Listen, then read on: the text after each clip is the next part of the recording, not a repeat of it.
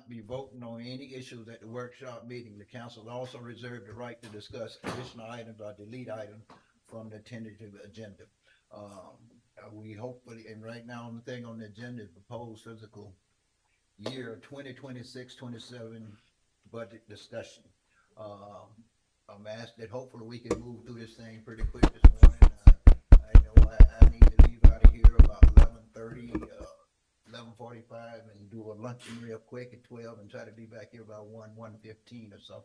So, during that time, I think it's been set up for you all to be served lunch at that time. Am I right? We have one. Yeah, we'll have Okay, lunch. all right. Anyway, we'll go ahead and open up with a prayer if you don't mind.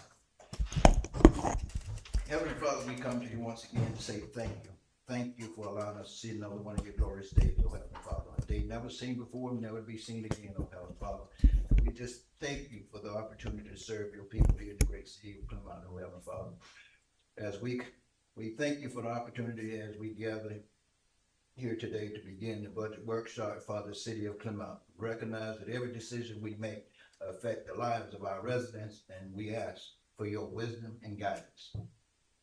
As your words say in James 5:1, if any of you lacks wisdom, let him ask God, and it will be given to him. Lord, grant us wisdom, discernment, and unity as we carefully consider how to steward the resources entrusted to us. Help us to listen with respect, lead with integrity, and make decisions that serve the best interests of our community today and for the future generation. Bless our city staff, bless our council, bless our first responders, and bless all the residents of the city of Clermont. May we all continue to look to the Lord for your wisdom and guidance in all the decisions we make for them and betterment of the people here in the city of Clermont. And all these things we ask in Jesus' name, amen. Amen. All right. Mr. Bell. Yes. Thank you, Mr. Mayor. Just to give you a format, the plan is to finish today at 4 o'clock because there's going to be a planning and zoning meeting here in this room, so the staff needs some time to set up here. So that's the plan. And then again, we'll gather again tomorrow at 9. Daniel Webster will be here at 8:30 for anybody that would like to meet him in the lobby here tomorrow morning to say goodbye to us before the end of his term. So if you'd like to be here, they'll be discussing a grant got us as well. I want to make you aware, July 21st, there is a strong possibility we will not have a quorum to have a workshop that day. So just want to make everybody aware of that.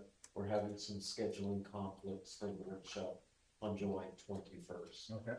Okay? All right. So we couldn't change it that day? That's what we tried to change the vote. Okay. Yeah. Trying to squeeze it all in, okay. Yeah, just people traveling right now. The budget you have in front of you, the finance department, the staff, as you know, have worked many hours to give you a budget and present it to you. Lots of negotiating and trading, horse trading and changes, so we are eager for your input. We've created a budget where we can live off of our ad valorem and the things we have coming in for our income, but we would have to make some investments for the capital projects and different projects that would have to come out of our reserves. So we put this in front of you for you to tell us what you would like to have happen for our different projects. You've expressed an interest over this past year on many of these things we're presenting to you. We just want you to have an understanding on all of this collectively together, what that looks like. So we're eager to get your input on that. Our current reserve, and I'm gonna let Scott get into these more with you, but we're right around $24 million. We're projecting that we're gonna have. Our rate of growth this year, as of right now from the property appraiser's office, looks like it's 10.6. To give you perspective, last year we had growth of over $340 million. And that was a 10.9% growth. But to give you perspective, We actually had more growth this year. We saw growth of $392 million. So even though the percentage is lower, it's because we have a higher rate of value. But Clermont's continuing to grow. There's been annexations this past year. There's been lots of new growth that has taken place as well. We are in a strong, stable position financially. And I think with wise decisions, we'll continue to be in that situation, in a good, stable position. So we're not looking with fear at this, but with optimism and hope. Continue to work diligently to look at all the cost savings we can make. This budget is not laying off any of our current employees. So we continue to be diligent to look at other things that we can look at, because we have a great work team here, and we want to continue to make sure Clermont stays healthy and strong for many years to come with the great employees that we have at Clermont. So I'm very grateful for all of them, but we should be very proud of them. They're doing a great job, and I'm very encouraged with all the changes and shifts, and they're looking constantly for new ideas, how we can save money, what we can do, even beyond the budget. We will continue to look for cost savings. That will be our goal continuously. It has since I've been here, and they continue to look at that. So even after this has been printed, we're still looking at options and opportunities. So thanks for letting me just open up with you to share a few things with you, and I will let Scott take it from here with his presentation. And the plan is to let the Parks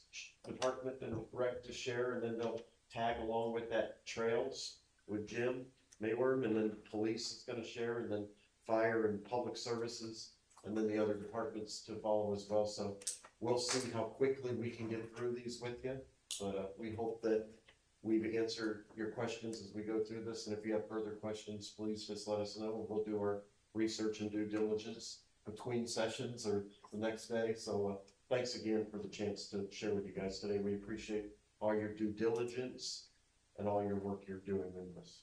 Scott, I'm going to turn it over to you. Thanks, Rick. I'm gonna check. Hopefully this picks me up.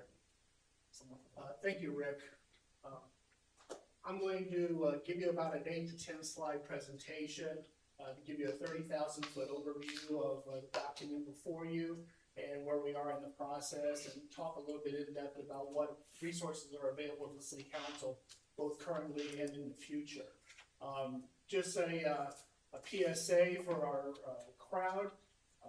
The documents that the council has before them is also available on the city's website. We gave the finance department links. Kyle is bringing that up as we speak on the monitors here within the council chambers, including all the department presentations, which the directors will give to you over the next couple of days, and this presentation as well within the appendix section. IT limitations doesn't allow us to stream this, but I'm going to be, over the next few moments, working off this. Then, of course, we'll be glad to answer any questions you have. We can go on to the next slide. So first off, just to set the table of where we're at in the process. Of course, as you know, we have workshops scheduled the next 2 days. The one thing that we do absolutely need direction on from the City Council coming out of these 2 meetings is direction on the maximum millage rate. As a reminder, this is the rate that we'll bring before you in the form of a resolution at the July 28th meeting. This represents the millage rate, the proposed millage rate that will be advertised by the Lake County property appraiser to all the property owners in the city of Clermont. That rate will be, as the name states, the maximum rate. After passage and before we conclude this process in September, council will still retain the right to reduce that rate, but you'll be establishing at the July 28th council meeting what that maximum rate is. We do need direction on that coming out of these 2 meetings. And the trim and budget hearings are already scheduled in September. A reminder, those are Thursday evening meetings on the 10th and the 24th, and that'll wrap up this process. All right, just first a few general highlights about the proposed budget before you. Beginning with the general fund. On the surface, you just look at total revenues over total expenditures. It's presented to you at a deficit of $6.5 million. Now, as you'll recall, we recently passed a comprehensive budget policy, and within that policy, we included a definition to how we define what a structurally balanced budget is. And essentially, it means taking out your non-reoccurring items on both the revenue and expense side. When you go through that exercise, we get that deficit down to approximately $1.5 million.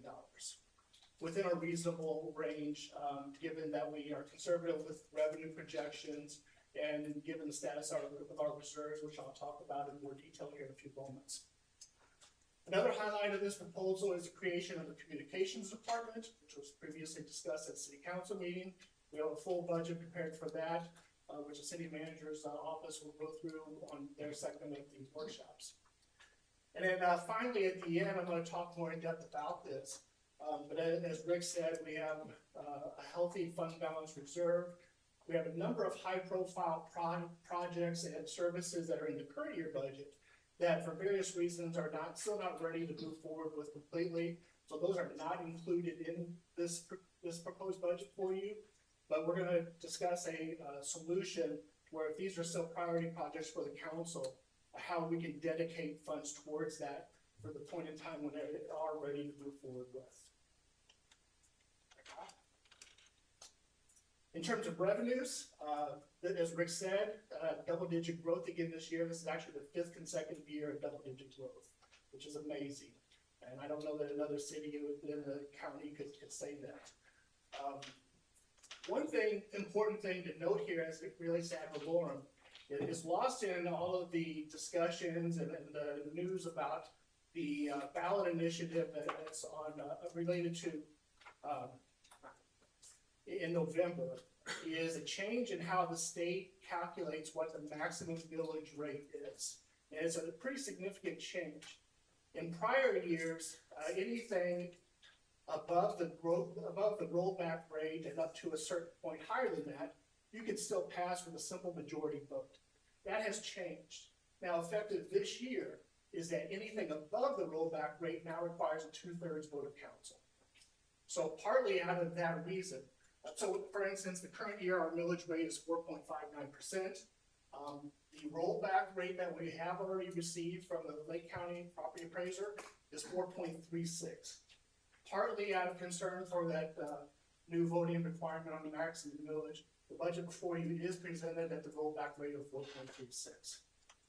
Now, if the council would so choose to adjust that rate, whether higher or lower, for a frame of reference, if you were to adjust it 0.1 in either direction, it's a change of approximately $700,000 in the revenue to the city's general fund.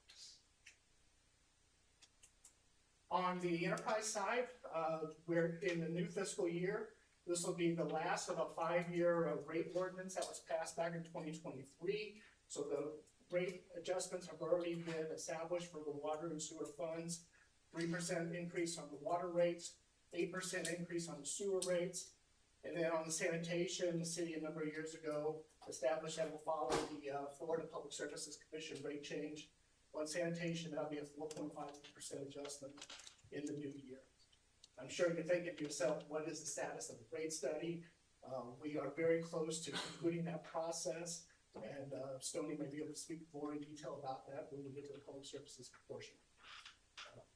Before Scott, let me ask you a question back on the last slide now, make sure I understand this, is because you're saying now, even if we were to try to keep the millage rate the same as it is now, 4.59, we still have a 2/3 vote this now with the change. That is correct. Okay. Anything above the rollback rate requires a 2/3 vote. Yeah, that is a big change. All right. Okay, in terms of personnel, and all the directors, when they present to you, will go into more detail. So this is a summary of the requested new positions by the directors. In total, 17.5 positions at a total wages and benefit cost of $1.4 million. And you can see here how we have that split. 9 individuals with general fund impact of $612,000. And on the enterprise side, 8.5 and an impact of $831,000. In your department presentation, we included a work chart and personnel counts, and again, the directors will be able to speak more specifically in detail about those when we get to those sections.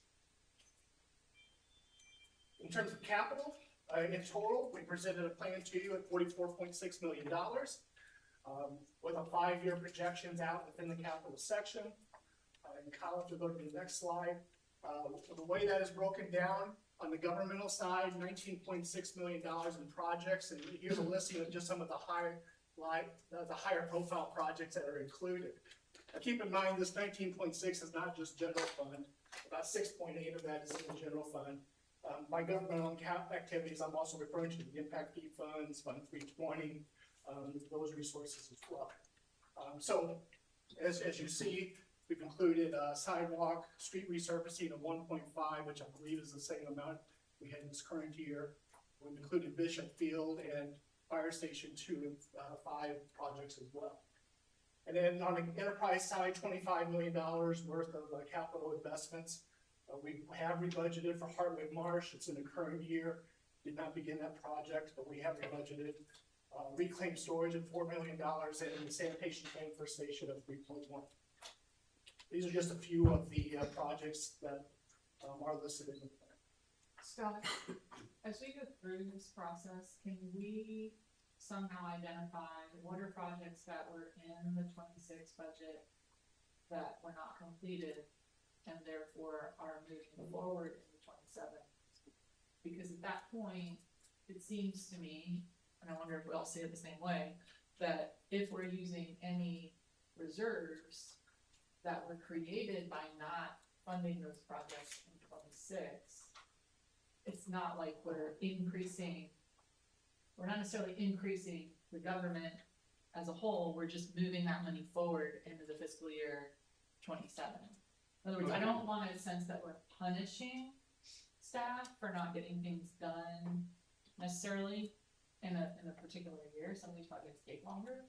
So, but I'd like the public to be aware that this is kind of a rollover project. Well, does this make sense? Yeah, I think it does, but I think if we're gonna do that, I think we have to identify where the initial funding came from, because Sure. the initial funding may have been reserves. So if it was reserves and Sure. it's being rolled over as reserves, it's still starting from reserves. That's fair. Yeah. And so I think that that's a part of the conversation. If we wanna have that, we should talk about where the initial funding came from as well. Yeah, because I think one of the biggest challenges we're gonna have is really how do we handle these unrestricted reserves? And the simpler that we can make that process, I think, the better for us and also for the public who sees how we're handling that money. Because we do need to do something with it, whatever that is. And so it seems like some of these rollover projects might create a clear way for us to communicate that. Well, Scott, I think I asked you a month or so ago to go ahead and break that all out and kind of go back and one of the meetings I had with you a couple months ago to go ahead and look at all the projects that was not completed in 26 that we had budgeted for, and so we can get a breakdown on that. So I think you've already done that for us, what she's asking. So Okay, great. I asked for that a couple months ago. There's not a simple page or document within your budget that would summarize that for you, but we could easily produce it, and we'll bring it to you. All right, good transition. The last section of the presentation is talking about the general fund and the unassigned fund balance. Again, these are unassigned fund balance is a portion of the overall fund balance of any fund, which is discretionary dollars available to the city council to dedicate towards whatever services or projects that you see fit. And this has been much discussed topic over the years. And this slide gives you a 5-year history of the evolution of our unreserved fund balance within the general fund. So if you follow it down, as city manager alluded to, this is as of the conclusion of our most recent fiscal year. The total unassigned fund balance was $36.6 million. Now you do a calculation to back out what portion is required by policy to stay in reserves, our rainy day fund, if you will, our emergency fund, whatever, however you want to describe it. That brings our unassigned amount down to $23.8 million. This current year, we're projecting we're going to be pretty close to be right on balance on both the revenue and expenditure side. The actual results obviously is to be determined, but for purposes of our budget planning and this topic, we're going with this figure of $23.8 million. Scott, what is the 25% of? Of operating costs. Well, and that's, I guess that's my question, is I noticed we down to 25% is 1280. So that mean the operating cost, I thought when I went through the budget, we had a higher operating cost this coming year, well, the budget hadn't been approved yet. Then what it was in 25, so that figure would be a little bit higher, right? Correct. And one of the other questions while I'm thinking about it is the fact that, I anticipate we're gonna probably end up with a lot of debt services, with some of the anticipated projects like the garage, talking about the garage and all this kind of stuff. And I know I talked to you before about increasing, 25% to 30%. If we were to do that, would it, when you go out and look for debt services, wouldn't that help us with better interest rates? Or would we show it was higher reserve? Well, status of your reserves is certainly a factor among many factors when rating agencies or banks review our financial position. So what would, well, can you tell me what that figure would be if we went to 30%? Yeah, just add 1/5 of the $12 million, so, another $2.5 million, $3 million. Of course, but, I'm just, I think that I'm not quite sure what we get with debt services, but if that was to help us with the lower interest rates, could we recoup that in interest over the years of that? That's hard for me to say, I'm not a rating analyst, but as I said, Mayor, the status of our reserves is certainly a factor in their process. Typically, in this, I'm sorry to get off on a tangent, but, typically, the last true rating that the city of Clermont did for any type of issuance was nearly 20 years ago. Most issuances nowadays are in the form of private placements with banks. Okay. So for instance, when we did the 2024 issuance for the wastewater treatment plant, we had banks bid on what that interest rate would be. We did not get a credit agency rating for that issuance. That's been pretty typical nowadays. Scott, on that, because I shared the same questions about what we should be holding. Can you define operating expenditures for me? And I'm looking at the fund summary where we have personnel, operating, capital, debt, grants, and other. Is it personnel and operating? It's personnel and operating, correct.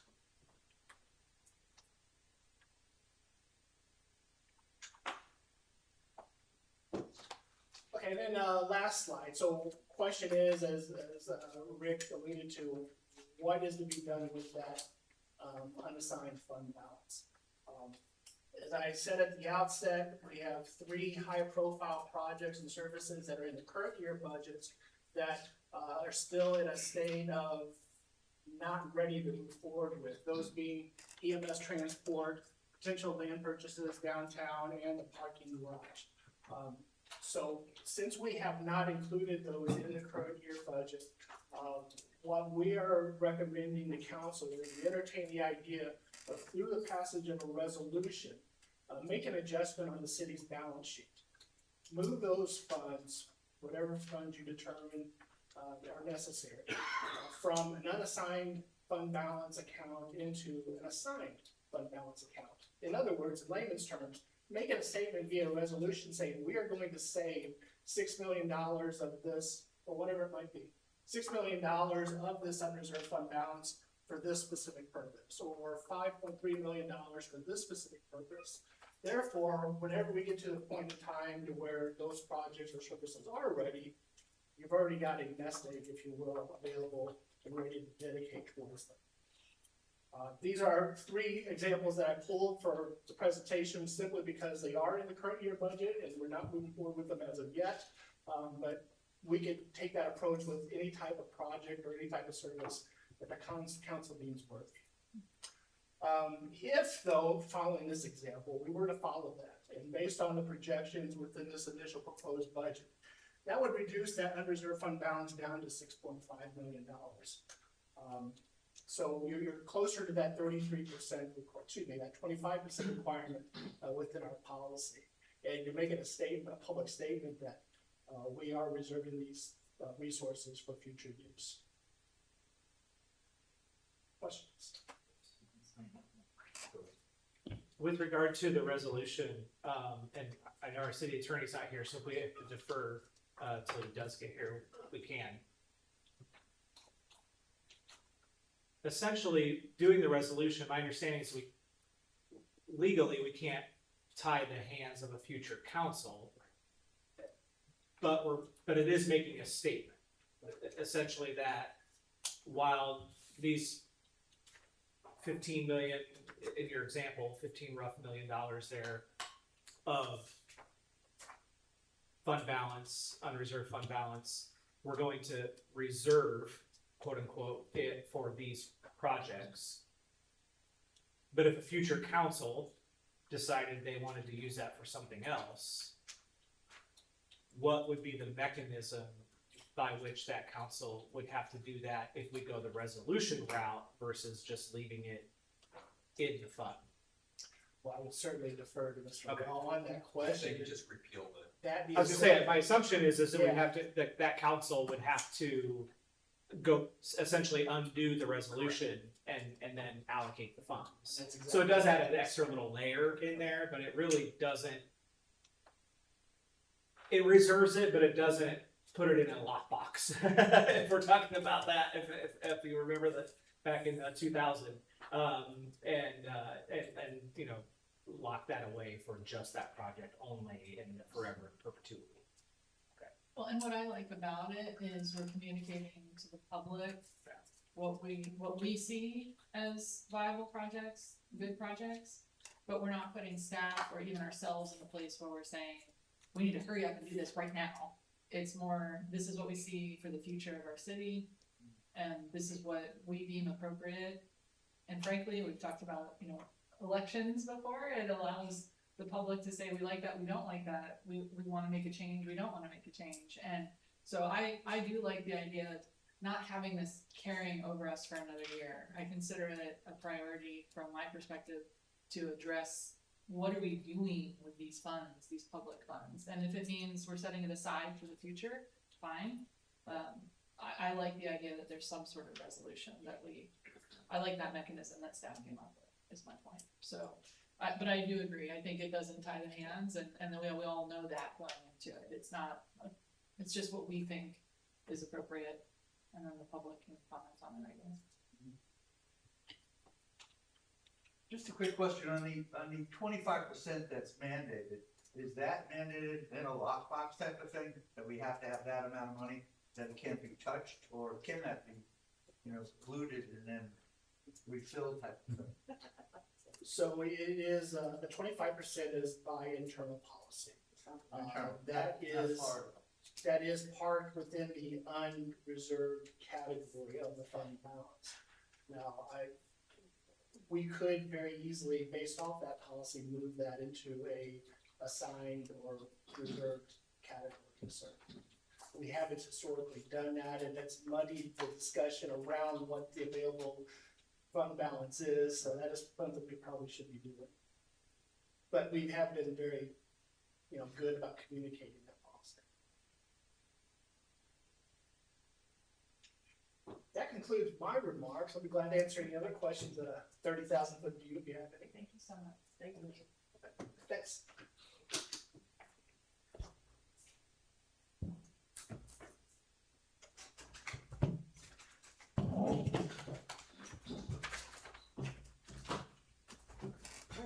Good morning.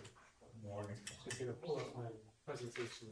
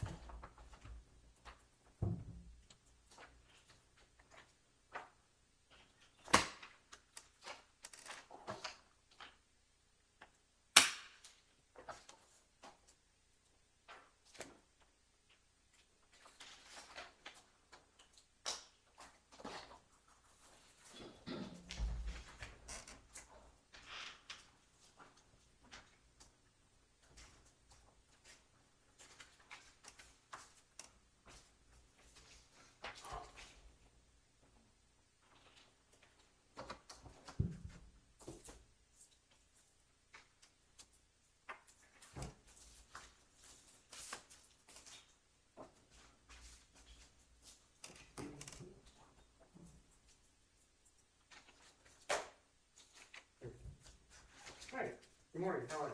Board, Right, so, in our current year review, our gross revenues continuing to increase. So we've been going up about $200,000 a year, every year pretty consistently.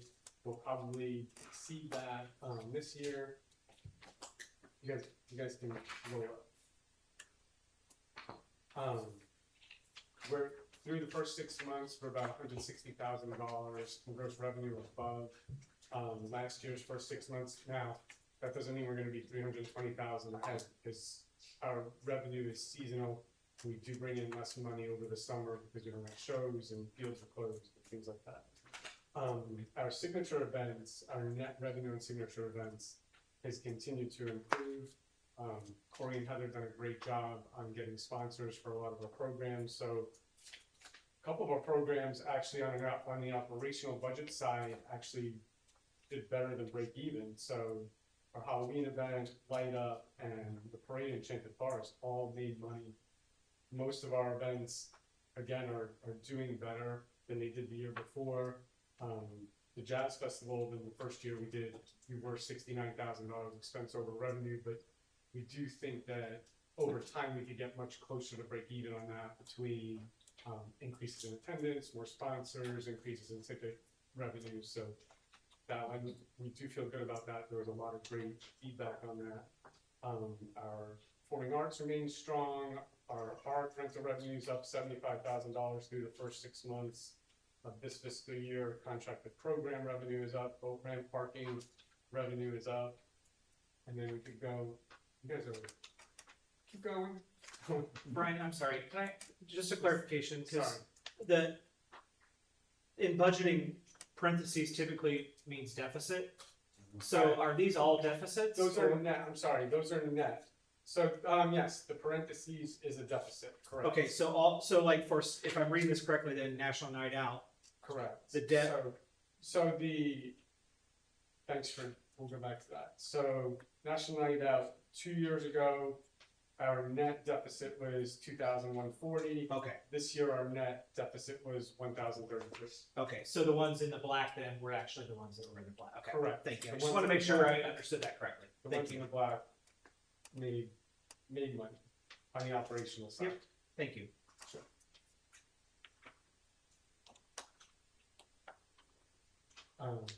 Okay, so projects completed, we resurfaced the pool, we resurfaced the basketball courts at Waterfront Park and Powell, we resurfaced the Keeler shuffleboard court, and we replaced the shade fabric at the splash park. Projects in progress, the artificial turf at Felton, which was just awarded, Hancock Park restroom and Bishop, that's impact fees that's paying for that.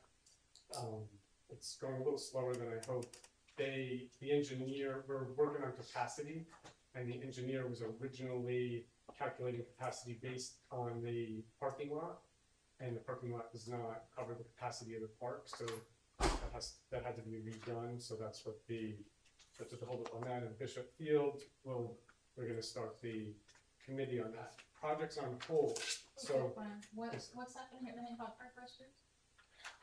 the engineer, so there's a restroom going near the quad, a new restroom going near the quad, and out of impact fees. The engineer is calculating capacity based on doing a lift station and all that kind of stuff. So the original numbers on whether a lift station was required was based on the parking lot. They estimated numbers using the park based on the parking lot, but the parking lot is not sufficient for that park being full, so it has to be recalculated. Bishop Field, we know about. Projects on hold, so we talked about converting all of the field and court lights to LED. We went through the RFP process. The RFP has been scored in conversations with the city manager. We're holding on that for budget reasons. A lump sum, if we paid a lump sum, the final figure is not negotiated. So that isn't, Freddie would do that. But the lump sum would be around $2 million. Without it, this is around, it's not. And if we paid it out over time, depending upon how many years and what the lump sum was, it'd be $200,000 to $400,000 a year based on, again, how many years and what the final total was. So but that is on hold for budget reasons. Victory Point Playground is also on hold for budget reasons. We're gonna get to a little bit more of that in a second. The property at the VW dealership is, really honestly, no progress has been made on that because I'm honestly not sure what we can do with that property. And the City Hall stage, that project was canceled a couple weeks ago. So Brian, where's meet us in the middle of that?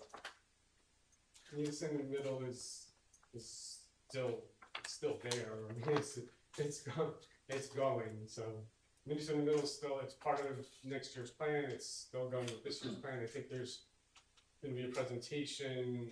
I'm pretty sure Jeff Powell is ready to do a presentation in July, at the end of this month or beginning of next month.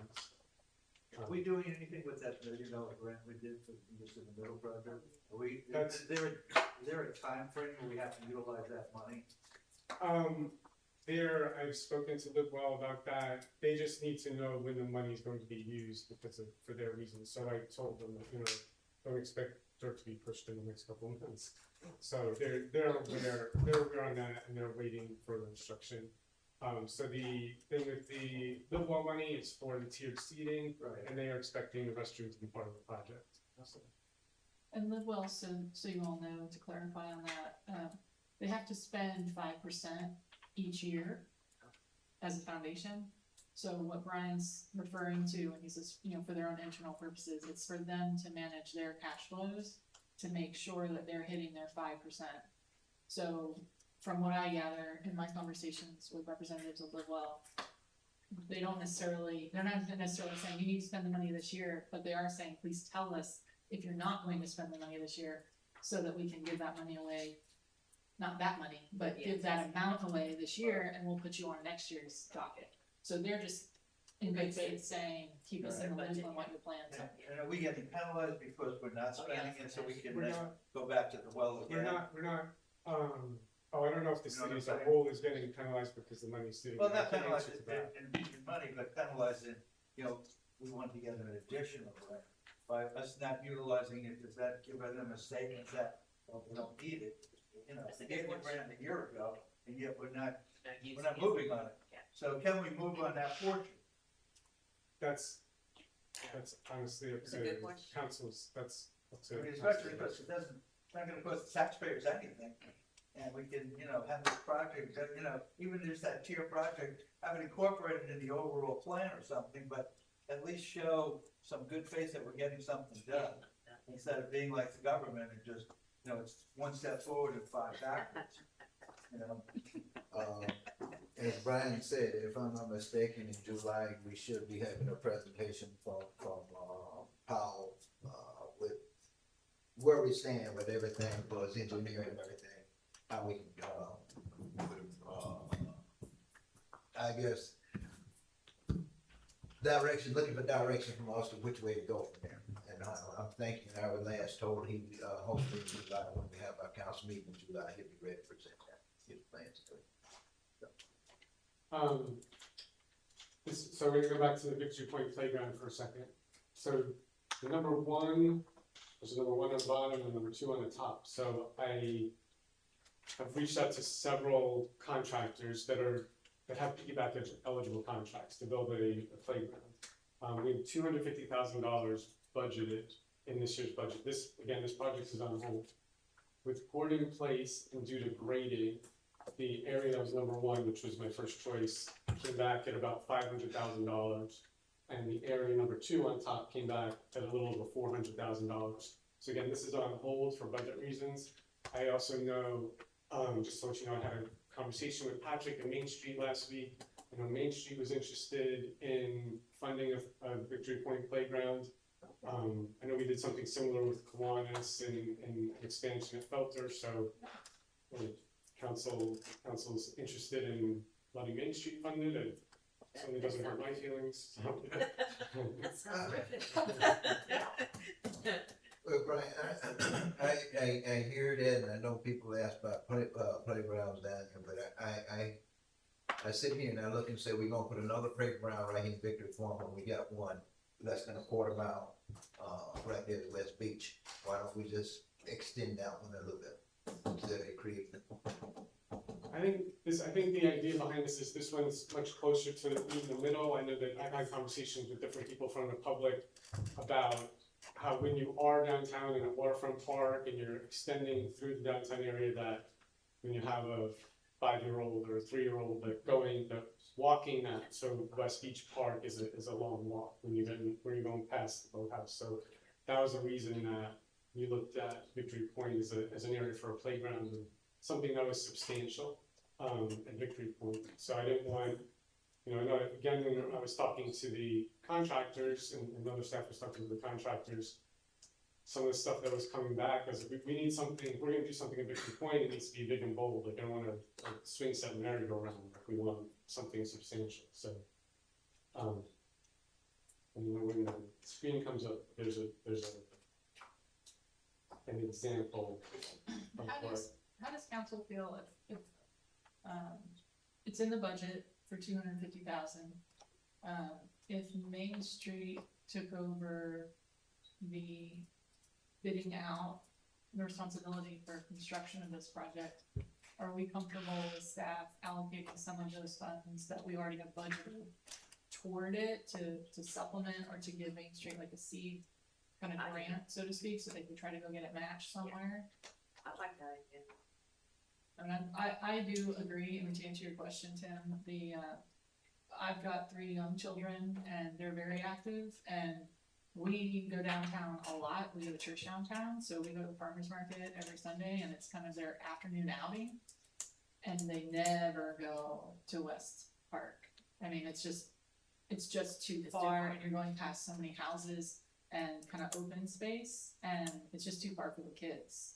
If anything, if we go that direction, we tend to go to Hiawatha because it's a bigger park and we can take the dog, and it's under the shade, and so it's just kind of there's more likely to be people because it's a larger park. So I think that one, having something in downtown, whether Nice. there's maybe other sites in downtown. I know Main Street's looking to partner with us on the one on 12th and is it just Montrose on Montrose. And even that is kind of outside of kind of the downtown activity, I think. So wherever we put it in kind of the central downtown area, I could be supportive of that. I'd also support if we wanted to put that on the CRA board to maybe fund it through the CRA. I like that idea too. Well, and that, yeah, I was gonna ask about that because I think this comes to a philosophical question of what is the overall parks plan? Yeah. And I know that, we've had fire do their 5-year, police do theirs. I think parks is going to be coming, or we're gonna have one. I think it might make sense to look at this from the bigger picture standpoint of what is the overarching plan for our neighborhood parks. And what is the role in particular of it within the CBD, the Central Business District, and the CRA? Can we get the CRA more involved and engaged with these projects? And, I think I said out loud at a meeting that I had asked our city attorney about the composition of the CRA. Right. And, I view this as an opportunity for them to really take ownership of what's happening within that redevelopment area and provide guidance in a kind of like what P&Z does for developments, they could do for within the CRA, provide that first level of review, conversation, recommendations, and then it comes to the council with all that information. I like that idea. And then we have that final discussion there.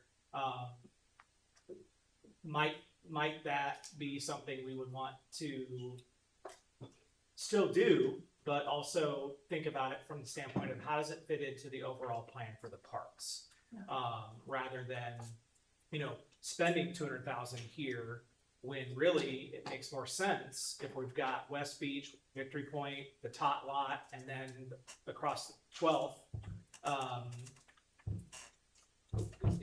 Are we better served, kind of pooling those resources to make sure that we're not overlapping? And there might be some duplication we need to do just based off proximity, because kids aren't gonna want to, we don't want Yeah. kids necessarily walking miles to go teeter totter. Right.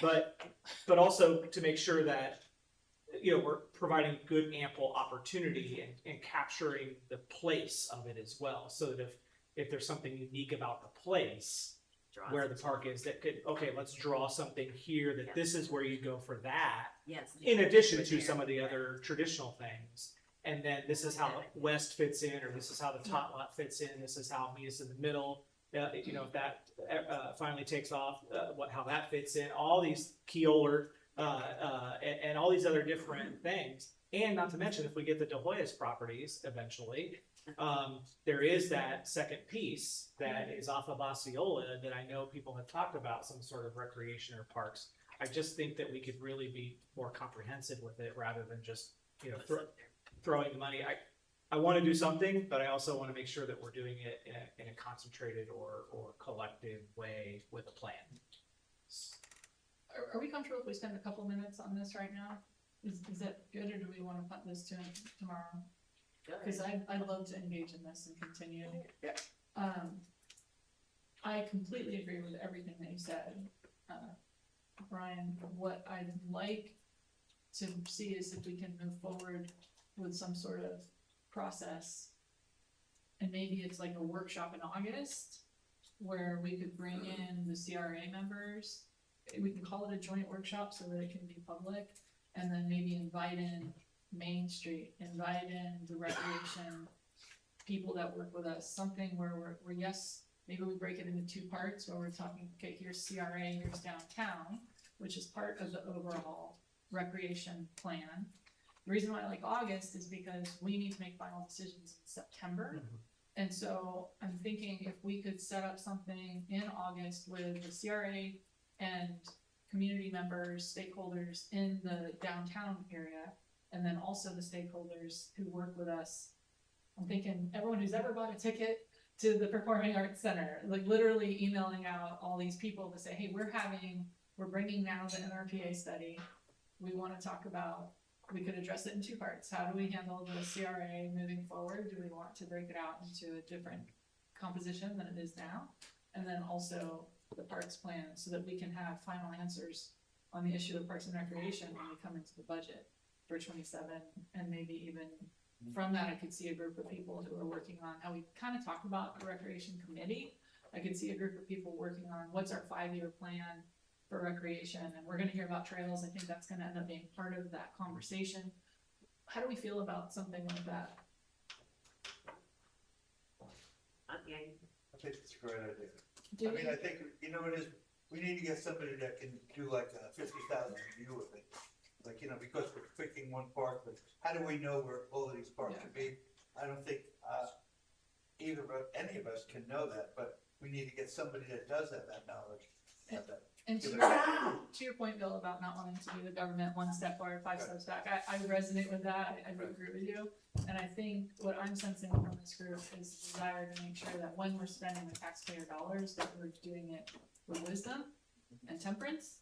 And that can be slower. I don't feel like we're intentionally not moving forward with something as much as we don't have the information that we need to be able to make a high level decision, which is what we need to be making. So that the lower level decisions are easier, and it's just us saying, oh yeah, that's consistent with the vision. Mr. Van Lynen, do we have a workshop in August? Is it already scheduled, or is there anything on the agenda yet? Okay, so we have August 18th for a workshop. Do we wanna call that as a joint CRA? How do we feel about that, a recreation and joint CRA workshop? Yeah, I agree with that, and we can kind of get some ball rolling and have that conversation. I'd love to get our current CRA member input on composition of the CRA and also downtown businesses and stuff.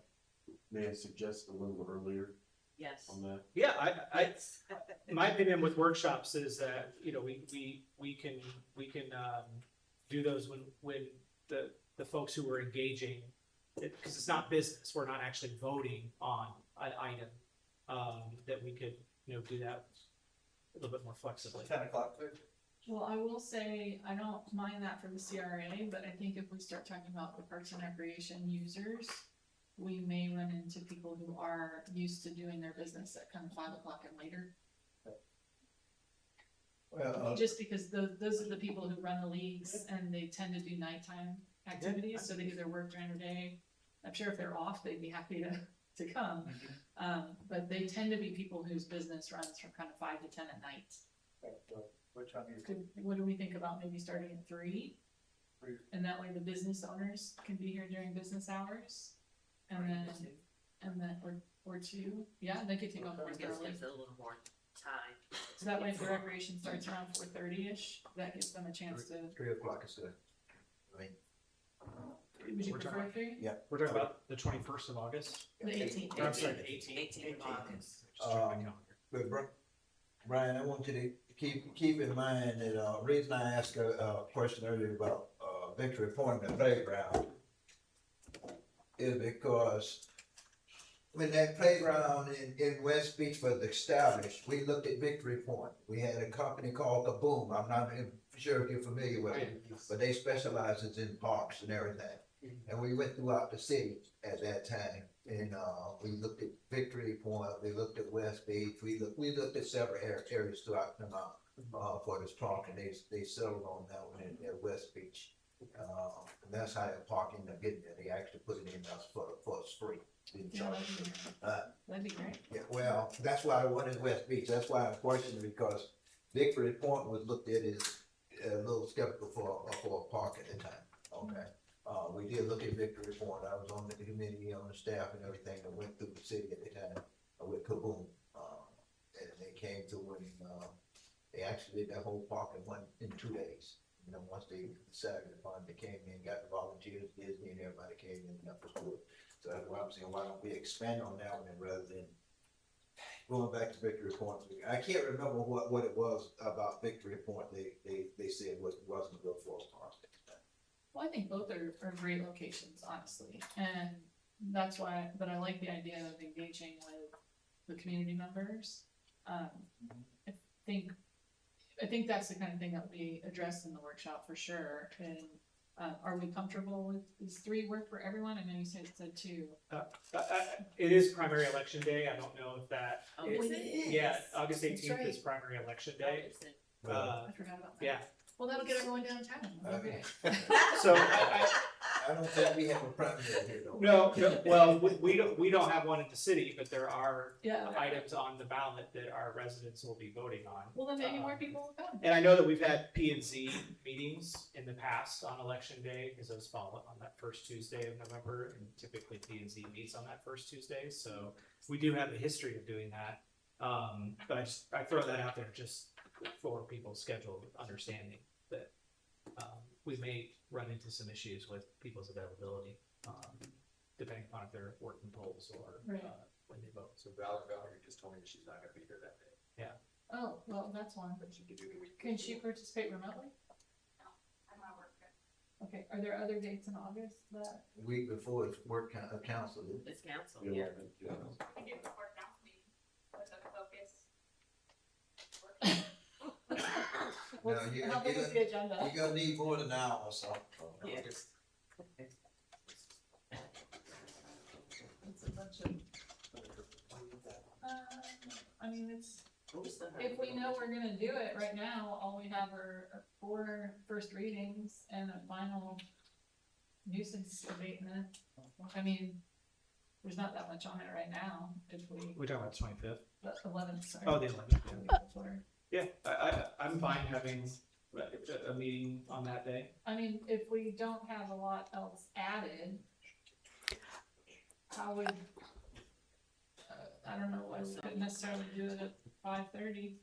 I just want to note there is talk of a closed session on the 11th of August. Thank you, ma'am. Oh, It's gonna be a busy day. well, Is that for sure on the 11th? could we do the city That has been suggested by our city attorney. and really have a timekeeper so we all stay on point and get it done in an hour and they go, this can be done. It can be done. If you're committed to it being done, I think we can. I think we all be committed to it being done, and I'm fine with that. If we want to do, what do we think about maybe doing that and having a parks workshop at 5:30 after the meeting? So we do 2 o'clock CRA, do our meeting. It doesn't look like it's gonna be terribly long, and we call a parks workshop at 5:30, so people in the public can come.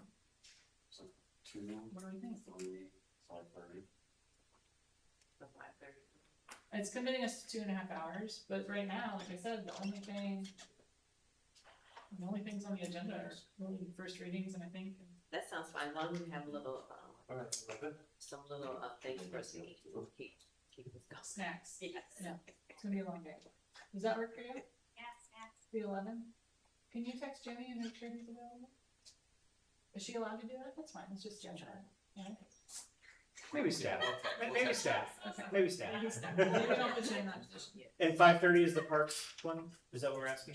Does that work for everybody? So we do 2:00 CRA meeting. Do we have to call that as a joint meeting?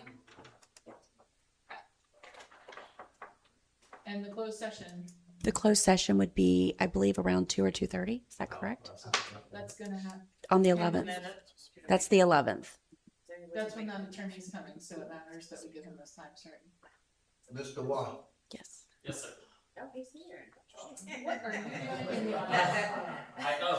You were hiding. I was trying to hide a little bit. It looks like camera quadrants. Hey.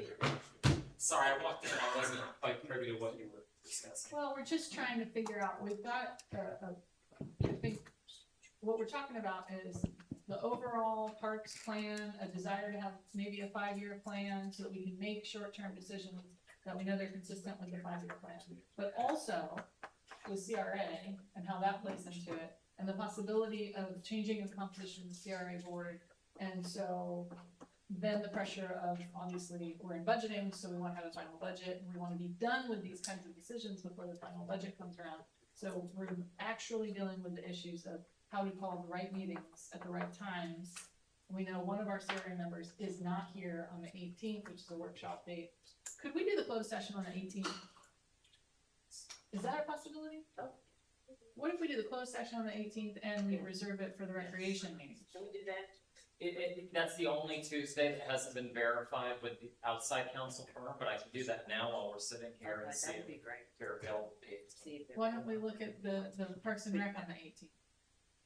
Or do we like trying to do it after the meeting? I'd like to do it after. Okay, we like It's still fresh. August 11th. So our preferred August 11th, 2:00 CRA, 3:00 council, 5:30 Parks and Rec Yep. workshop, and then the 18th shade session if it works. If it works, yes. And what time would that be on the 18th? There you go. I'm good anytime. And as long, 3:00. am I able to participate via phone? Oh, Our absolutely. shade session? Yeah. Okay. Cause I'll be at a conference, but I'll take the call. Yes. Does 3:00 work for you, Mr. Boone?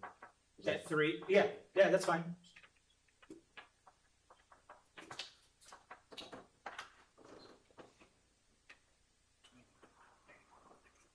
Okay.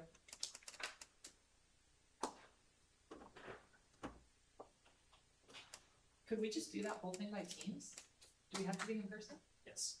You have to have a quorum in person. Sorry. I'm jealous. It's the Florida Realtors Conference. No, so- I'm just being offended. Okay, I just thought it might make it easier for that attorney as well. Can he show up by teams? Cause we're going to have Yes. to vote. They could, they wanna be here. Sorry, Is it the same attorney as last time? It's Doug Noah, Yeah. Noah, and I know that there's a second attorney they wanna bring, I'm not sure who it is. Oh, and then the question, when we do the CRA meeting, does it need to be a joint workshop? Does that matter, since it's all the same 5 people? You're at, if you Like, need, normally we would do a workshop and we'd all be there and the CRA board would be there, but since the CRA board is comprised of us plus 2, do we need to have a workshop? you want the CRA to be a part of this, Oh, and absolutely, then notice it as a joint? workshop. Yeah. Or should we make it a meeting? Do you wanna make decisions? Oh. Brian, what do you? If you wanna take action, then it's gotta be a meeting, if you just wanna discuss it, then it's. I think a workshop is better at first, and then we formulate the decision, and then make like notice that we're actually making the decision. And who would make a decision on the composition of the CRA? Is that the council or the CRA? It's a good question, it's the council. It's the council. I would Council. think, yeah. So joint workshop. Tracy, did you catch all that? Cool. All right. Derailed the parks there. Sorry. Hey, you brought up, that was. Well, it all did tie together. I had a professor that said, they're like Easter eggs, you find the good ones, you find the easy ones. Alright, All right, Brian. Alright, so this is just a rendering of an example, just to swing back of what, $400,000 to $500,000 of a playground equipment with board in place surfacing would get us. So that's not a final design of anything, it's just an idea of what that is. do we have a way to publish this in like the moms groups, or can you publish it so I can share it in the moms groups on Facebook and whatnot? Yeah, it's in the, yeah. This is just online, I can Yeah, share it. it's part of the packet, part of the packet center. Not requesting any additional staff in the new fiscal year. Are we filling the position that was made vacant? So it's there, reclassified it a little bit to Parks Recreation and Tourism Manager. We're holding it until after the November election, and if the measure fails, the property tax measure fails, we'll fill it at that time. If it passes, we'll recess. So I was gonna ask, of the 33 FTE that you currently have, how many are vacant? Is it just one FTE? So, well, I have an administrative assistant who gave notice, as of the beginning of next month. And that position will be held and will be picked up by other staff until November. And one of the rangers, which is part-time, gave notice and that'll be held also. So we have 5 part-time rangers right now instead of 6. So as of next month, 2.5 are held. Okay. Thank you. I might be grabbing a skunk, and if I am, I apologize to everybody in advance.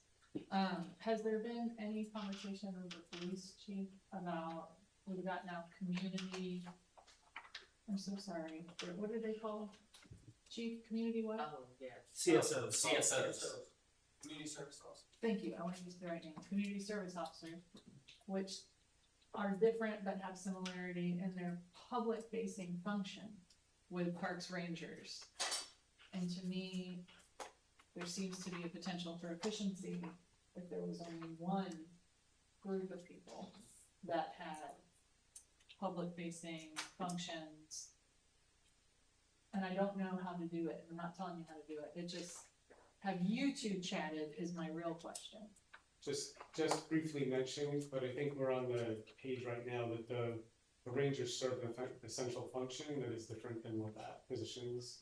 Okay. So when we get to closing parks and managing that aspect of making sure restrooms are maintained, making sure tournament directors are satisfied, checking on grills and things like that, there are certain things that the rangers do that position isn't, but we didn't have an in-depth conversation about it. Is anyone else interested in seeing kind of a comparison of what those two positions do, or am I on an island? I'm talking about council. I don't know, we supposed to, sometimes we could be micromanaging. That's true, yeah, but I'm thinking if we're funding positions in the budget, like one of the questions is for another CSO. And so, although we're not requesting more positions in Parks and Rec, we are requesting more positions on the CSO side. And so for me to understand the request, I wanna be able to put my judgment on it, whether it's, but if I'm out of line, I'm out of line, I'm not doing this, so that's. I think we need to leave that CSO with the police department and not try to mix that with parks and things.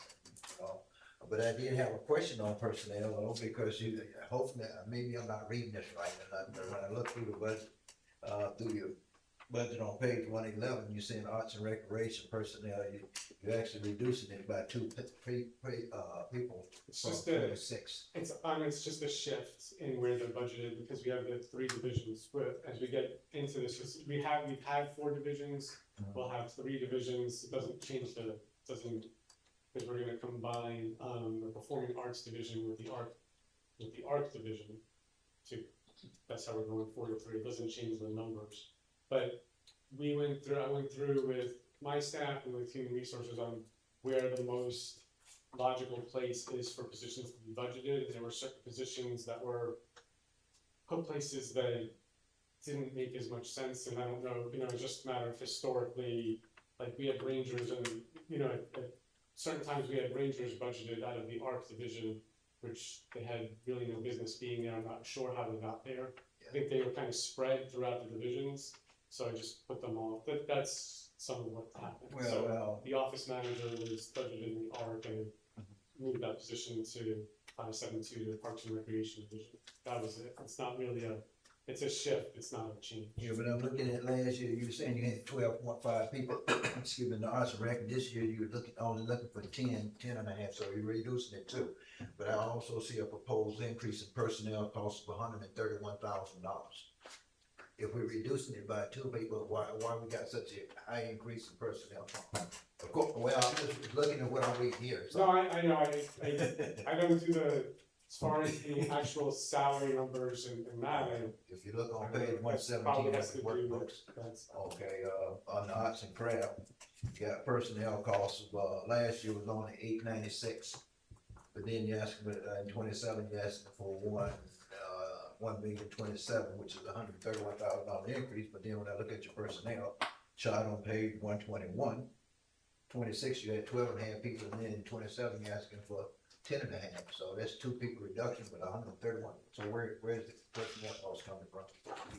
Trying to figure out. Mayor, I can help Brian with that question. The proposed budget, and this is true citywide of all departments, the two driving, well, there's actually 3 variables that drive increases in personnel costs beyond staffing changes. One is we do include a presumed increase in health insurance, and in this case, this year, 7%. And in the case of vacancies or new positions, we make the presumption that that position will be filled by a person who elects to choose the most expensive option.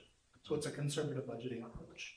Second variable, of course, are pension contributions, which is at a fixed rate, but is driven by changes in salary levels.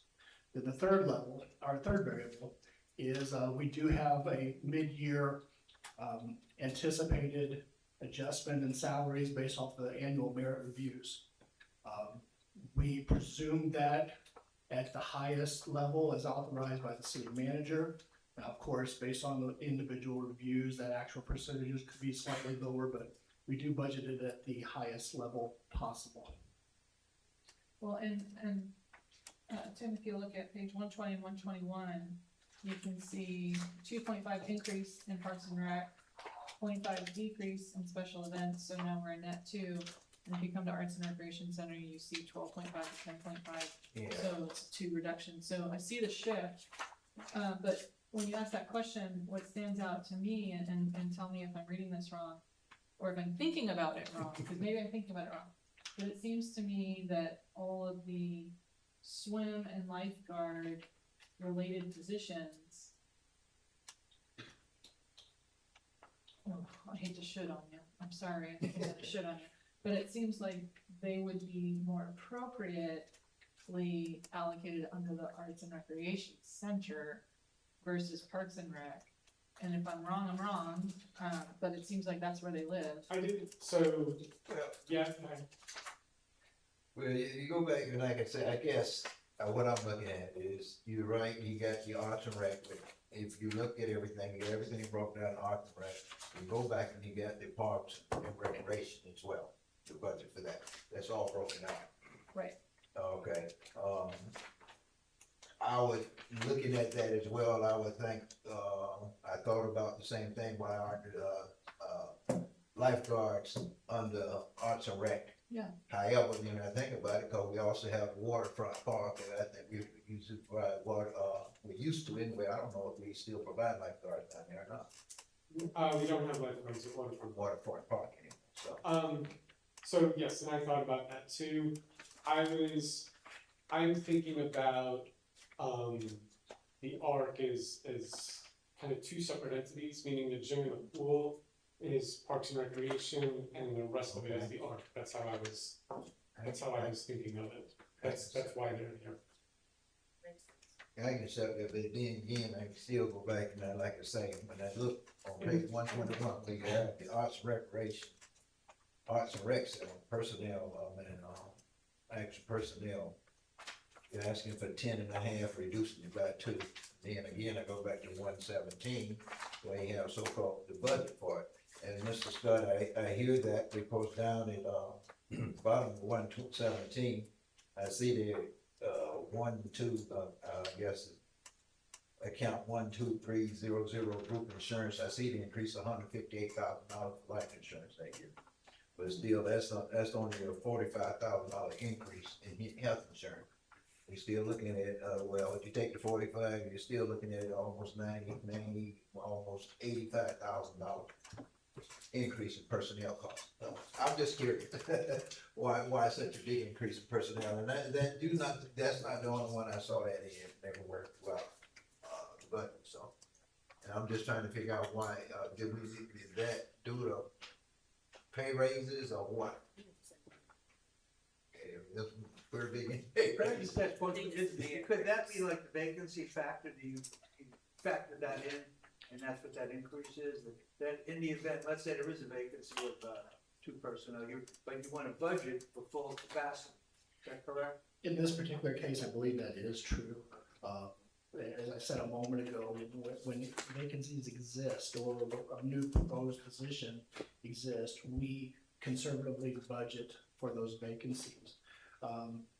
For instance, to put numbers to this, currently our family insurance coverage, and Nadine probably hates that I'm about to put out a number that I don't know exactly, but I believe the family health insurance total cost is in the upper 20s annually. Yeah. Whereas if someone came, and that's how we budget for those scenarios. That's just what we pay, that's not what the employees are paying. That's the total cost, actually. So the employees are paying a portion of that? Correct. Okay, yeah. However, that whoever fills that position may elect only to take the employee portion and not to help the full family portion, which is like significantly lower cost. So that is just a budgeting philosophical approach that we take to be conservative. But you say we health insurance, you budgeted at 7%, right? That's correct. We're anticipating a 7% 7%. increase. We don't know. I know one year we did 7 or 8%, and it came in at 20-something percent, or 15% a couple of years ago. So Right. And that is one of the difficult challenges we have in our budgeting is that we don't know that number until after the budget process is completed.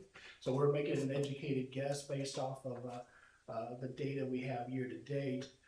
This year was even a little bit more difficult to forecast given that we're transitioned to a new health insurance provider. But we are confident, as we sit here today, in that 7% projection. yeah, and I think I read somewhere in the budget when you use 7%, but that was across the board for all the departments, right? So, Yes, sir. okay, but still, I'm just, I hear what you're saying about you can budget for allocation, but I'm still looking at page 121 where you have your personnel and you actually eliminate 2 positions. I actually, but I don't think they've eliminated it though. Well, They of course. shifted it. They took 2 out from somewhere else and put 2 in someplace else. Is that the Well, let's simplistic way shift to the say cost, it? let's shift that cost again to Thank you. somewhere else as well. Okay. Okay.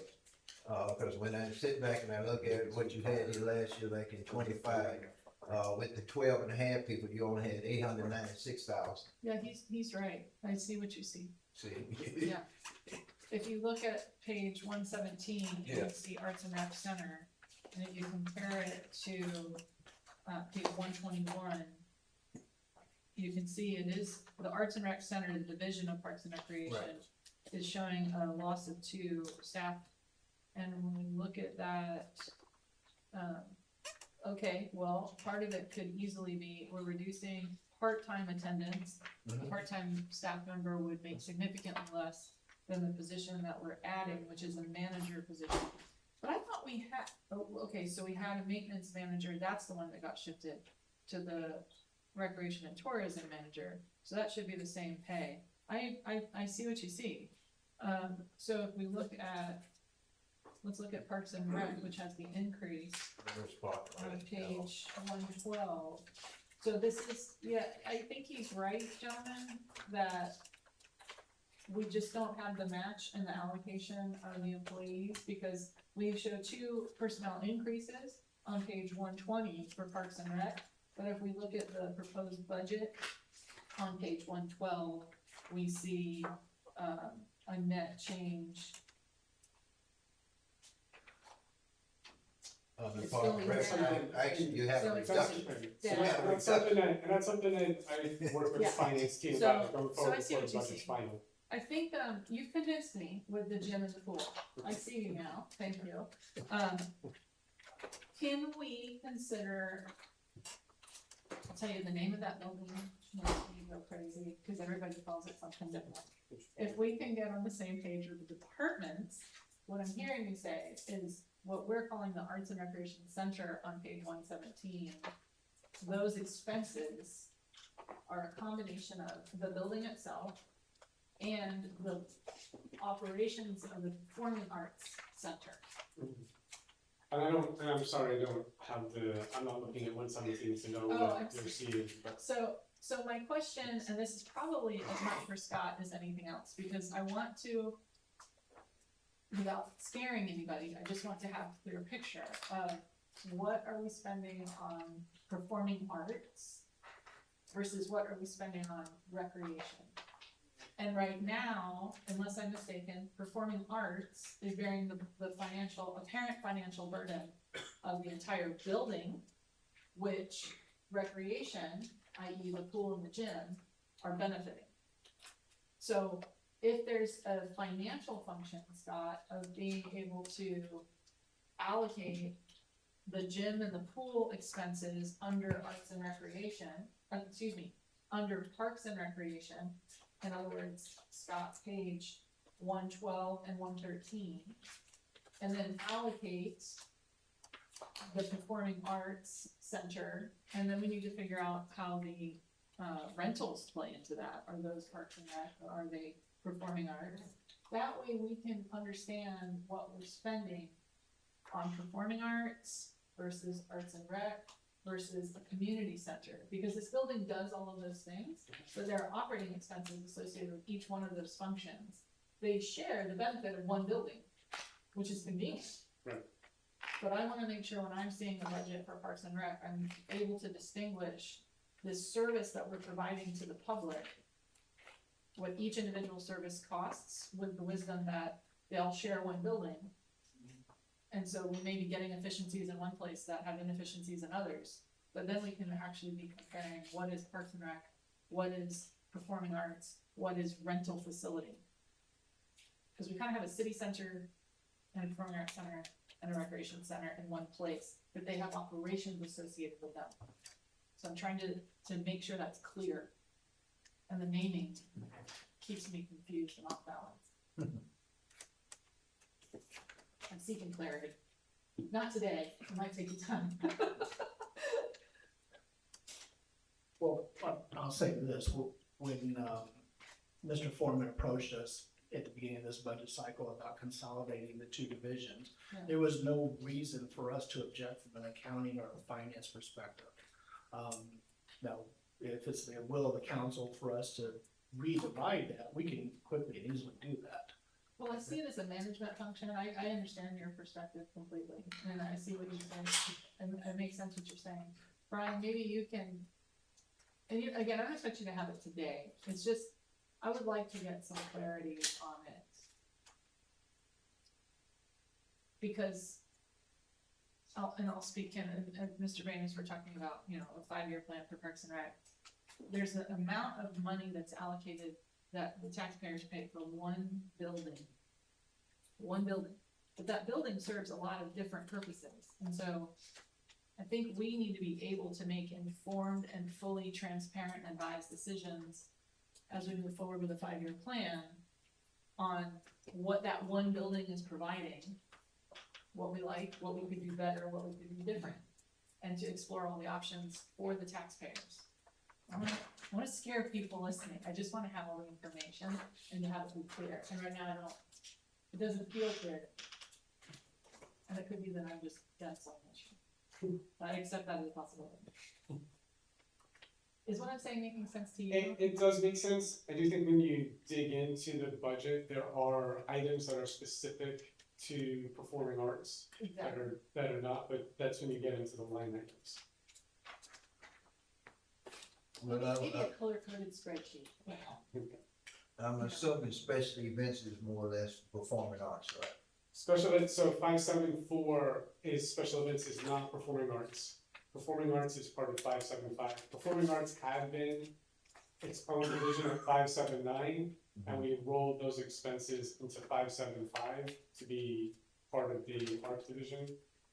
And now, part of this, I would tell you that I've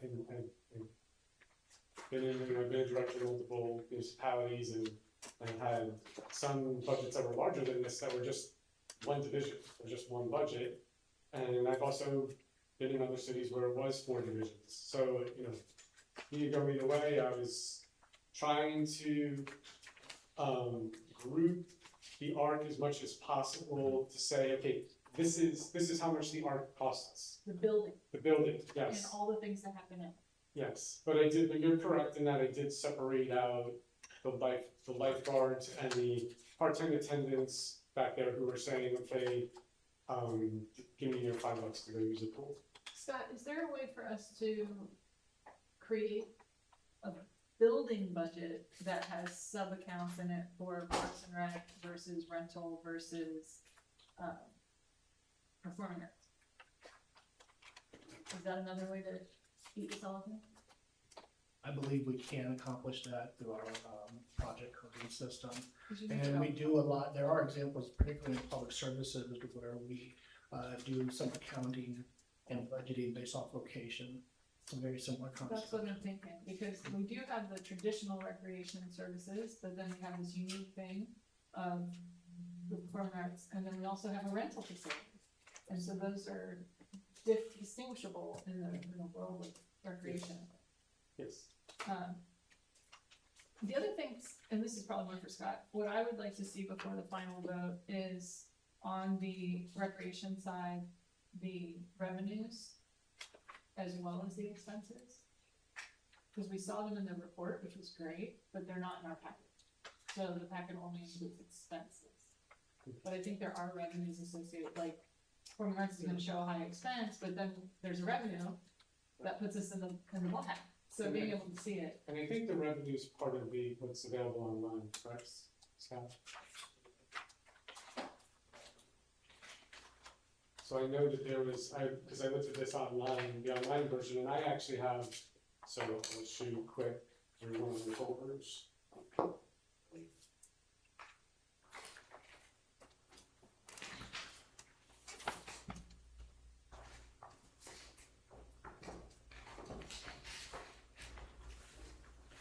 If, in your budget book, you can turn to page number 23.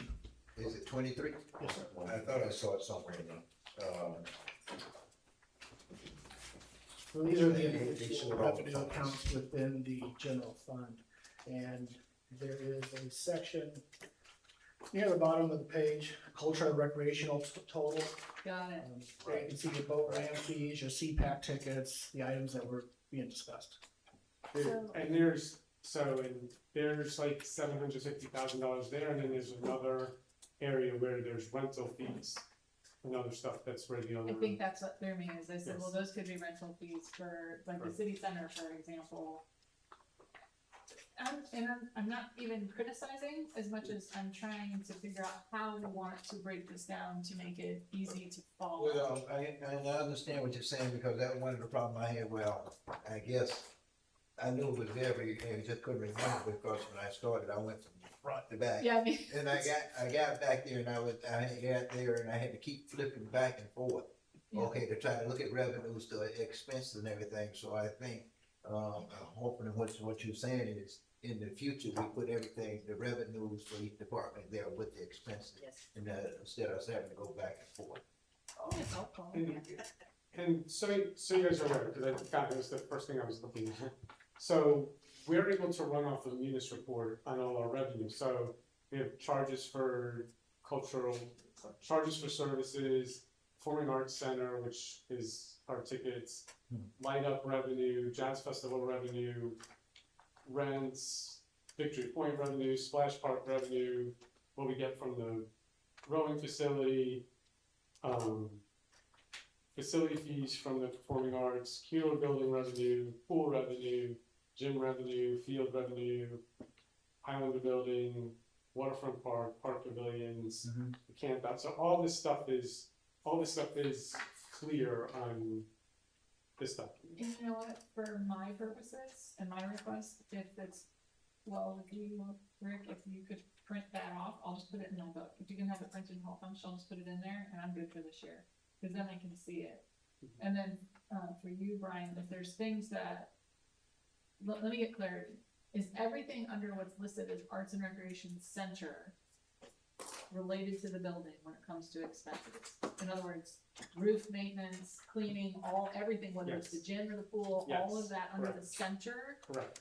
The Yes. building related expenses Correct. all live under the center. Correct. Okay. So not all personnel is, but all the expenses. The Yes. operating and facility. I have to check on I believe the pool is under the arc. I wanna go back and look.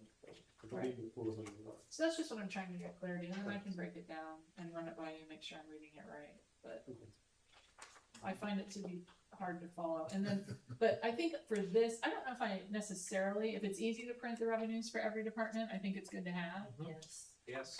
For me, the ones that don't make revenue, Well, you know, no, would be zero, I guess. Yeah. I mean, But for this one, it is interesting to know what the revenues are that match the expenses, because I think it can be misleading when you just look at the expenses Well, without the benefit of revenue. And that's why at the beginning of the presentation, that's why I pulled up the net revenue on the events, Okay, that's because. great. yeah, but then, like I say, Scott, I know you had the septic, because I looked at revenue right off the bat when I looked into the budget and everything. Of course, then I get back and I see all the expenses, and I'm trying to go back and forth and figure out all this, and then I look at the personnel cost stuff.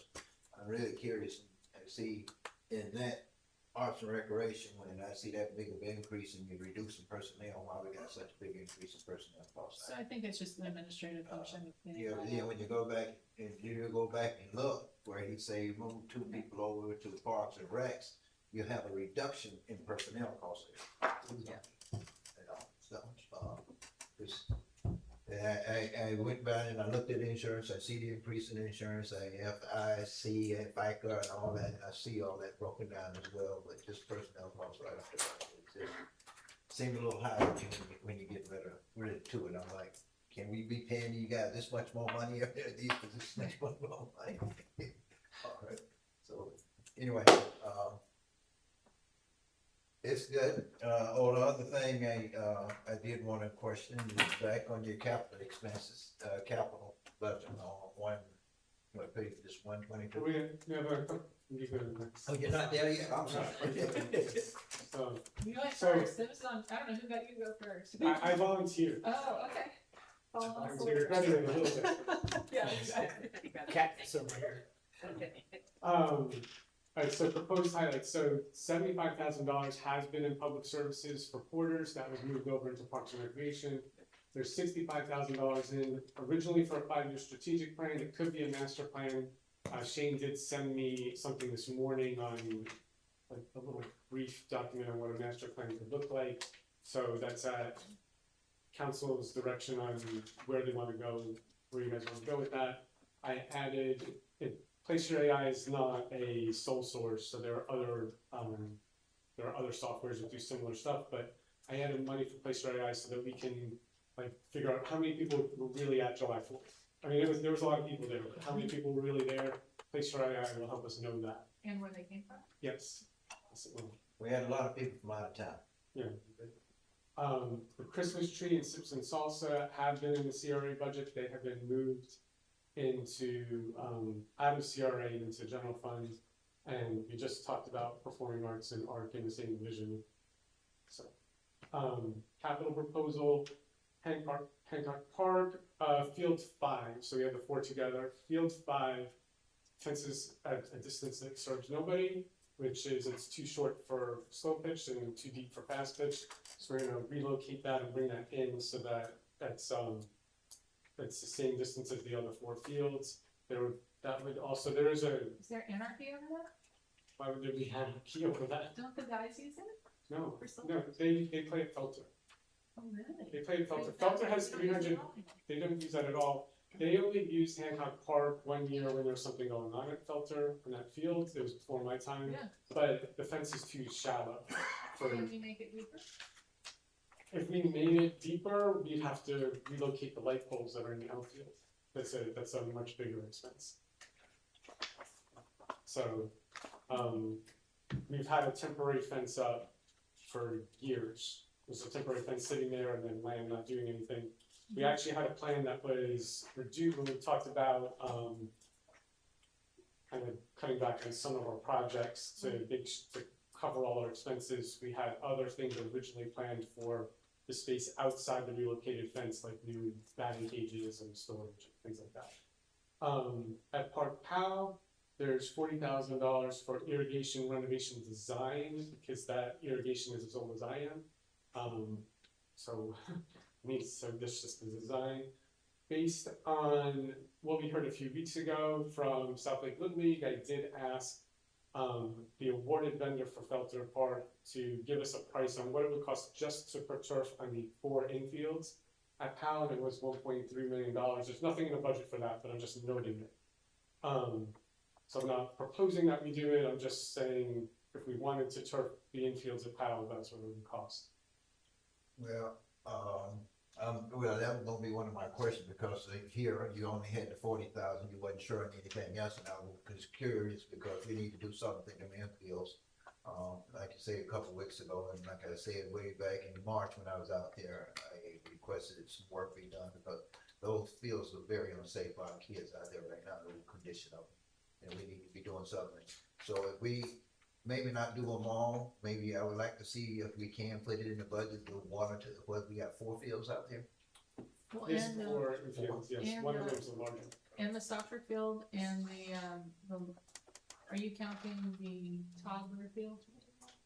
The T-ball fields? Yeah, T-ball. That artificial turf is just for the 4 main infields, so the Main larger field and the 3 little league fields.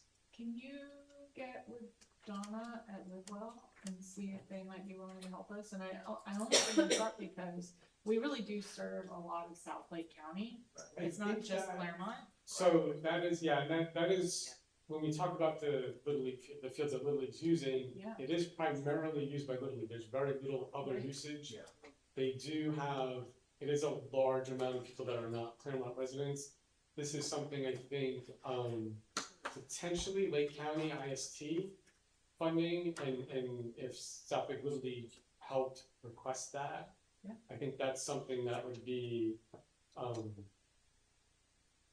there could be some funding towards that. Well, the park was actually, when it was first built years ago, it was built as Little League. That's Pacific, its primary purpose is Little League and everything, but like I said, when I was out here in March, I went on the fields and I didn't realize the condition of the field, they were very unsafe, the pitching mounds and high balance boxes in a hole, and it's just very unsafe, but.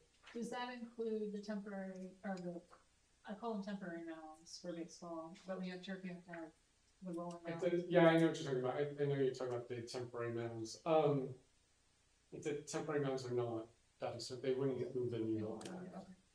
But I know exactly what you're Did the gentleman give us a quote for Bishop? I know that was part of the conversation. That was, I did not talk to him about, what it would cost to do Bishop. I just got this number, but I think Lidwell would be very interested in engaging on this one and having a conversation. And I don't know what the county's position is on funding, but I hear they don't have money, so Lidwell might be the.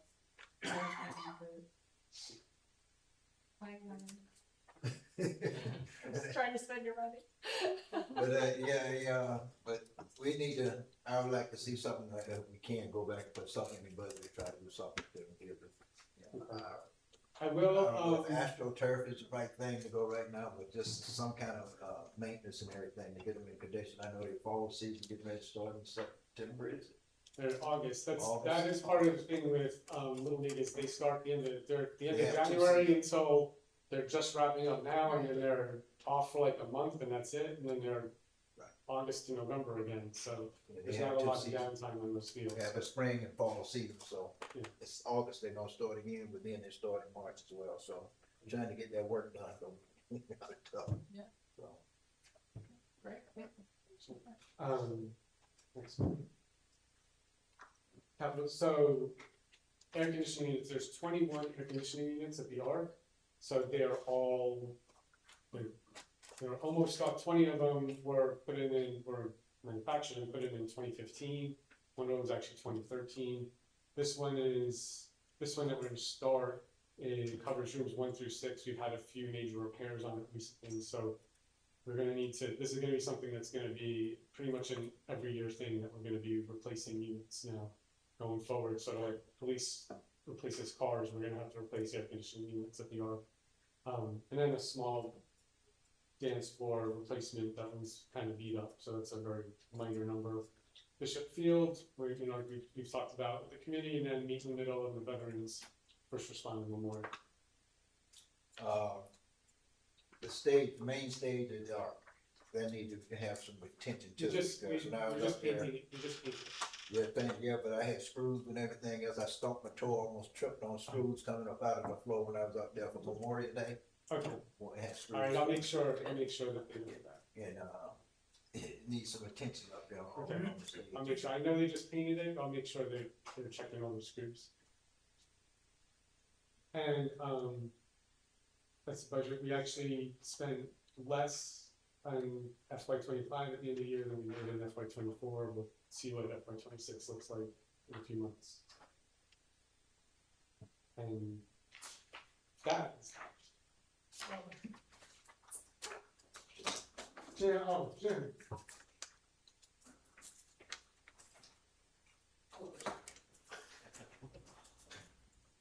Move my stuff.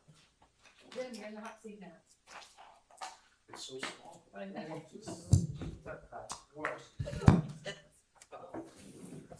Morning, everybody. Just to give you a quick update on sidewalks, bike paths, connectability. City staff has heard the council frequently mention their desire for a more connectable community via multimodal opportunities. To that end, I think you're all aware that we've looked at current projects like the Bloxham Avenue reconstruction. We evaluated that for the opportunity to put a trail in, and we're waiting pricing for a bike trail, a painted bike trail on East Avenue. So we're looking at existing projects to try to do what we can to provide opportunities. Additionally, staff is working with a private Facebook group who are a bunch of cycling advocates, I guess to say, that have decided that they'd really like to work with us and come up with some connectable plans based off of some of the work that DPZ has done. They're actually been very valuable, very informative with city staff and giving us a lot of good opportunities and ideas. The group is chaired by Valerie Shute, lots of members, lots of engagement, interaction. I believe the hope is that they will provide opportunities in areas of potentially smaller projects where we can develop further connectability. We have a lot of existing opportunities in the city, but there's always gap points. Right now, we're busy evaluating a lot of the gap points, you know, where we can improve and things of that nature, and giving us a lot of recommendations. To that end, in the infrastructure budget, which we'll get to in public services, we've increased the budget for sidewalks and connectability modestly, $200,000 additional to begin some seed money, to begin some potential projects that come out of this. Good effort from the citizenry. Any questions? I think I saw in the budget, sidewalks, you had 500, so you're saying you increased to 200, so that's. My original discussion was based off of our master sidewalk plan. So we were at, I believe, 375. Okay. So we have $75,000 that we routinely budget for designing new sidewalk areas where there's difficult grades, bring engineering firm. We had $200,000, which was an increase to really get into neighborhoods and try to finish an entire neighborhood instead of building sidewalks one by one. Let's just blanket and do a whole neighborhood. And then the additional $200,000 can be applied to sidewalks or any connectability projects. You know, my anticipation is some of these projects will be fairly major, require engineering to accomplish. Some of them will be rather simplistic that, you know, with the purchase of supplies, in-house staff can probably provide what we need. So, you know, we're gonna work with the group and take recommendations from them.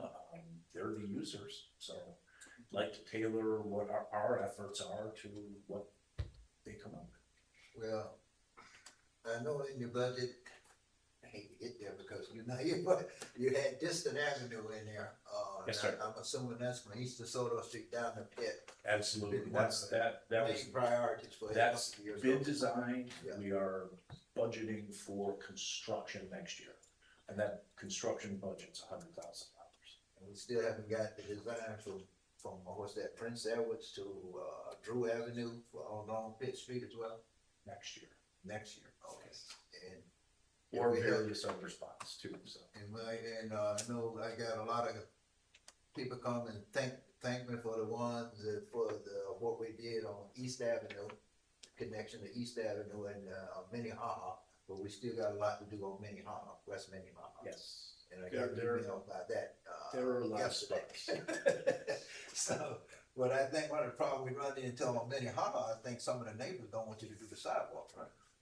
Cut across the yard, interfere with the yard. So far in the areas that we've worked, we haven't run across that, but historically, we have met with people and suggested and been, you know, essentially run out of town, pitchforks and torches and all. So, you know, we anticipate that, before we invest any real funding, we do hand out flyers and request people feedback. You know, what if we put a sidewalk in what you think your front yard is, which is actually city right of way? How would you feel about that? It's never been here for 45 years. Now we're gonna put a sidewalk in.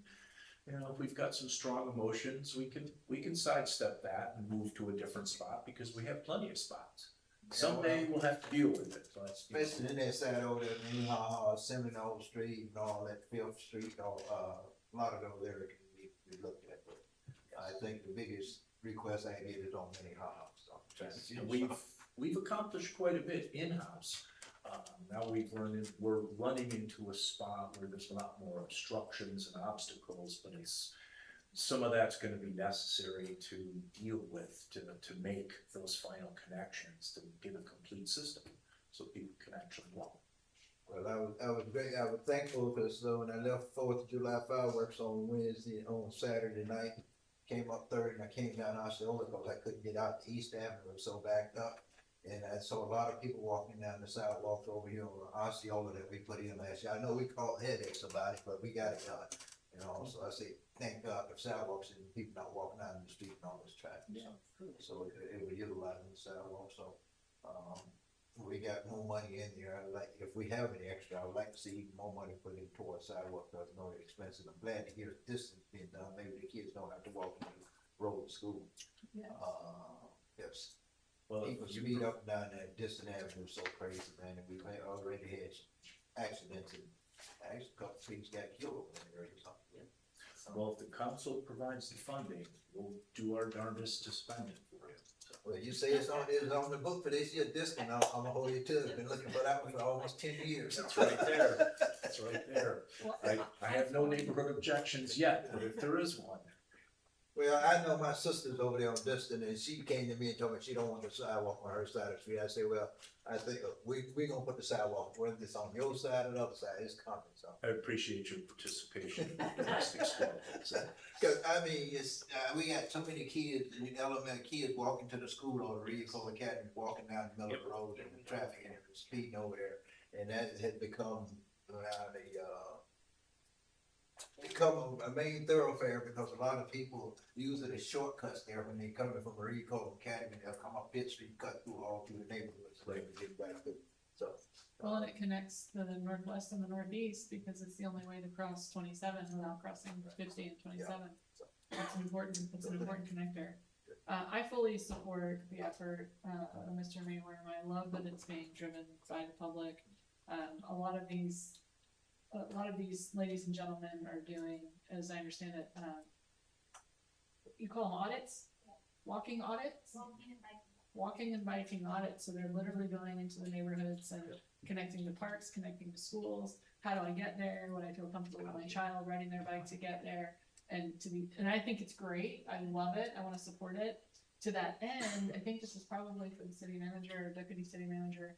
I think something that could support us so that it's not entirely on the taxpayers would be if there was maybe a fund in the community foundation. I mean, that's why it exists, you know, if we could help identify if someone needs to, I don't know how the process works, but if there was a fund, then we could notify, you know, business owners, philanthropists in the community that they could donate to that fund and maybe match what we're putting in. Because I think that there's a lot of grants for trails and sidewalks and safe access to schools.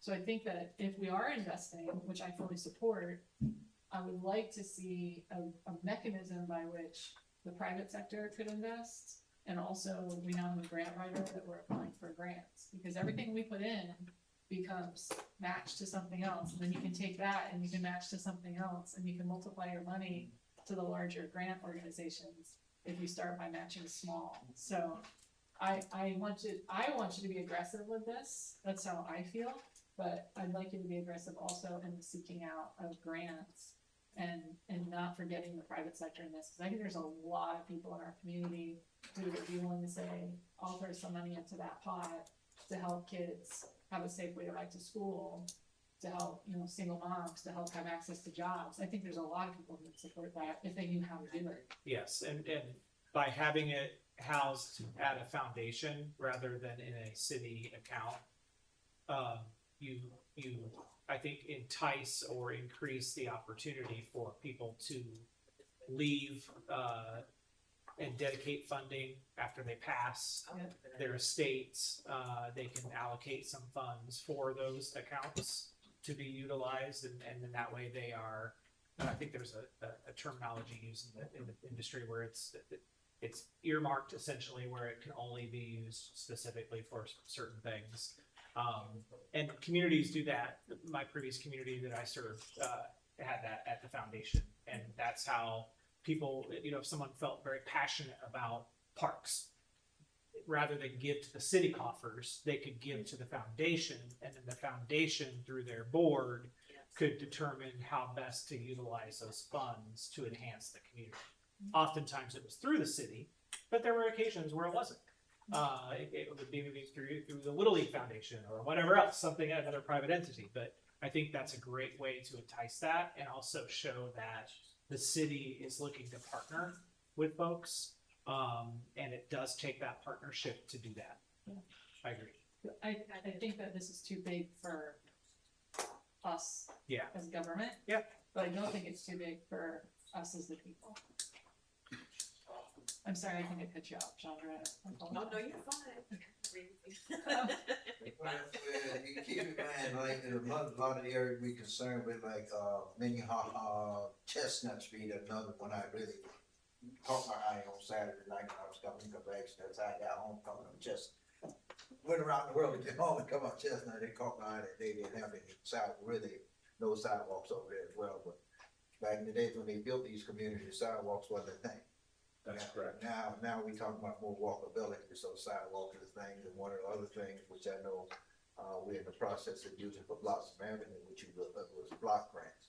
Yes. And how we got some of them out there in Lincoln Park under block grants and everything, 2 or 3 different block grants we use to upgrade infrastructure, and got sidewalks as well, so. Continue to use them things, but I don't know what other areas in Clermont we can use block grants for now, other than that one area. It is a fairly limited. CDBG. Yeah. We got to price ourselves, so there's not too many places we can do block grants now. Which is the success of the program. Yeah. Well, we have taken advantage of it over the years and everything, and I'm hoping we can get it done with Blossom Avenue, stormwater treatment and upgrade, Blossom over there from Fifth Street, from Highway 50 back down Mini Hard. It's designed currently. It's in design. Okay, Yes. good. Thank you. We'll include sidewalks along there, I think I heard you say as well. Yes, absolutely. Okay. Yes, sir. I do just have one bigger picture question for staff, Brian, Mr. Foreman, city manager, city attorney. With regard to recent legislation that was passed at the state level and some of our special events, what are we looking at for planning for next year, and how any of that legislation may affect the dollars we're allocating for some of our special events, specifically related to the DEI initiatives, or as the governor puts it, the anti-DEI. Well, with regard to that legislation specifically, I'm not actually aware of anything that the city does or has planned that would run afoul of that legislation. Okay, that's what I'm asking, is that I think that there's public conversation relative to whether or not municipalities can continue to promote or plan or allocate funds for events that fall into those categories, that I want to make sure that we are looking at, so that we can justify and be able to bolster and say we do want to invest in these because of the impact that they have on our community and the celebration that it brings. I just want to make sure that that's part of the conversation. The way I interpret the legislation is that it doesn't prohibit us from celebrating different parts of the community or different people with different backgrounds.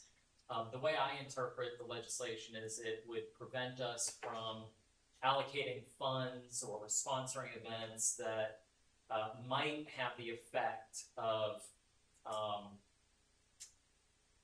it's some kind of, by way of inclusion, excluding. So for example, by adding special weight to a different type of person for a job, or if that makes sense. Sure. Or giving preference based on weights, or just because we want to include underrepresented groups for use in a park or something like that. But to the best of my knowledge, I don't think we have anything like that. So special events are kind of, from your understanding, are not in that same category. Not if it's undertaken as a matter of course. Okay. And if that makes sense. Yeah, absolutely. I support them. I just want to make sure. Oh, yeah. Yeah. Thank you. Well, that's why I don't have concerns, and I've talked to city management about that. Great. Okay. Thank you. That was the only bigger question I had. Well, I know, I saw you sent I saw a message where you said the Sips and Salsa and Juneteenth were okay, but I remember doing a discussion up in Tallahassee. Sips and Salsa was one of them real areas that I thought they were targeting, okay, in the discussion up in Tallahassee. So when you send that email saying, I saw where you said, hey, they can continue with Sips and Salsa, I was a little leery. I have zero. I mean, I personally, I think that misconstrues the legislation. I mean, Sips and Salsa. I mean, listen, if something like Sips and Salsa is subject to it, we're all in trouble. Yeah, I well, mean, and I guess that was the concern, because when we was in Tallahassee doing the discussion, Sips and Salsa specifically came up in the discussion up in Tallahassee. and you know, I am aware of that, Mayor, but I think that was a part of the conversation about maybe the more extreme interpretations of it. And I think, I'm not saying right or wrong. I mean, look, the courts will decide, but ultimately there hasn't been any case like that or any challenge about that kind of event. And I don't anticipate it because I just can't. It's my opinion, for better or for worse, that it doesn't apply to Yeah, citizens. I was happy Yeah. with just in the message saying Sips, it will only affect. It's certainly Sips and not Salsa. Juneteenth. So I mean, it's fine with me. there's no way.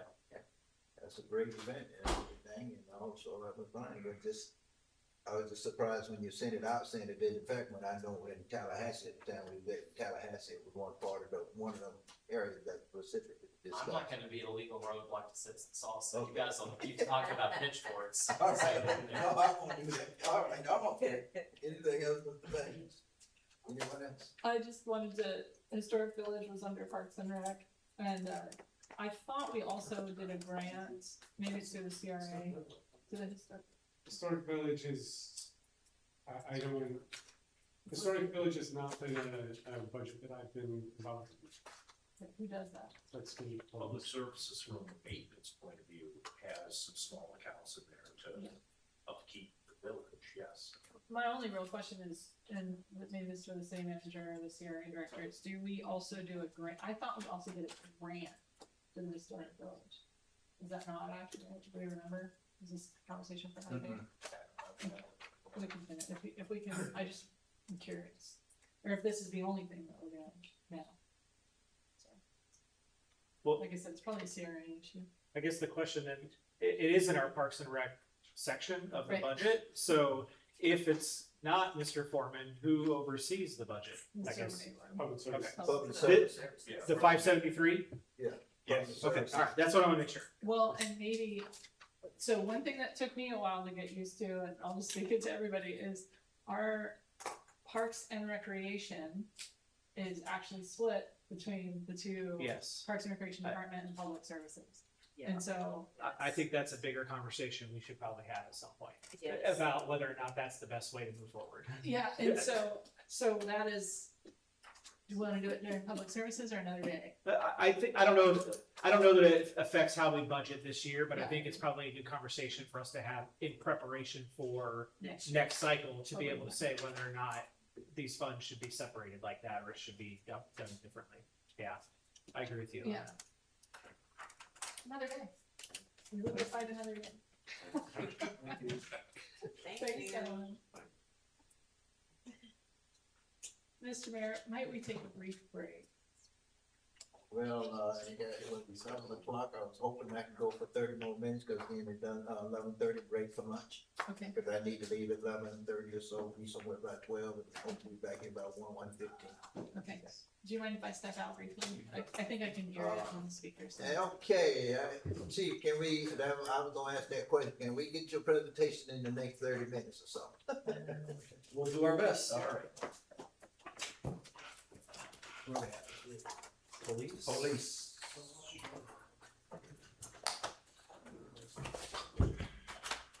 Alright, let me find that presentation.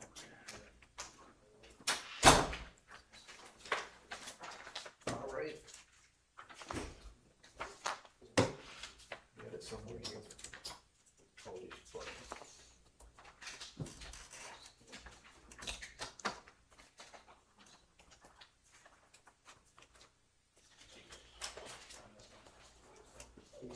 You're switching slides now.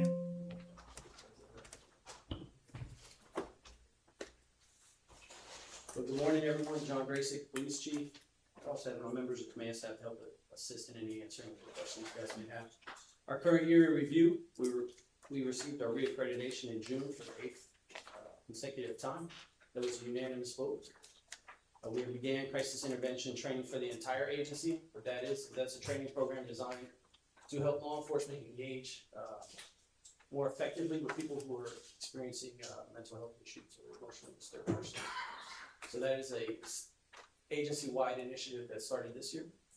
Thank you, council, for the last budget year. You gave us the new body camera program with Axon, which included the training simulator and the translation capabilities. The translation capabilities came online July 1st, so that is a welcome asset. We also started the e-bike patrols on the trail in downtown area. We heard a lot of requests for that. I promise as manpower got to the levels it should be at, we'd be able to do that. During the summer, we have two officers out there. We have Officer Diaz and Officer Harris patrolling the trail in the downtown area. City managers expressed these are positive comments. I've heard positive comments about the bike patrols. We've added new community engagement events. I'm not going to go through all of them. I'll give just a couple. We have popsicles with cops coming up. We have the teen police academy coming up, and then we did hoops with cops this year, where we went out into the community instead of just having one centralized location. So next Thursday we were at Felter Park. And then we completed the strategic plan, so we began that implementation. And then the bottom one is an exciting one, the acquisition of 48 Meridian barriers. Those are the vehicle-borne attack barriers. Those were given to us through a partnership with FDLE and the Florida Department of Emergency Management. So we got 6 trailers full of those barriers. That's a $1.5 million acquisition that the taxpayers didn't have to pay. Were those the new barrier, the red barriers, that's all? Correct, those were the red barriers. The 4th of July celebration was the first time that they were deployed. We see them more frequently at our events, first Saturdays, Christmas, all those events. Next slide, please. Here's a breakdown of the police department. I'm going to use my work phone. It's a little bit easier for me to see. We currently have 4 captains. They are all given their assignments. Captain Strickland oversees our patrol division, which is the largest division within the police department. Captain Draper oversees support services, which has criminal investigations, street crimes, traffic, and then our criminal intelligence unit, as well as evidence. Captain Corbett has our professional standards and legal services, so he oversees all our IA, the accreditation processes, our records division, and then any grants that we receive, we have that. We bring in a significant amount of grants and funds, so he's responsible for all of those reporting. And then the administrative services captain is Captain Sayre. He oversees community services, school resource officer program, the training division, and then recruiting. Where are these on the chart? Oh, This is a very small breakdown. I can give you this one if needed, which is the more detailed.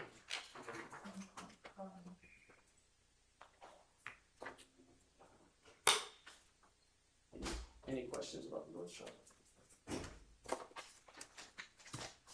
The proposed highlights. We're seeking 2 additional police officers. These would be field personnel. Most likely these will be canine officers. I believe we can get the canines through seizure funds or grants. And then the reason for the canine request is right now we have 1 canine officer, so when he's out, sick, vacation, whatever the circumstance is, we have 0 canines available. And at the mercy of Groveland, Lake County, Oakland, and Winter Garden, which have expanded response times. We can't expand traffic stops longer than they're supposed to be, so 5, 10, 15 minutes at the most. And then you're looking at, if we suspect there's narcotics in the vehicle, we're not able to do that. When you look at criminal apprehensions, a delay in the time, leaves our personnel out there unnecessarily. We are able to use drones, but at some point, I think we have put a video, person bedded into a bush area or something like that. The canine is the preferred method to try and get that person out. The 1 community service officer, that person would be assigned to our criminal investigations division. We have seen a significant increase in the number of frauds that we see throughout the city. So this person would be responsible to assist with some lower level crimes that our CID, our current detectives are assigned. They would assist in writing subpoenas to the banks. To get bank records, they would also be able to assist in writing preservation letters for evidence, such as off of social media platforms and different things like that. So they would be a valuable asset in the CID division. I say CID because our detectives, they receive certain benefits through the collective bargaining agreement. This would be a cost savings for us instead of me having to put another detective inside of the division. This is a civilian position within there that creates us some flexibility, and they can take some of the caseload on. I'm going to have Captain Corbett come up and talk about the records specialist. I think you'll also hear Tracy talk about the significant increase in public records, and then he'll describe what we've seen on the police department side. I will say the Axon redaction is much better than what we have with utility. However, we've only had that program for 6 months. So our personnel are getting trained up on that and working through the body cam requests as quickly as possible. And then I'll have Captain Quebec go a little bit more into detail. Thank you. Good morning. The city and the police department have seen massive increases in public records requests. Looking at 2022 through year-to-date 2026, the police department's portion of the overall public records requests has increased from 30.7% to 61.5% of all city public records requests belong to the police department. And the numbers themselves have jumped up substantially. In 2022, the total city public records requests were 566. Year to date this year, they are 1,392. The police department's portion of that going in 2022 from 174 to 856 this year to date alone.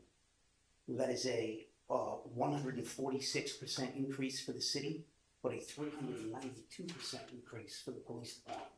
And the requests are becoming more and more complex. Many of those are coming from presumed YouTubers who want body cam video. That body cam video being subject to redactions and other kinds of things, taking a longer amount of time as well, not simple requests for someone's report, which would be much easier and quicker. The police department's public records request, if they remain on track this year, could hit 2,720 for the city. 1,670 of those would be the police departments. So at these rates, the police department handles 61.5% of all city public records requests. They're more complex than the average request. The police department receives 3.7 times as many requests as the next busiest agency, and more requests than the next 7 highest volume departments combined. The police department has already processed 69 more requests than it handled during all of 2025, despite being only halfway through the year. So at these rates, our record staff is becoming overwhelmed, and therefore each request is taking longer. I believe this has also put more strain on the city clerk's office, so we hope to alleviate that by asking for this additional one person. And then finally, you see the Finally, you see the communications coordinator said share with other departments. We were going to put in for one, and then it was brought up that we would share this position with Parks and Rec and the fire department, and then split the cost of the salary amongst the 3 departments. I think all 3 departments have agreed to that. We had a meeting yesterday. It makes sense for us to move forward that way, if approved.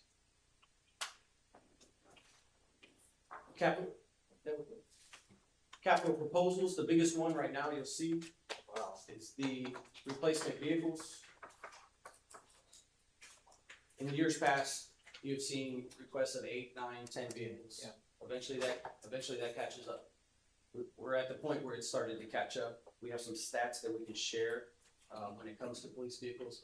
I think that we have found some creative ways to fund the replacement of some of these vehicles so that it's not all coming out of the general fund.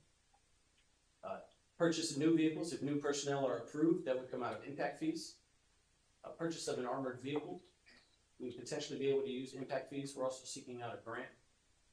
The WASI grant is the one we're eyeballing right now. We haven't had much success with that grant in the past. However, the current armored vehicle we have, or some people call it the tank or the rescue vehicle that we have, is 20 years old. The maintenance costs are rising. The AC is not reliable for our personnel. So I can probably limp it along for another year or 2, but at some point we're going to have to replace that vehicle. And then the remodeling of an area to create additional offices and a storage closet. What this is an expansion of our records division. We were able to get most of our files digitized. So now we're able to take out all these roll-in cabinets. So what that would look like is a storage place for our traffic unit. Right now they have their stuff stored inside a room that's really allotted for 2 supervisors. So that would create future space for our traffic unit to expand. We house an IT person within the police department, so this would give us a more suitable office space for the IT person. And then eventually the second office would be a community service officer supervisor. And that is more in the future. So we're looking at how can we more effectively utilize the space within the building at this point. I believe that concludes. Since you're there about the building, do you think it's about time for us to be maybe looking at addition to the building here in the next, 3, 4, 5 years or so? With the growing amount of growth and everything we have. I don't think right now is the time to look at expanding HQ. I think we have some really good ideas down at Station 5, with the proposed annexation or future annexations. Maybe it's look at Station 5's joint public safety building, Right. maybe we need a larger footprint down there. We're looking at that. I think once we finish the building off in the boat ramps over at Waterfront Park, that'll provide us a space on the west side of town. And then we look at what happens on the east side of town. I think the way to move forward is to look for ways to where we can get substations and still have a presence in that area. I don't think expanding HQ right now is the way to go. That's just my opinion sitting here today. Let's see what Olympus does. Let's see what other projects that are being discussed right now brings to fruition, and then we can definitely have more in-depth conversation. Well, substation, I agree, substation would probably be the best way to go, where we have different substations throughout the city rather than it. But at the same time, we steady growing. Bring up a good point by Wellness Way, because I think we've both been teaming with the fire department down there and having some of the substation, so you're saying you need a bigger footprint than what we anticipated. I think right now, with what Olympus is proposing, it's sufficient. I think for future conversations of proposed annexations or future annexations that may be in the works, it would be wise to ensure that we have the ability to possibly expand that building if necessary. And you said the boat ramp, I know we got in the budget to do the pier and everything, so you'll be able to use that. We were looking at a hollow house that'll be able to use that as a substation as well. Guess we can jump right into the capital project. Yes, sir. So this is one of those projects that will probably carry over into the 2027 budget, funded through impact fees by both fire and PD. It's looking at 2 boat docks, one for the fire boat, one for the police boat. And then that old house or building from Bell Ceramics that's left there, we're looking at turning that into office space that could be used as an instant command post. Also be storage space for FD should they have to use like a water rescue or something like that. They'll be able to speak more to what their vision for that is. But that's the boat ramp and the building. But also, it can be also office space for the evac patrol that's on the Correct. trail as well. Okay. E-bikes will be stored there, marine unit during inclement weather. They'll be able to go in there, take care of paperwork, and then redeploy. Another thing I got is the 18 vehicles we're trying to replace this year. I mean, I know we sat down a couple of years ago and tried to come up with a plan and how many vehicles we need to replace each year. And all, and I thought it was 7 or 8, but we have that many vehicles now, we gotta be doing 18 a year. Wow. I will give you this, I will keep you brief. A brief mileage overview is we have 21 vehicles that have exceeded the 100,000 mile mark. We have 6 vehicles over 90,000 miles. 17 vehicles have crossed the 80,000 mile mark. And then in total, 44 vehicles have surpassed the 80,000 mile mark, which means they're probably going to hit that 90,000 or above mark in the upcoming year. The 80,000 mark is generally recognized as a point which maintenance costs and reliability concerns begin to increase. We work with the barn to identify vehicles that need to be surplus.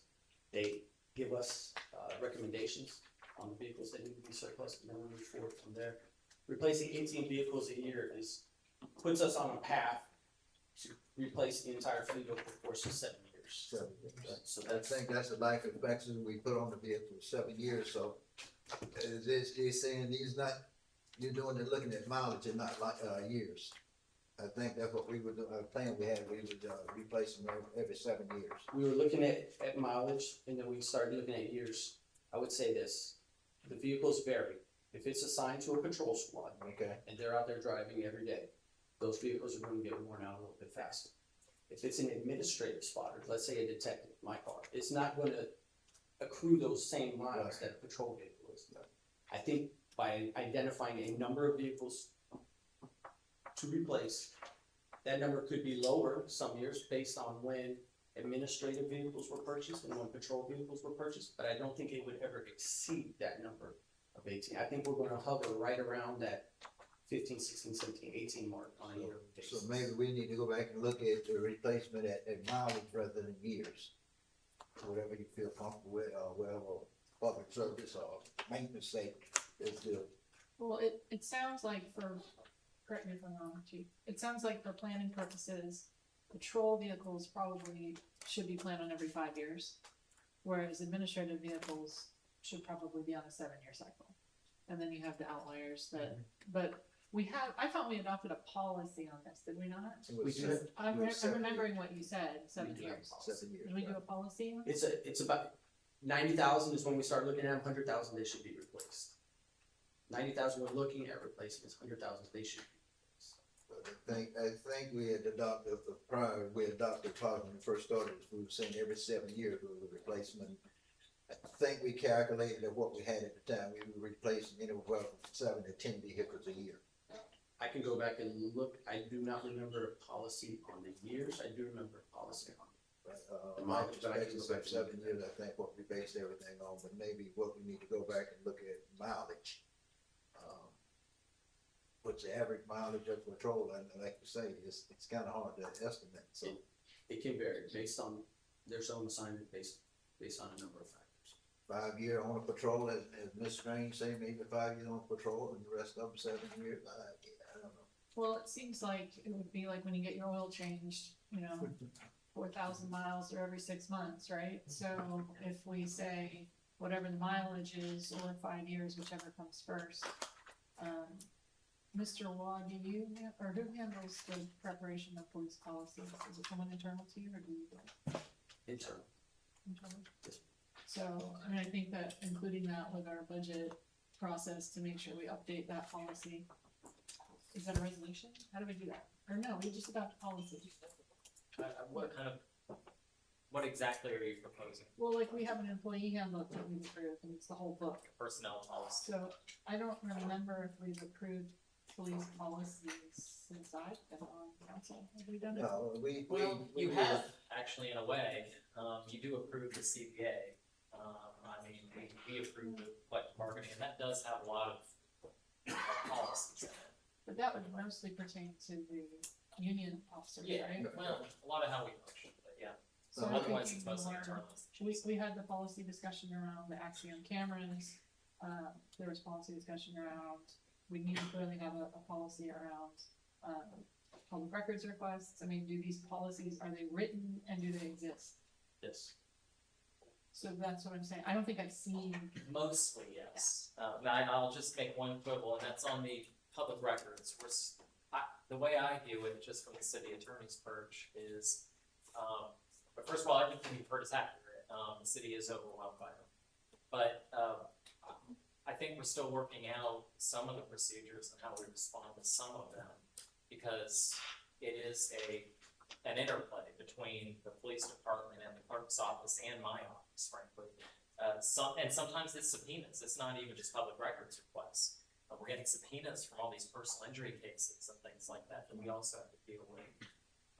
So that is gonna require some policy oversight from you at some point.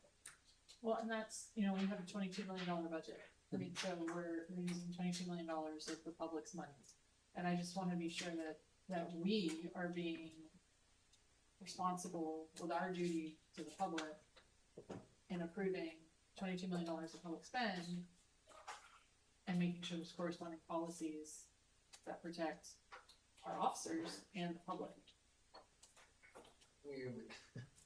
I hear what you're saying, but when you're in that kind of public record request, that some of them, I don't know how in depth they are and what it's costing, the time it's costing, what it's costing to do the research and everything else.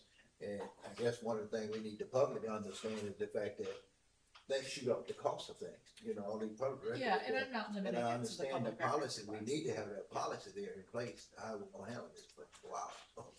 This, I think that's, if we can address the public records requests independently, are we okay with that?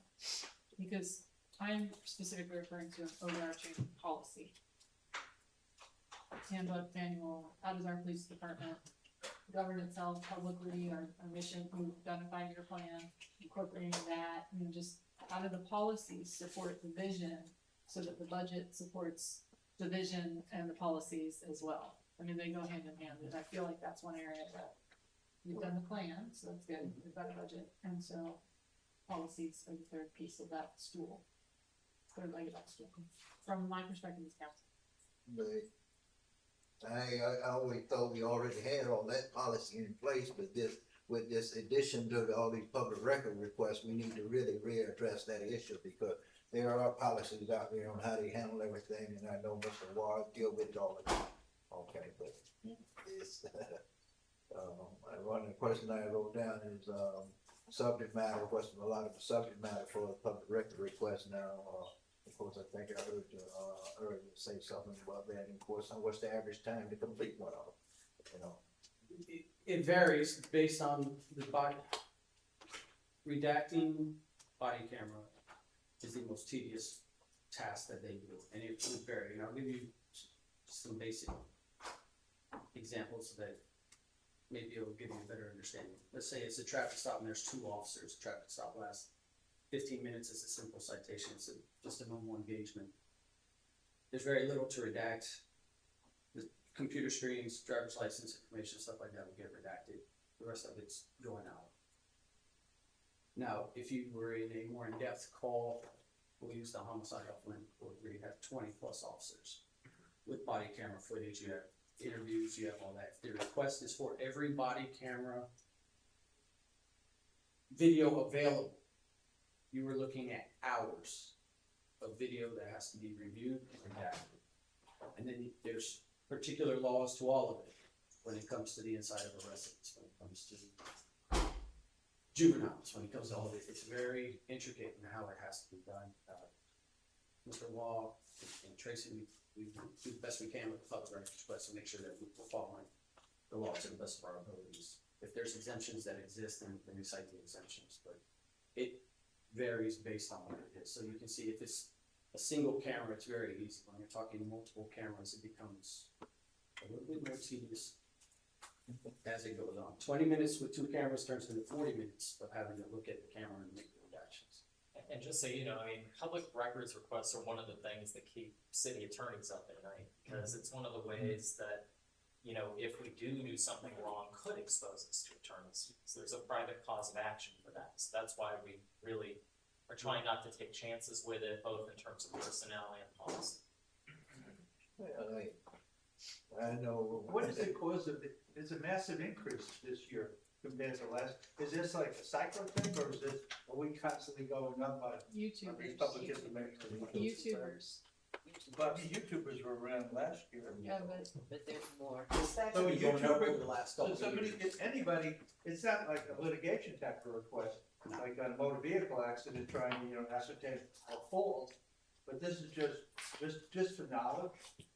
Just Knowledge and views, like, everybody who wants to see what the police are doing, it's like, if you're gonna catch views, that's how you do it. Okay. Whether it's a good video or a bad video, however it paints law enforcement, they're gonna get views based on their releasing of the videos. People wanna see, I know you were like my home camera, you know, something happened there, the first thing they do, come ask me, and I go back and look, sometimes I spend hours. Just like this weekend, I've been going back reviewing some footage, and, some things happened. I spent about 6 hours so far, and still haven't gotten all the way through it yet, you know. I That's think just my one of the home. policies they had before, was it last year, where they said they wanted to be able to access your ring footage? Remember there was a. Well, they have You could, wasn't it, we would allow that to happen, or, no? We cannot access your camera, your ring camera. Right. they can't, but if we Without provide a it warrant. to If you provide us the information on how to contact you, then we can email you, and then you would edit that ring camera to the request that we had. but if we provide it to you, it becomes a public record. The video, If I send my ring camera video to the Yeah, police I mean, department, it becomes a public record, Yeah. discoverable by anybody. No, Yeah, not necessarily. I mean, there are still exemptions that would apply even on something like that. So like internal, I mean, I don't know what kind of, where the camera's pointed and what it shows, but it may not necessarily be, it would be a public record, but it may not be distributable. but most of your requests is mostly for body cameras, all right? Body cameras, case reports, the normal stuff, like you had mentioned, some traffic crash reports, case reports, people who are involved in those cases, and then a lot of our body camera requests are from out of state individuals. So part of the issue that I see is we have so much information now. We have so much data as a society. And because we have, and I'm not knocking them, but because we have public records laws that make that data public, we now have to have personnel, humans, to go through the data in order to produce it when requested. And then when you add to it the curiosity. So I imagine the original intent of the public record law is to make sure that the public is protected from the police. It's Second Amendment. These things exist for a very good reason. But then when it's used for entertainment is where now we're paying for people to be entertained. And that seems inconsistent with the purpose of the law. So I'm not gonna battle the law here today. We're not legislatures in Tallahassee.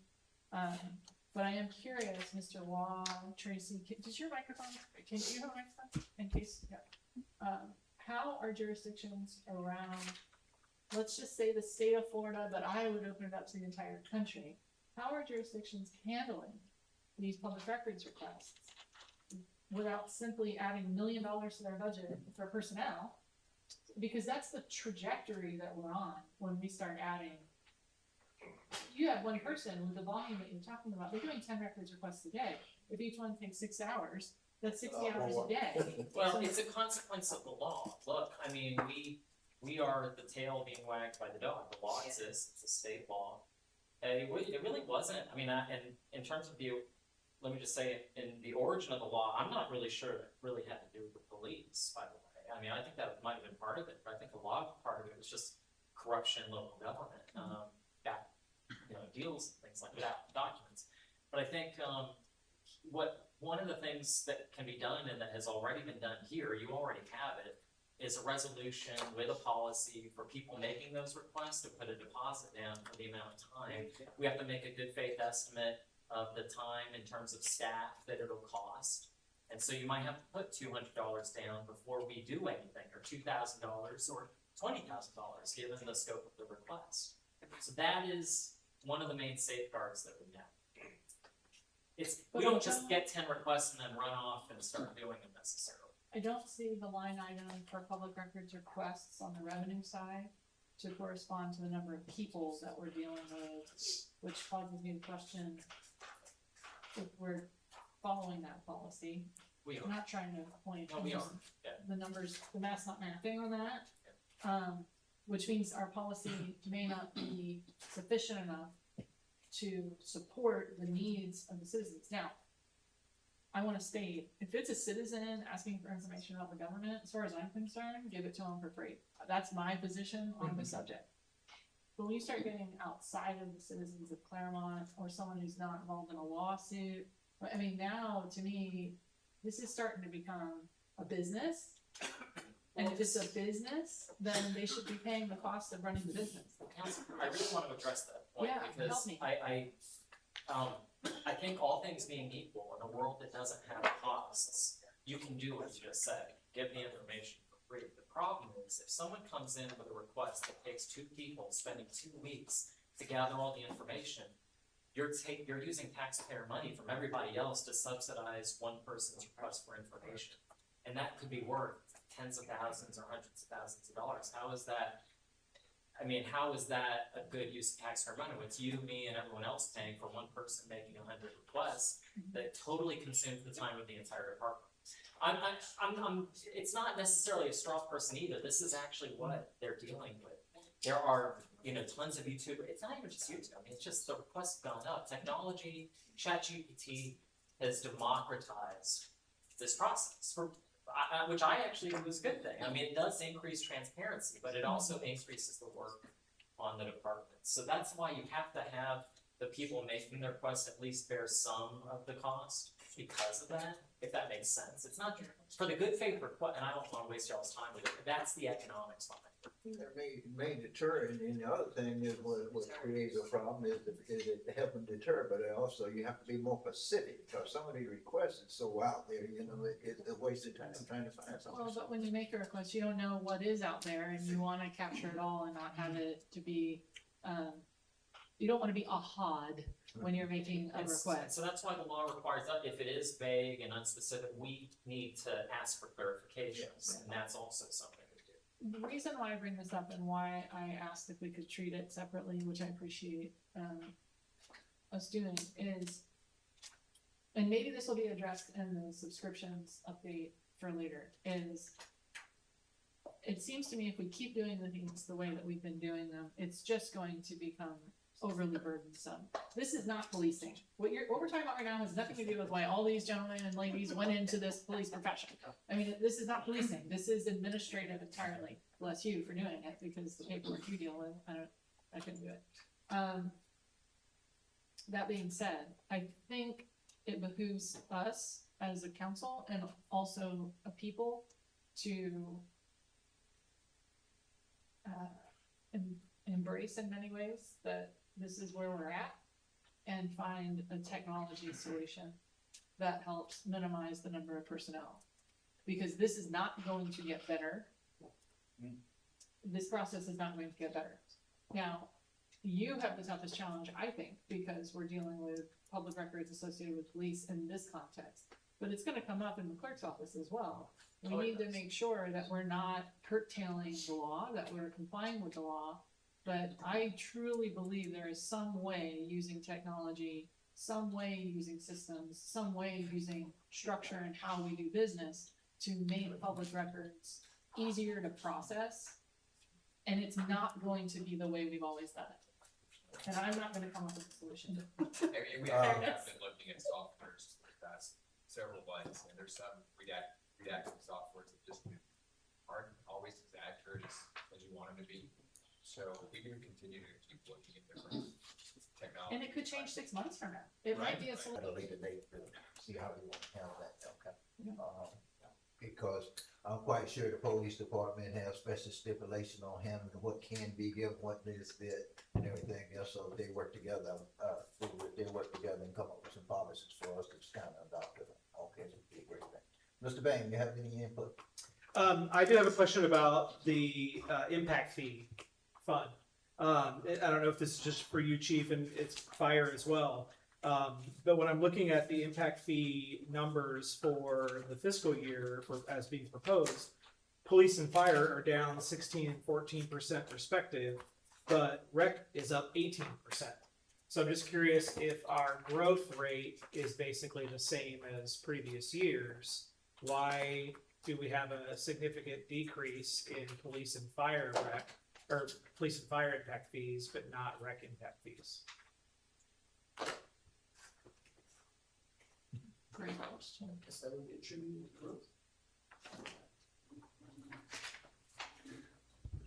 Mr. Bain, is your question in regards to the revenue growth? Yes, on like page 3 is what I'm looking at specifically. I tell you what, Mr. Scott, maybe it's a good time for me to go ahead and take a break, and you can go over and check that out, and then we'll get the answer to that when we come back after lunch. I think Debbie had lunch back there. I will suggest, I would think one of the reasons that because basically we collected a lot of the recreation impact fees, fire impact fees, a couple of years ago, over $3 million in fire impact fees. But this, my understanding is fiscal year 27 is what we're going to collect in fiscal year 27. Is that correct? Number of homes down. So this is the So fund if- itself growing. Think of it like a savings account. Well, So it's growing and being spent at the same time, so it's showing you the net. But your question's still well, on point. actually, isn't the net though? Because I'm reading this as the revenue for police impact fee 150. The revenue in fiscal year 27 is $641. Oh, Not Police fund that, balance? not the net balance. oh, I read it down. My initial response, and I'll have to verify this during the break, but my initial response is there are different calculation methods for police and fire versus parks. Parks is more of a flat structure, whereas there's a lot of variables based on square footage for police and fire impact fee calculations. But again, I'd like to verify that during break. Okay, that's what, yeah, and that looks consistent with previous years where rec was higher. But this is my first opportunity at this table asking that question about, you know, why the number is so different for police and fire as compared to rec. And can you point us to where the fund balances are, Scott? I'm sorry, I know they're in there. Page number 1, I know that I saw them. Page what? very first page. There we go. Yeah. And I have other questions, but I'll save it for after lunch if we're still gonna discuss. Since we're Go breaking. ahead and all That's that. fine. Try to be back, I'll try to be back by 1 o'clock. We'll be back at 1 or shortly after 1. So what time will we break? How long will we break? So,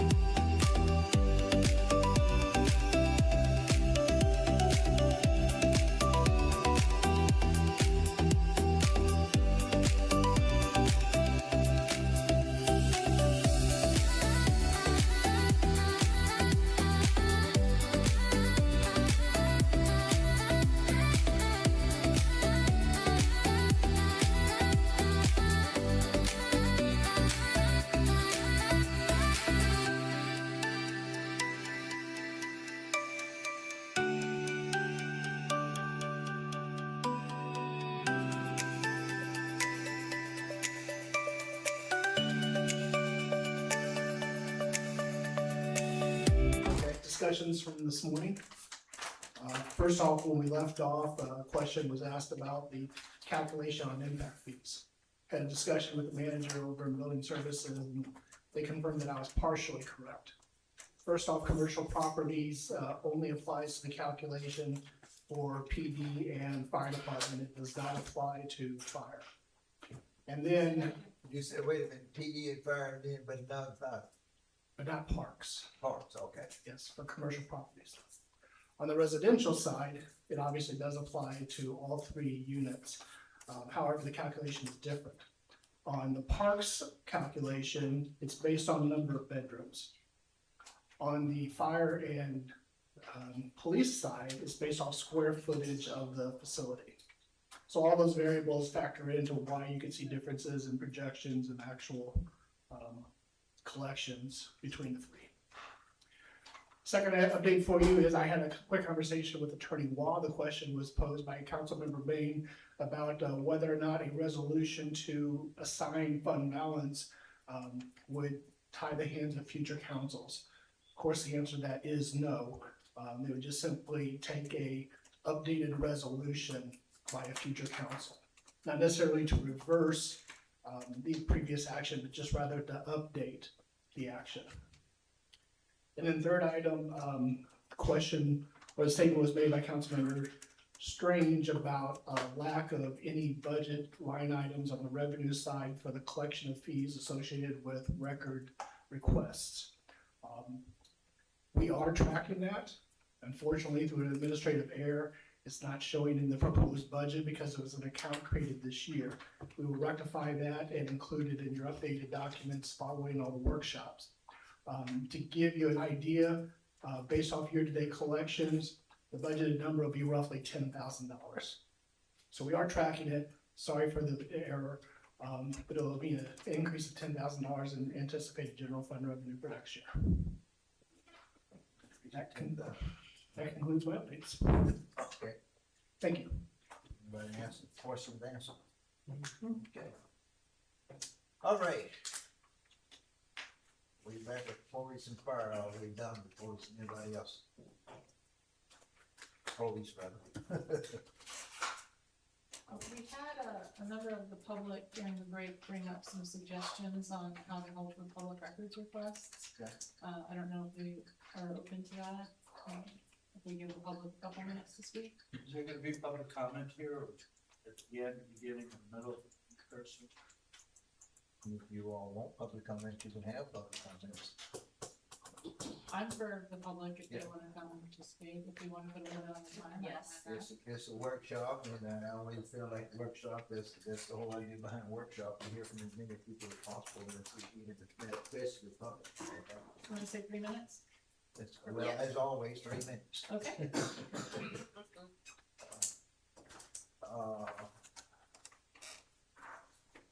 It's open. Okay. 3 minutes for public comment at this time, on the PD? Yeah. Okay. Is this the mic here? It is. Oh, okay, okay. Danny Page, Clermont, I actually want to just briefly touch on, the items that the police department had brought up. I'll just lend some information or suggestions, in no particular order. They're wanting a communications coordinator, position. I was under the impression that a PIO covered that. I do not understand why we need a separate one for that. I'm thinking the PIO can handle that across the board, throughout all departments. The CSO position, I find that a strange title. I used to be a community service officer in another state for 10 years, and what they're wanting to utilize that title for doesn't really correlate with what CSO does. I was just wondering if maybe we can turn that into like a volunteer program where a volunteer comes in and maybe takes that over and does that. It's not a difficult job to have somebody do, or even a part-time to make it more cost effective. The armored vehicle situation, do they have any documentation or where they can show that we're actually use that armored vehicle in a situation where we even need to replace it? I've heard public kind of giggle at it to begin with, why do we even have this, they call the tank? Have we ever utilized it? And if we have, how many times? And I think that's something that you should be looking at, for costs, being that they want to replace it. I think it's ridiculous in my personal opinion. They're talking about, remodeling, department. I know he didn't say he wanted to add on per se. How many captains do we have? He mentioned there's several. How big are the offices? I've never been back in there as far as the captain's office. If an office is big enough, can we just put 2 captains in an office just to help alleviate with expanding even a little bit or anything like that? I mean, the bigger precincts and bigger cities, there's a big room with everybody shoved in there except for the chief, right? And then replacement vehicles, I didn't hear anybody really ask, they're specifically saying 18. Are those collectively, marked units and administrative units, like, and if they're both, which one, like 9, admin or in 9, marked units, which one? Because and I've always had an issue with take-home vehicles for our administration, because I know for a fact, because I've had people reach out to me that some of these people are utilizing these take-home vehicles, and specifically admin, for personal use, which puts your wear and tear on these vehicles, and ultimately the taxpayers have to pay for it. I'm not really understanding if they live in, especially if they live within, if they don't live within the Clermont jurisdiction, why they would even be allowed to take our vehicles out of jurisdiction. That also puts more wear and tear. They do have their own vehicles, so that's real questionable for me as a taxpayer. And lastly, the records. I talked to Tracy, and I do understand that she's going to have that on her budget tomorrow in regard to software programs with redactions for these public records, which is real helpful. I know Caitlin, who does public records there in her office, is really intelligent on these things and has developed her own kind of own program that she's developing. But I did, so I guess that's gonna have to wait until tomorrow to really get into, the logistics of that, discuss that. But just from my own solution with that, well, first of all, I just wanted to state, just to preface, we talk about the entertainment, reasons for these body worn camera footage. It's not really for entertainment. I know some of these auditors that have like a ton of followers. I do talk to them. I know them and I know why they do it. It's not really, is it ultimately going to be entertainment? Sure. But first and foremost, it's to show the corruption that is within police departments, not just obviously in Clermont, but across the United States generally. And so I just think just to look at it from a point of how do we fix things, or actually how did we get here? Corbett talked about how, they've gone up substantially, all these requests, and it's for YouTube. But how did we get here? We got here because there's questionable things that our law enforcement are doing. They're very questionable things. And that's why people are requesting body-worn camera footage. It's not just for fun. It's because there's an issue why they're even requesting it. And so I had suggested as a solution, I just want to get that out of the way, because if they were more honest and did their jobs properly, we would have less body-worn camera footage requests. But to wrap it up, for a solution for that, other than what she's going to be presenting tomorrow with the clerk's office, is to take a controversial issue like we had that murder. They're innately going to know that people are going to want to request that body-worn camera footage. So if we can just nip that in the butt right off the front end and go, okay, we know a ton of people are going to be wanting this. Let's go ahead and just get that on the FOIA system ahead of time, and then have it open to the public just to go to. And we don't even have to bother the clerk's office, the PD, for that body-worn camera footage, because it's already been viewed, redacted, and up there for the public, because they know it's coming, right? They know that influx of people wanting to see that, what happened with that homicide is coming. So I think that's another way that we could offset the just piling on with public records, is in the, get that out there already on live. And there are a few body-worn camera footage. I think Tracy probably know about that. Body-worn camera footage that's already on FOIA, just out there that have been requested a ton of times, so that's just out there for anybody, and it's already done and ready to go. So I think that would help alleviate some of it as well.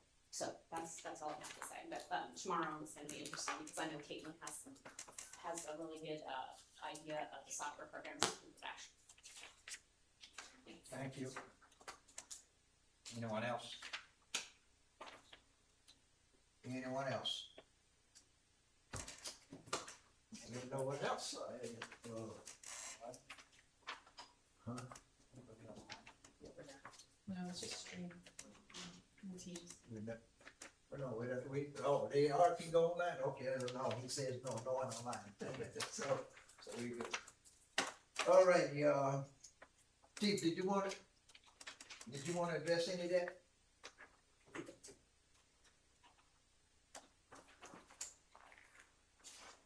What I can do is I can gather all the information that was presented for the questions that were asked, and then I can come back and give that information right now, or edit it maybe tomorrow or a different time, present all that information. Well, let me, if I'm mistaken, on the replacement vehicle, I think she mentioned that the replacement vehicle, we said 18, I think most of the things you mentioned, you gave a number of how many mileage, what some have, and this and that, gave a number to come up to 18, right? Correct. It was all based on mileage. And for as take-home vehicles, if I'm not mistaken, be limited or how far they supposed to be able to stay, they have to stay within a certain amount, I think, about the policy. That's correct. Yeah. 40 miles. 30 miles, they have. 40. They live within 30 miles. 40 miles. 40, it's 40?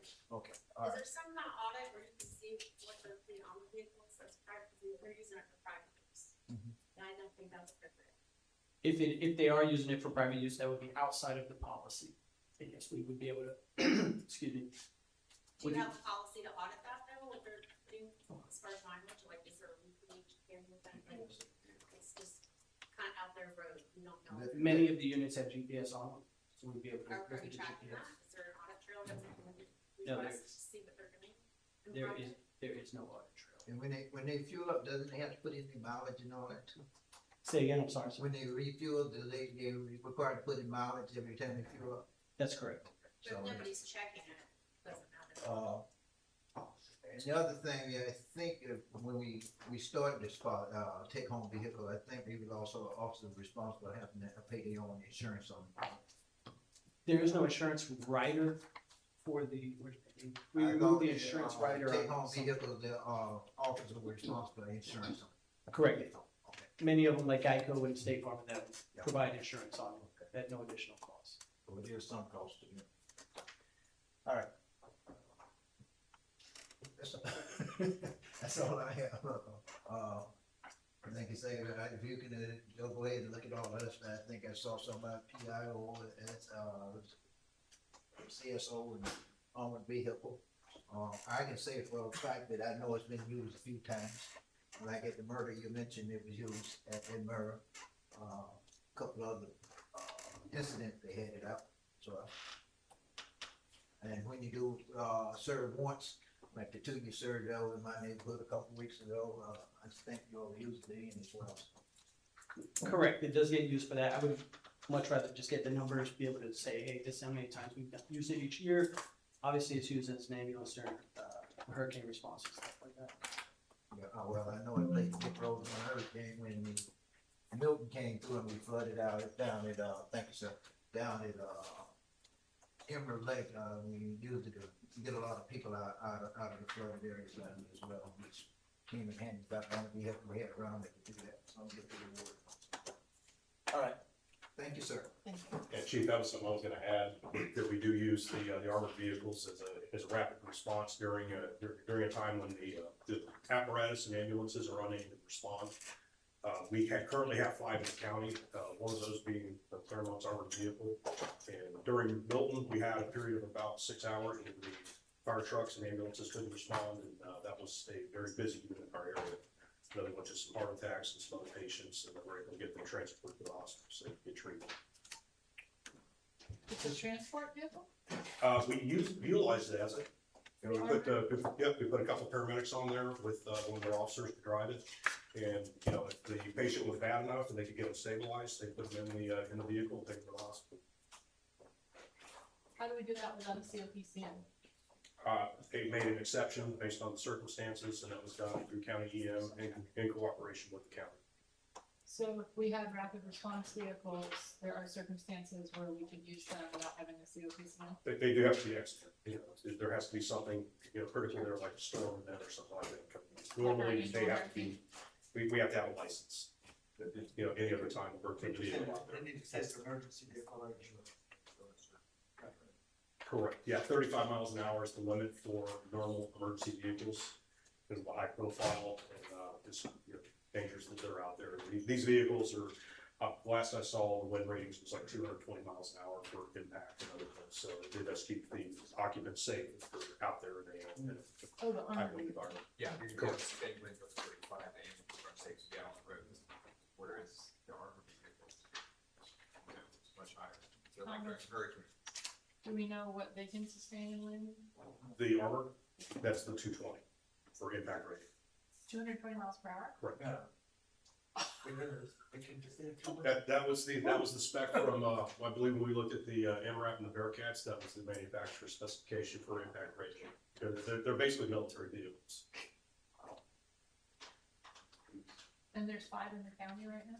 There is, between us and the sheriff's office, so that's what we have available. Are we the only one in South Lake? I believe so.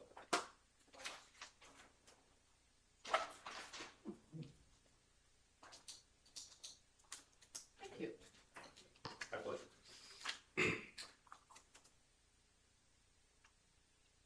You in the hot seat now, sir? Yeah, I was just waiting, I don't know the, Are you lost?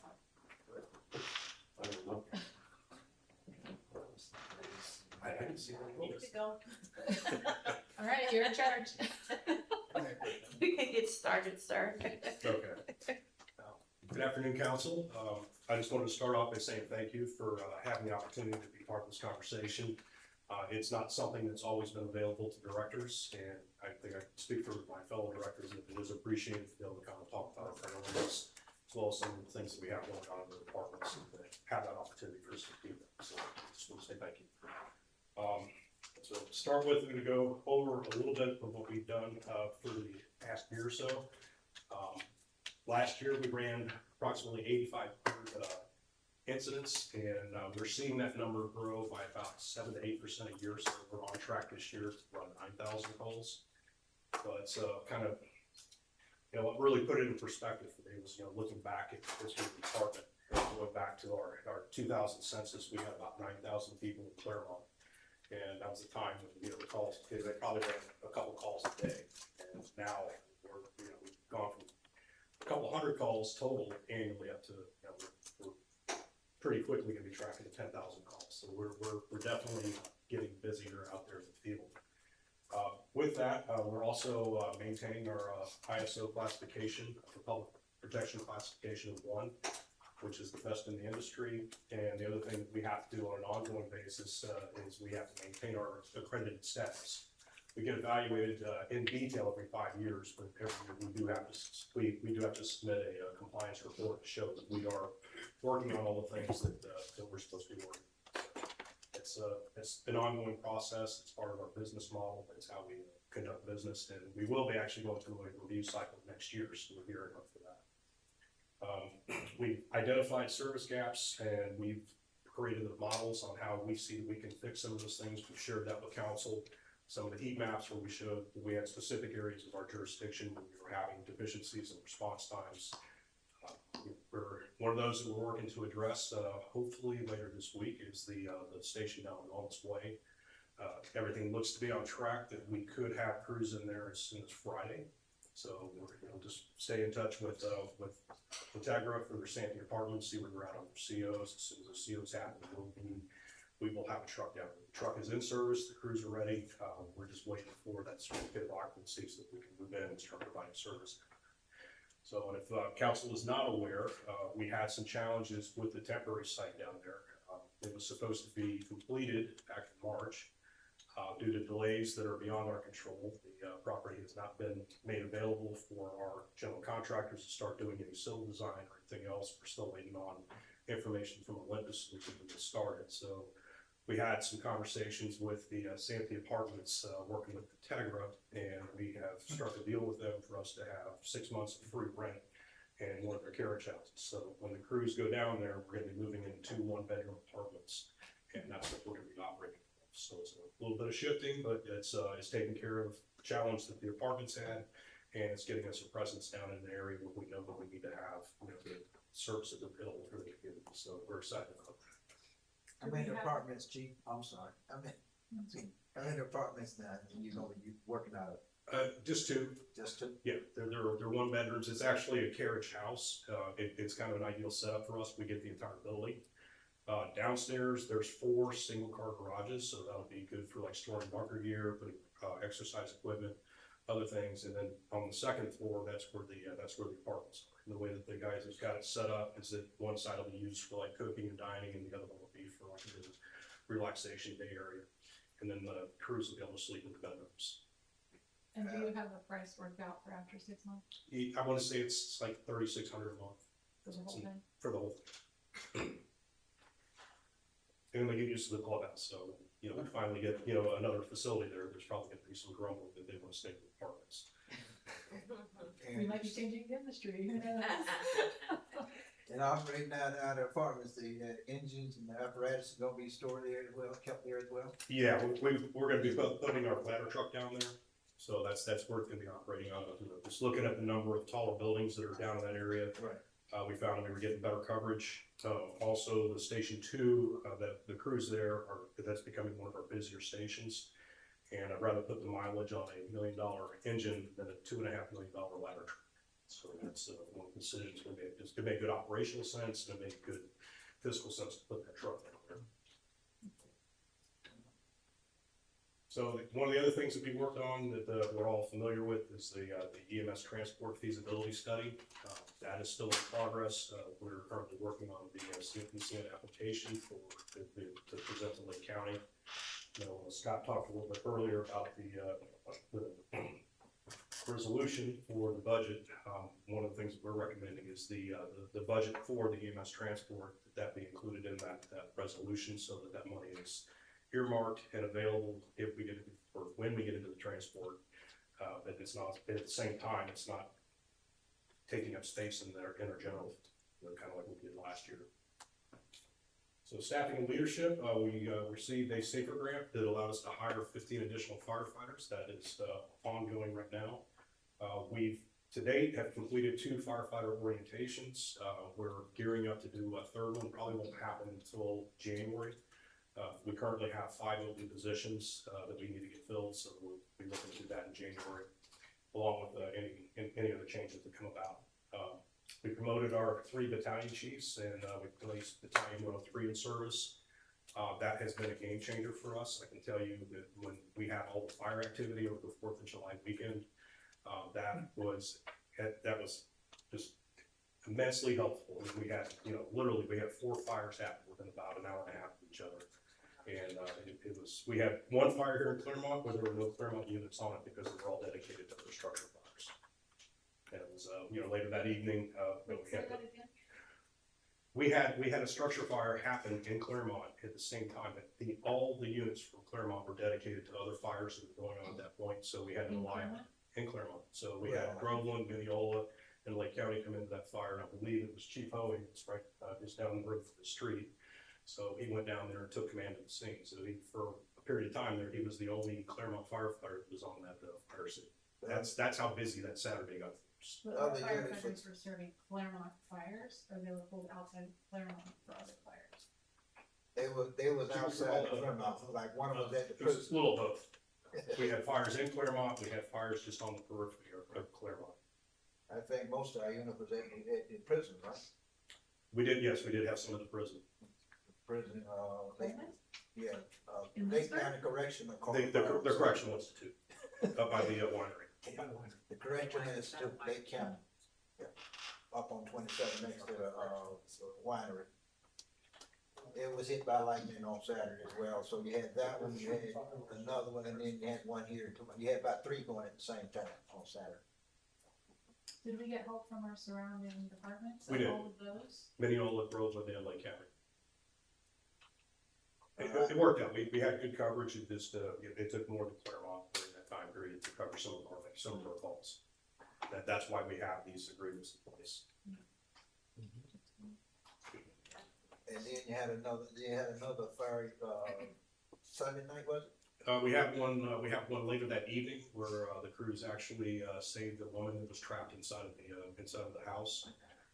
That one very quickly became a very complex fire, but from the report that I got on that fire, they probably were down to seconds before that lady would not have been a viable lady.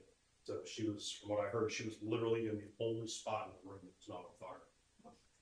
So the crews went in there and were able to grab her, get her out. She was taken to the hospital with smoke inhalation injuries, but aside from that, it looked like she'd make a recovery. So that was one of those cases where we had a true save. Well, I apologize, I think the chief yesterday, but, bad mouthing me because I think at the cleaning ceremony, I may mention that we hadn't had a house fire, structure fire in so long. And due to y'all work out in advance and doing things in the community, and now here with all the folks involved, so. Well, what happens in a lot of cases, we are able to respond so quickly that we literally will get the fire out and under control without, really before the rest of the units get on scene. Case in point, one of the fires that we did have on Saturday was somebody was discarding fireworks into a trash can inside the garage. The trash can caught on fire. And our crews were able to get there and put the can out, so it was confined to the can. It didn't spread to the garage or any other part of the house. We see that a lot with our responses. So, we completed promotional processes for getting the fire station 5 open. Right now we're going through another promotional process. What happened is we exhausted our lieutenant, our engineers list, so we're having to repost those so that we can fill the remaining positions. When we promoted the battalions up, that created some vacancies in lieutenants, and we're still trying to get the folks needed to do all this. So it's kind of created some challenges with us. We've been working through with human resources. We had to overhire on firefighters. We had enough firefighters to fill everything, and promotions took place. So a few challenges there we're working out as far as how we make that work with an HR system, but they've been a good partner with us as we've been moving forward. And just making sure that we have all these people there that we're able to hire. It's a little non-traditional. Typically, if we have like a lieutenant position become vacant, then we have to fill that position before we can go and hire the replacement. In this case, because of the number of positions we were looking at, I'm sure with the city manager's office that it was going to create roughly about $500,000 in additional overtime expense. So that's why we started doing this non-conventional method of hiring and bringing additional personnel on. So we have more firefighters than we're supposed to have right now, but once the promotions take place, all the numbers are going to go back to the be. Thank you for your foresight. So on our facilities, apparatus, and infrastructure, we are placing Station 5 into service, and we are just about wrapped up with the temporary fire station. I believe the date that we have set for that is July 27th to have that available for crews to move in. We're down to getting the water line hooked up to the building, and we need to get the sprinkler system installed that we have to have in there. So as soon as those things are done, we'll be ready to move in. We do have a contingency plan at the ARC if it's for some reason doesn't meet that deadline, and that will allow us to stay on track with the demolition on Station 2, so we get that part of the project going. We took delivery of a new pumper and a new aerial apparatus. The pumper went online as engine 1 and 2 last week, and the aerial is still in the process of being outfitted. We're looking at about 3 to 4 weeks before we'll have that road ready, and that will be going down to Station 5 as a permanent aerial down there. And we transitioned to 5-inch supply hose. That's in progress now. The new trucks that are coming in with 5-inch. And the rest of them, we are swapping that out. So to kind of let you know what the background on that is, we traditionally have carried 4-inch supply hose. You can get 1,000 gallons using the 4-inch and a 3-inch supplement line for about 600 feet. I go with the 5-inch. We're going to increase that distance to 2,000 feet, and in shorter distances, we'll be able to fully use the hydrant system that we have. We've got a lot of hydrants that will easily provide 2,000 gallons a minute or more, and it'll allow us, when we finally do have a large commercial fire or something equivalent to that, we will be able to tap into the water system that we have and be able to do a lot more than what we can with the 4-inch that we carry today. And it's also standardized everywhere else in Lake County. All the other departments are carrying 5-inch, so that's going to make us a little more interoperable with our response partners. Okay, we advanced the Fire Station 2 renovation planning and design. That's ongoing. So, like I shared, we did the 27th of the month. We should be on track with that as far as demolition. And they're estimating about 10 months to get that building to completion when we can move back into it. And we constructed a new training structure that's currently being constructed. It's a T-prop over at the training center.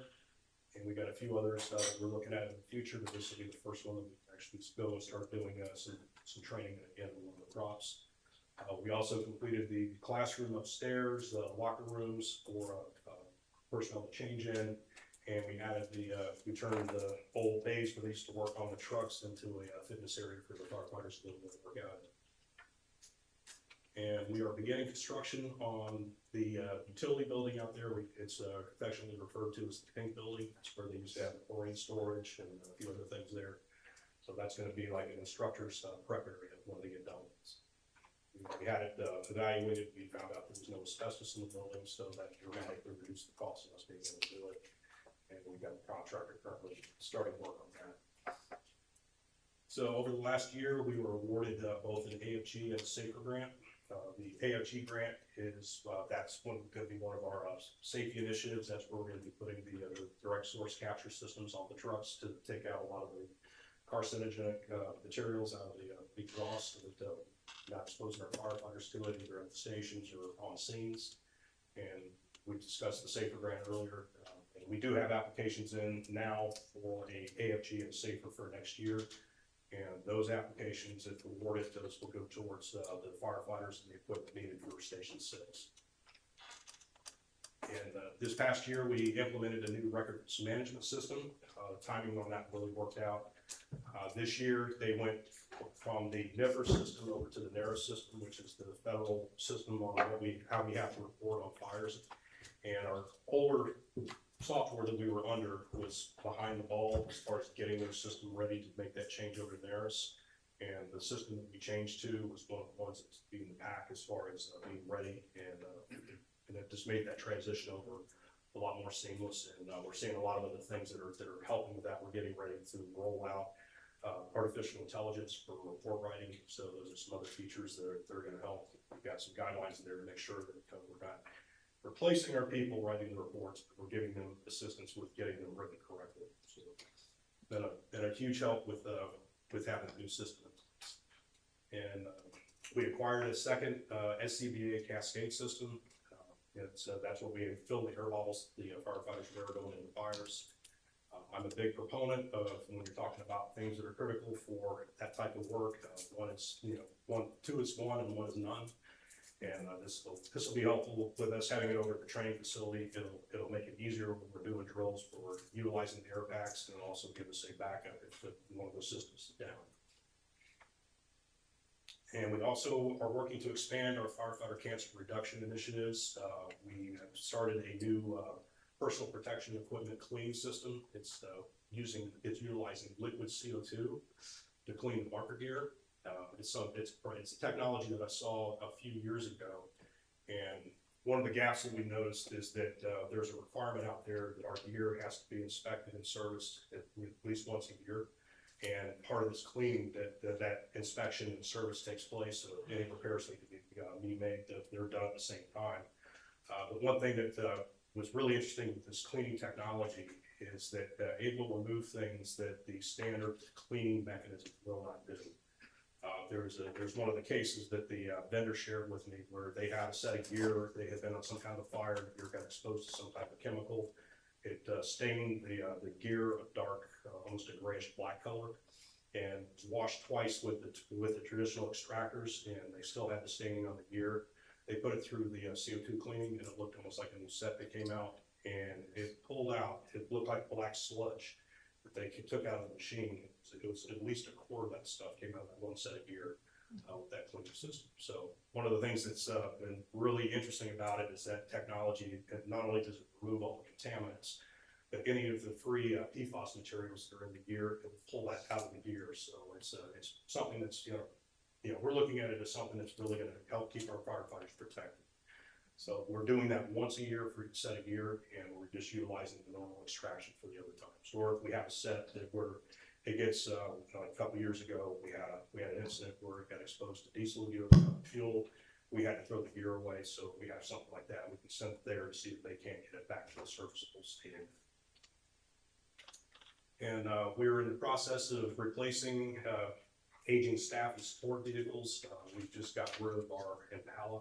Right, that's in process, so we've got a number of other vehicles that have just been too costly to keep around. High mileage vehicles, some of them that have excess of 150,000 miles on them, or they're 12 or 14 years old. So that's one of the other things we'll see in the upcoming budget. Chief, we didn't ever set you up on a replacement schedule on your vehicles? I thought we did that as well. We have it for the fire apparatus. We have not fully built that out for our staff vehicles. That's something that we're in process on doing. We're going around and surveying the fleet that we've got. Just some of the changes that we've had, it kind of threw some new wrinkles into things, like adding the second battalion. We had a vehicle that was the backup for the battalion vehicle, but now that we have the second battalion, now we need another backup for the battalion. So it's little things like that we have to adjust. But yes, sir, we are working on that. That's one of the things that we want to do, is that anything, not just vehicles, we want to look at generators and other things, and we want to map those out. Make sure that we're assessing those on an annual basis to determine the conditions, so that we can map out when we might think that we need to replace those things. So this is our current organizational chart. We are currently up to 116 full-time equivalents. 96 of those are personnel in the field, and the other 20, that's made up of administration, prevention, training, EMS, all the support functions that keep the folks in the field doing all the great work that they do out there. So in the proposed budget, we are asking for one administrative position. That's an administrative assistant. This is in response to some conversations that we've had with human resources and some of our other departments, and we're looking to have better coordination, the increased workload that's coming through administration.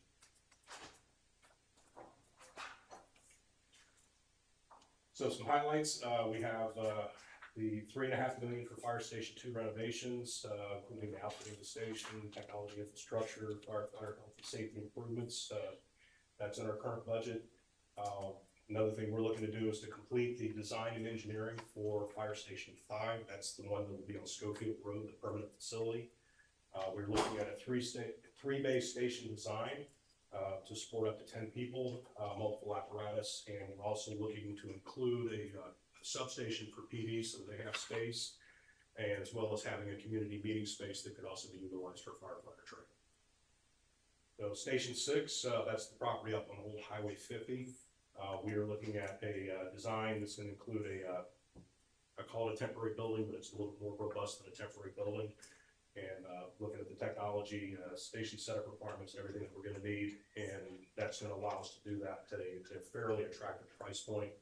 All in, we're looking at a little less than $1 million to get that station up and operating. And then we're going to be continuing the development on our public safety training facility.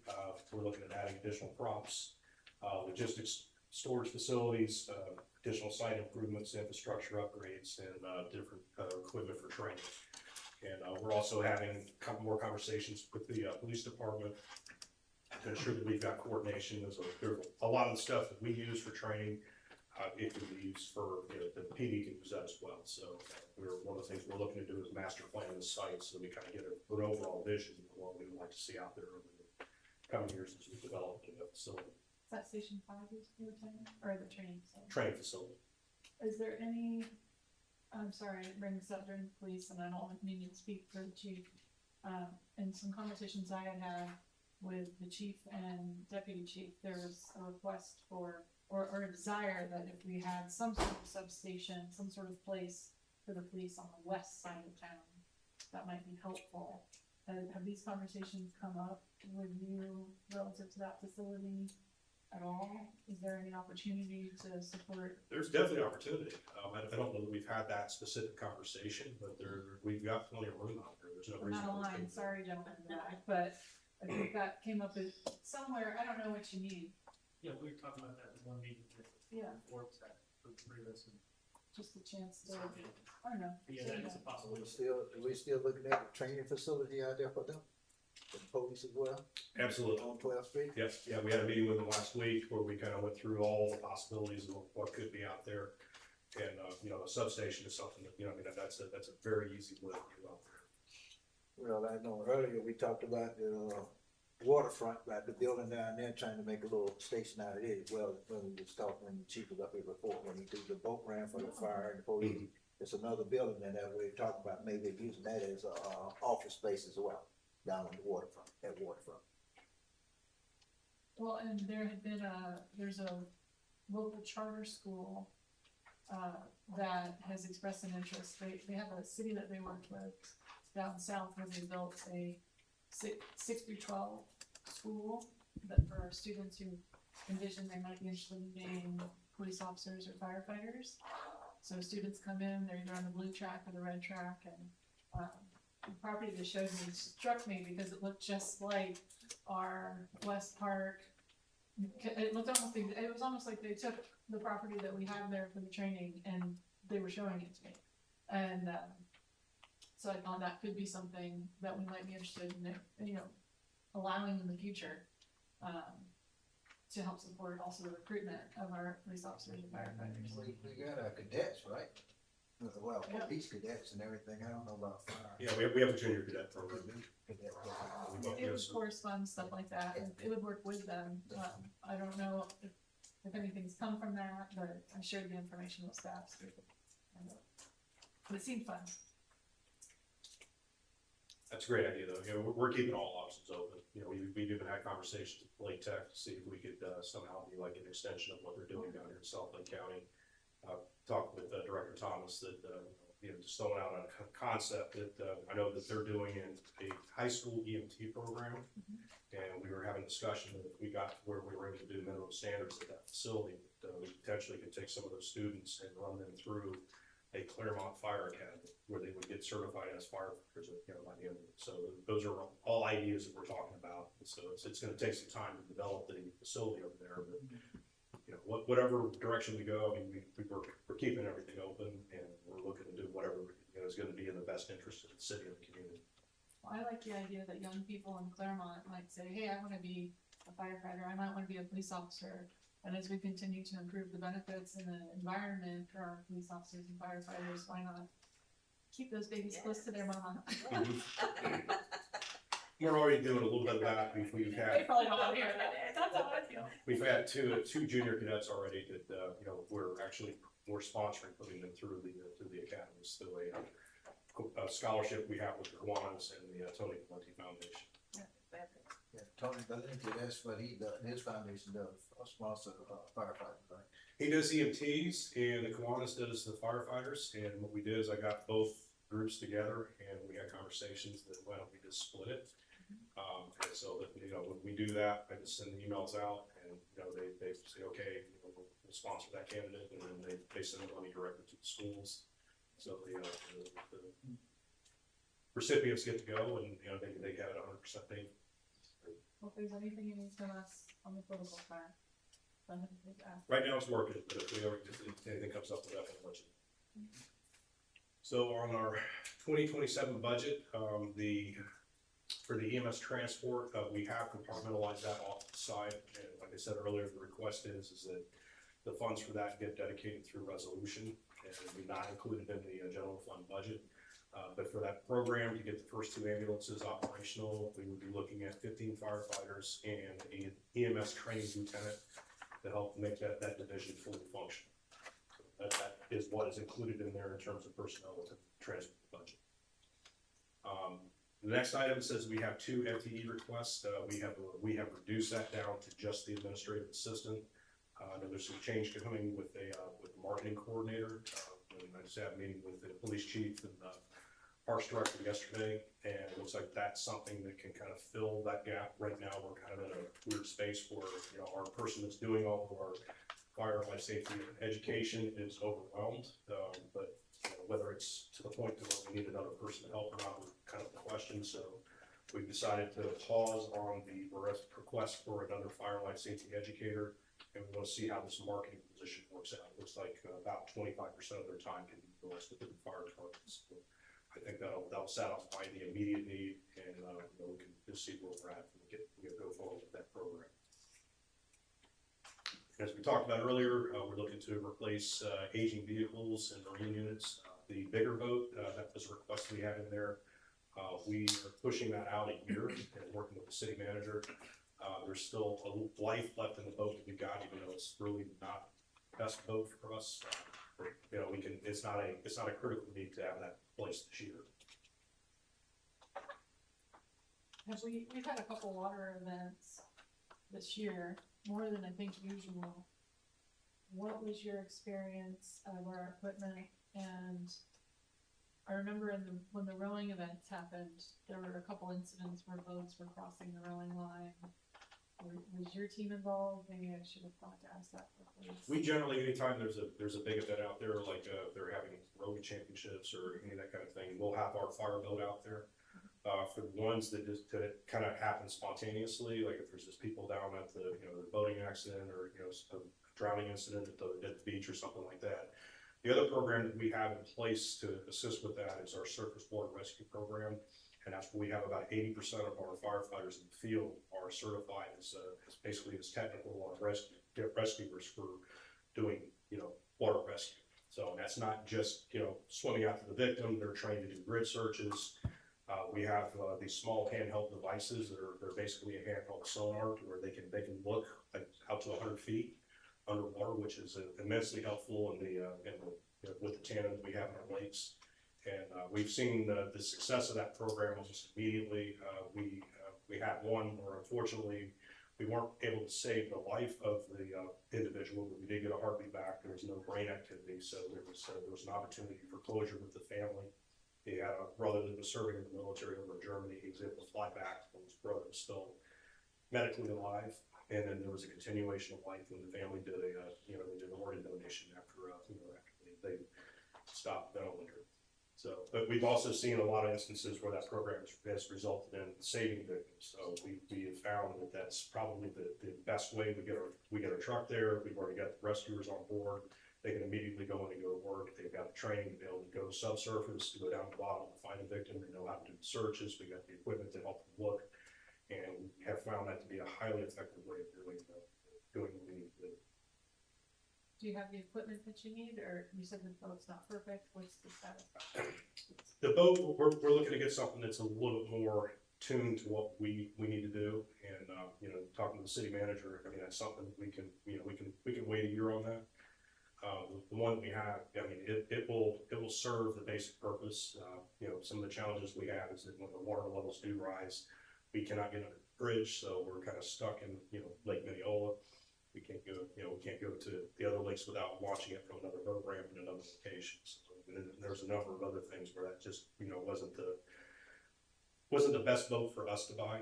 It's a good watercraft. It's just it's not the best one suited for what we do on the lake. Is there a chance to resell it and There is. buy what we need for the money? Chief, you want to speak on that? I know you've done a lot of work on it. I mean, I appreciate pushing it off. I appreciate the impact on the budget conversation.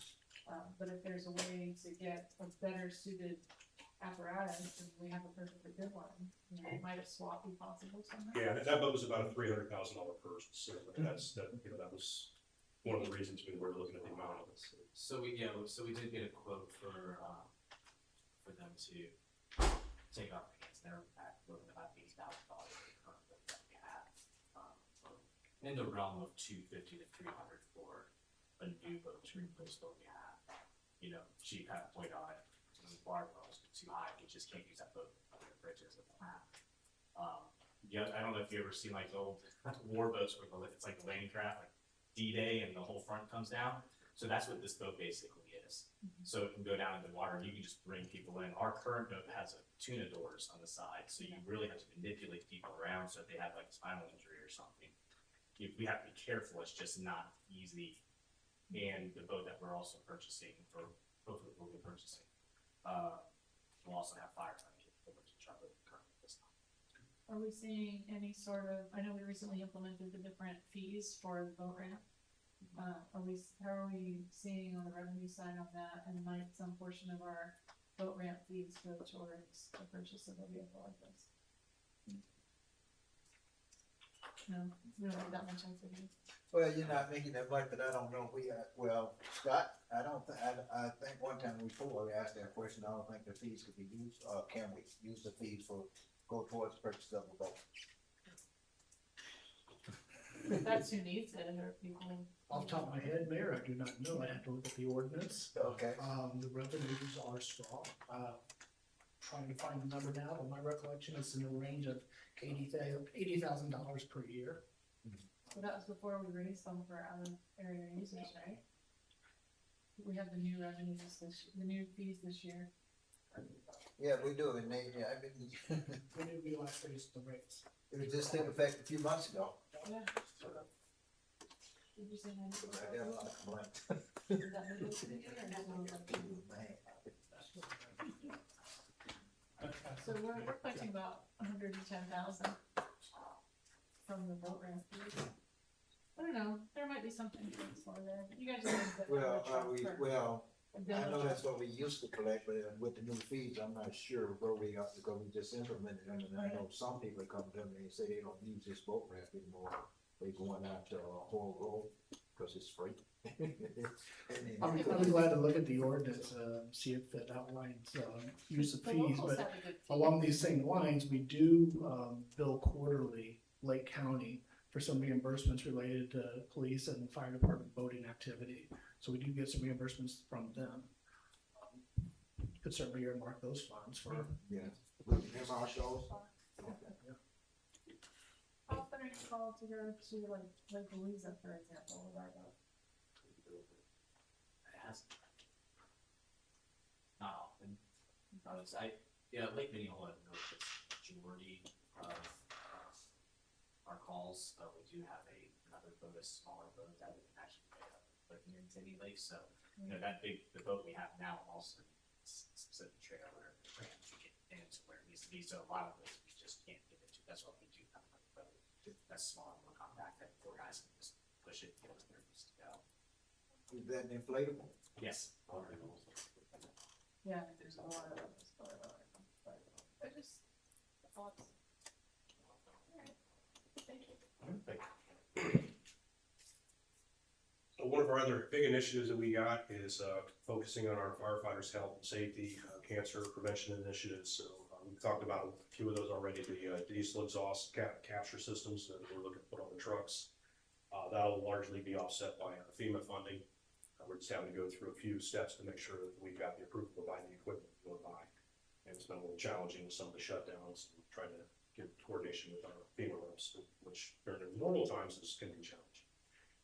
Some of the other things we're looking at is the decontamination that we talked about, as well as we've got some additional equipment we're looking to get at the stations, ultrasonic cleaners, those types of things. Looking at different respiratory protection systems I know we're looking at a different type for our prevention staff, understanding when they go out for a fire investigation, we still have to be concerned about ball casting within a structure.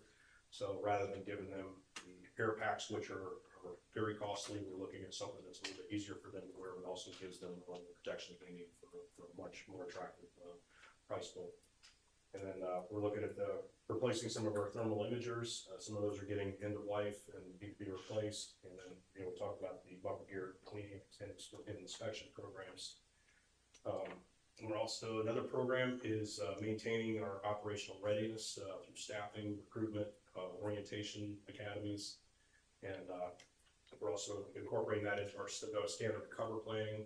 That's something that next year we're looking to bring in a team to do a trainer with our staff to effectively train them on how to write a good standard cover. And then now, once that's done, then the folks we have will be able to train the next generation that comes up. So it's kind of the thing will get us going with that. And then modernizing our technology and our workforce development initiatives. So some of the stuff that we're looking at, like the recruiting, that's something we're finding we're having to get very creative.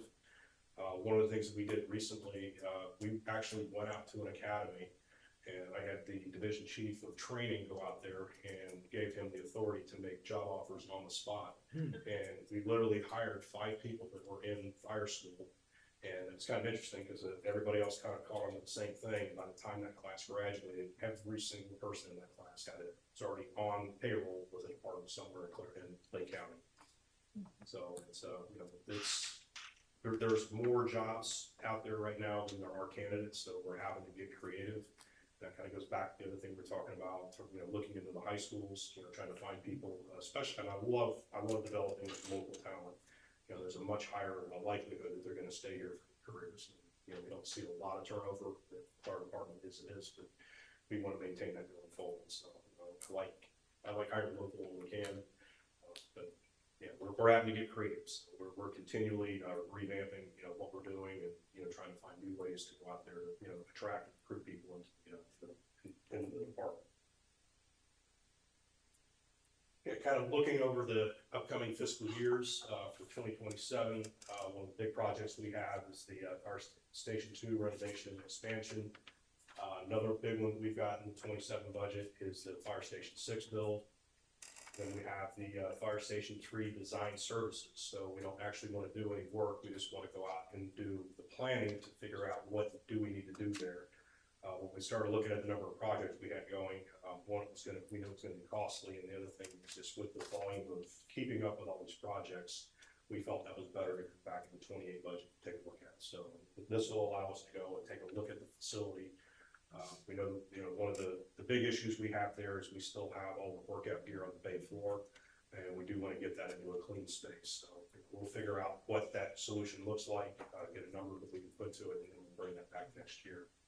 And then one thing that's already been talked about a little bit in 27 is we do have the fire department and the police department boat dock renovation.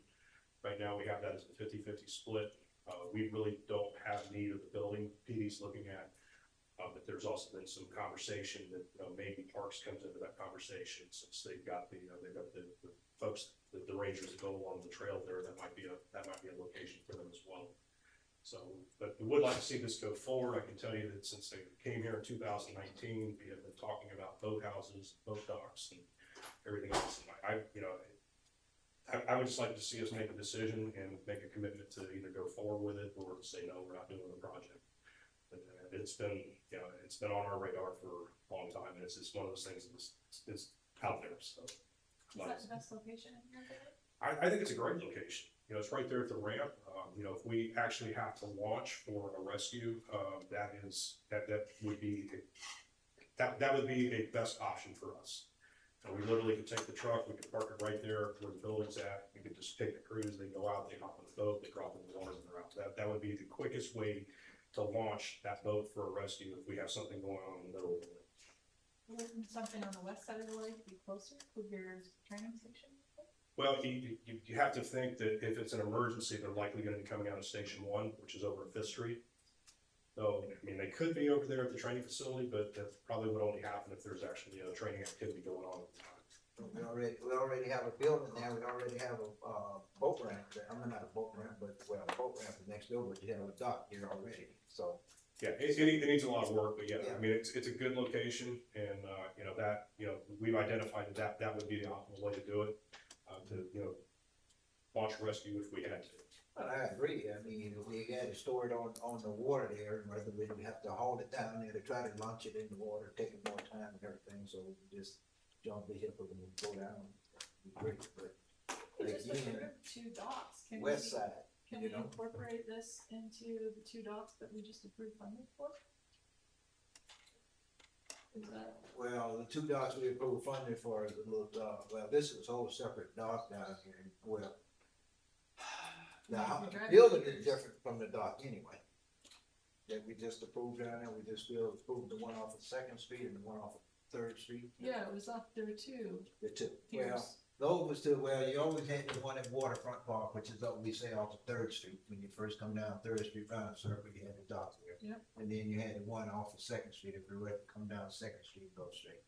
And this little boathouse, the little house has always been there. People have been trying to get us to, for years, ask the council that they can turn it into a rental house and Right. everything for all this stuff. But I think we've been talking for years about turning it into a boat dock and everything for fire and police. I'm just wondering if the two that we're already building can't be just expanded with a slightly larger footprint, and like, I'm just saying, we're already putting 2 piers in. Well, the one that's, we've been placing, a lot of residents utilize this. I think residents could, I think it could be designed, I'm not suggesting it would be designed so residents couldn't use it. I'm just thinking, I know driving piers is very expensive and it takes time for approvals and all those things versus if we just change the design of something that we have, that might be more efficient. Just putting ideas on there. Yeah, I mean, I'm just trying to get a picture in my head. I want to go out there and take a look at it because part of what I look at too is, you know, how easy is the truck gonna be able to access it? You know, because we're gonna need to park the fire truck, and, you know, there's gonna be a place to park without obstructing streets or anything else. And we have that at the boat ramp. I'm not saying it doesn't exist in the other locations. We just need to, you know, put eyes on it. Well, going to the pier, she referring me to you, you're moving closer, you're more in line with the resident people swimming and everything, where this is where the current adult house is at. It's a little bit more isolated, away from people as well, because it's closer to the ramp. But love the conversation. Yeah, well, I mean, I have no problem with it. I know when Chief was up here, he mentioned it as well. And of course, like I say, taking the house, we talked about doing a lot of things in the house, and then we're gonna take it and again, go back and use it as a substation as well. That we was talking about when Chief, Grayson was up here and all, so I can support that. So looking out to fiscal year 28, that's where we're looking to start doing the planning for our Fire Station 4 facility. That's another one that we have a number of issues there. We have not only the exercise equipment in the bay floor, but we also have the bunker gear stored out there. That one makes sense to push that out because you know, that they're probably need to have a talk with the county since it's a shared facility and their folks are out there as well, and see how that's going to look and, you know, who's gonna pay for what, who's gonna be responsible for maintenance and all the other things. And then, station in fiscal year 29, that's when we're looking at, doing the planning and for the renovation on Station 1. We know that's gonna be a pretty extensive project. We're not only looking at doing the side for the firefighters, we've been able, at that station, at least we've been able to get the exercise equipment off the bay floor, but we still, excuse me, we still have refrigerators around the bay floors. We still have bunker gear that's not being stored properly. So those are 2 things we're looking to do there. And then we're also looking to basically redo the admin, get rid of all the partitions and completely remap the space there. The way it's set up right now, it's not very efficient for doing the work we need to do as far as running the departments. So we would like to see that space get maximized so that we're getting better use of it. When was the last renovation of Station 1? I don't think it's ever been renovated. Aside from being added on to, I don't know that we've ever actually done a renovation ever. I don't know that I can recall. When was it built? 99, they opened. It's even 20 years old. Well, we added something to it, but I don't think we. Yeah, the admin was added. Initially, the admin, you know, worked out of the side where the crews are now. When was that? When they opened in 99, you know, where administration is today is a completely new building that was added. And that was what, around 2010? I thought it was 10, 11. 8 or 9. Okay. 08 or 09, the admin was added. And when was rebuilt? That was about 20 years ago. It wasn't a rebuild. It was the first permanent fire station. Station 1, yeah. No, Station 3. Was it? Chief, come on. Yeah. Chief Luganville, he's, Station 3 hasn't been renovated at all, has it? Station 3, no, ma'am, other than the ACs. And then there was, remodeled for mold issues with the ACs. And And it when happens was it every built? couple of years. It was 05, wasn't it? 05, 06? We've had it done a couple times now. No, the building itself. Oh, the building was done after 05. I wanna say it was closer to 2010. Oh, I thought it was 7 at that. It might have been 7. Yeah. It was, I remember Station 3, the portable that we were in was just after I got hired. It was 07. Okay. It wasn't for the whole time. Okay. That's fine. Okay. Pushing 20 years on all of them. Well, one another problem was when we first built Station 1, we didn't have much land there. So we had to acquire some more land there. It was still Friday playing and everything, no more. That was before me. I came in 05, that's what I mean. I can tell you all the people we got all the land from, but we were limited on the land, but it wasn't shortly after we built it, we was able to acquire some more land, we was able to add administration, but they hadn't really been renovated. Well, and for purposes of, looking at having 6 stations, when McKinnon Groves comes at 7, 7 stations, if the stations are each lasting 15, 20 years before they need renovation, I mean, we're looking at realistically now, we've been talking about vehicles, but now we're talking about building renovation on a cycle that we need to be paying attention to. So I mean, that's something I would suggest moving forward, we start maybe allocating. Like, one of the things that struck me when we made the change to the plan for Fire Station 2 was because there was debt service in the budget, there was $1 million in the budget for debt service. Well, if we just continue to put $1 million in the budget each year to go towards capital, then as we need it, we don't have to do a bond and debt service, we can just pay it and fund it. So it's something for us to, I think, be thinking about, because as we're looking at this and going, oh yeah, it's 20 years. Yeah. They're all pushing that 20-year mark. 20 years mark. And some of that too, when we're designing the stations, we can plan for the future a little bit and avoid that high, big ticket item. I'm sure they thought they were planning for the future back then too. No, it was. we did a lot of building for the present. You just say no. No, it wasn't. Because that's one of, when we raised the thing, when I came in 2020, we had no funds available to do any of that, and that's what we had to look at. How, and we knew we needed to do station 2 and everything, but how you gonna do it without going in all this debt service, and everything, And I was referring more to, like, now we're more aware of not having equipment on the floor, aware of the effects of the percentages, all of those things. Like, those are things I don't think Get more knowledge. we were aware of as a society 30 years ago. Yeah, it wasn't, of course, we've taken care of a lot of that stuff, and there's still more to be done, so. So going into our capital proposals, I'll go through this quickly here. We've talked a lot about the firefighter health and safety. That's going to be one of the big themes that you're going to see in there. The training facility and equipment, we do have some money in there to take that to the next step. Technology rescue and water rescue equipment, we've got things in there to expand those programs. Thermal imaging replacement program, that's one of our programs we've had in place for a few years, and there's a few that we need to take care of this year. Reserve 107, this is our last reserve truck that we're outfitting.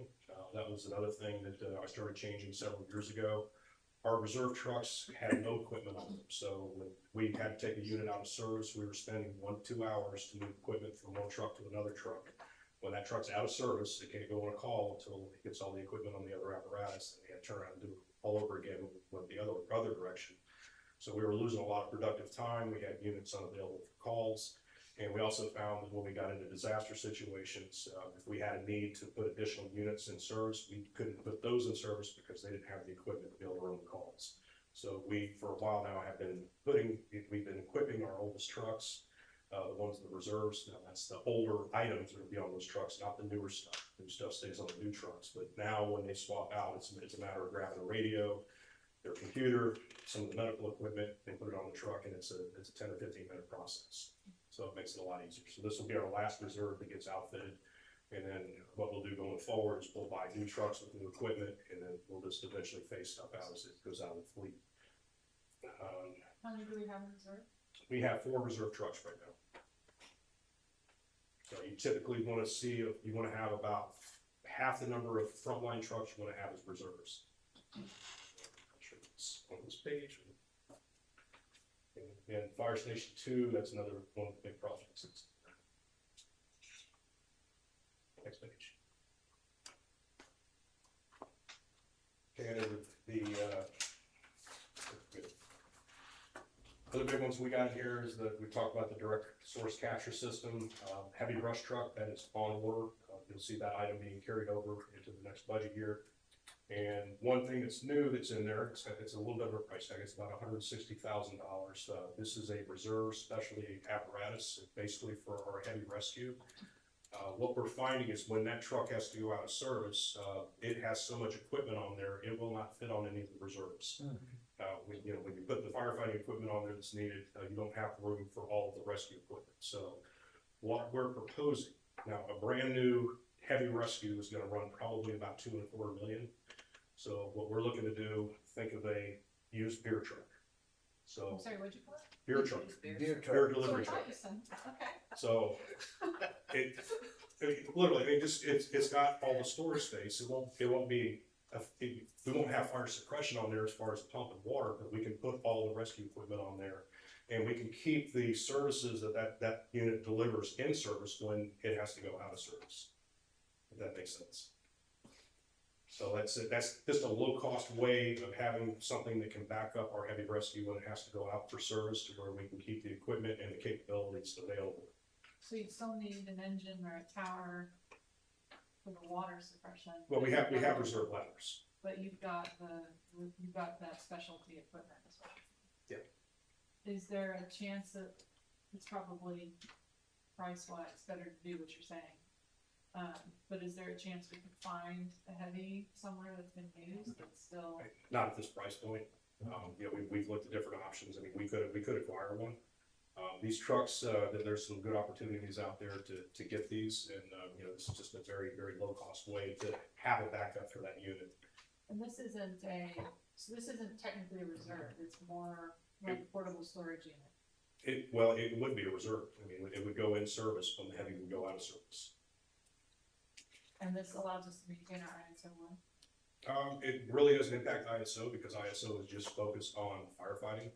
And what this truck is designed for is all the other, the technical rescue disciplines, the confined space, high angle, heavy, complex extrications, all the other things that we can run into. What page is this on? That one?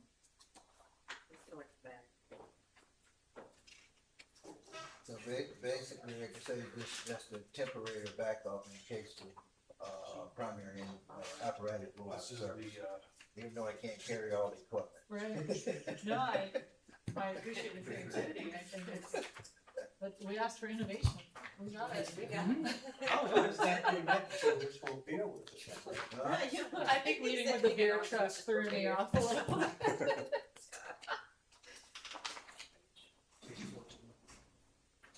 14?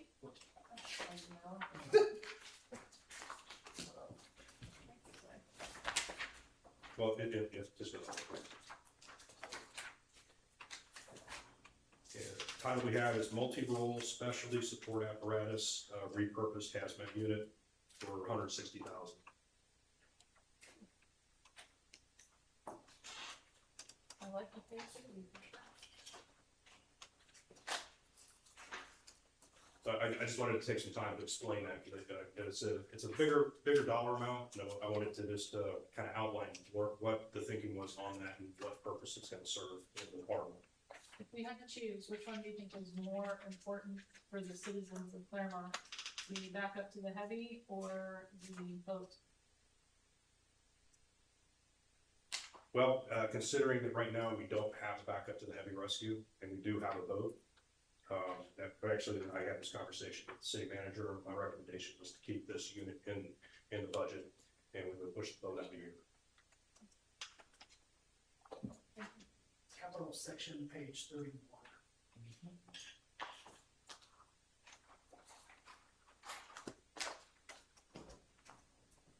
Was that the picture? No. They're all of them are right underneath. Okay. Oh, sorry. So this is the multi-role specialty support. Okay, great. Thank you.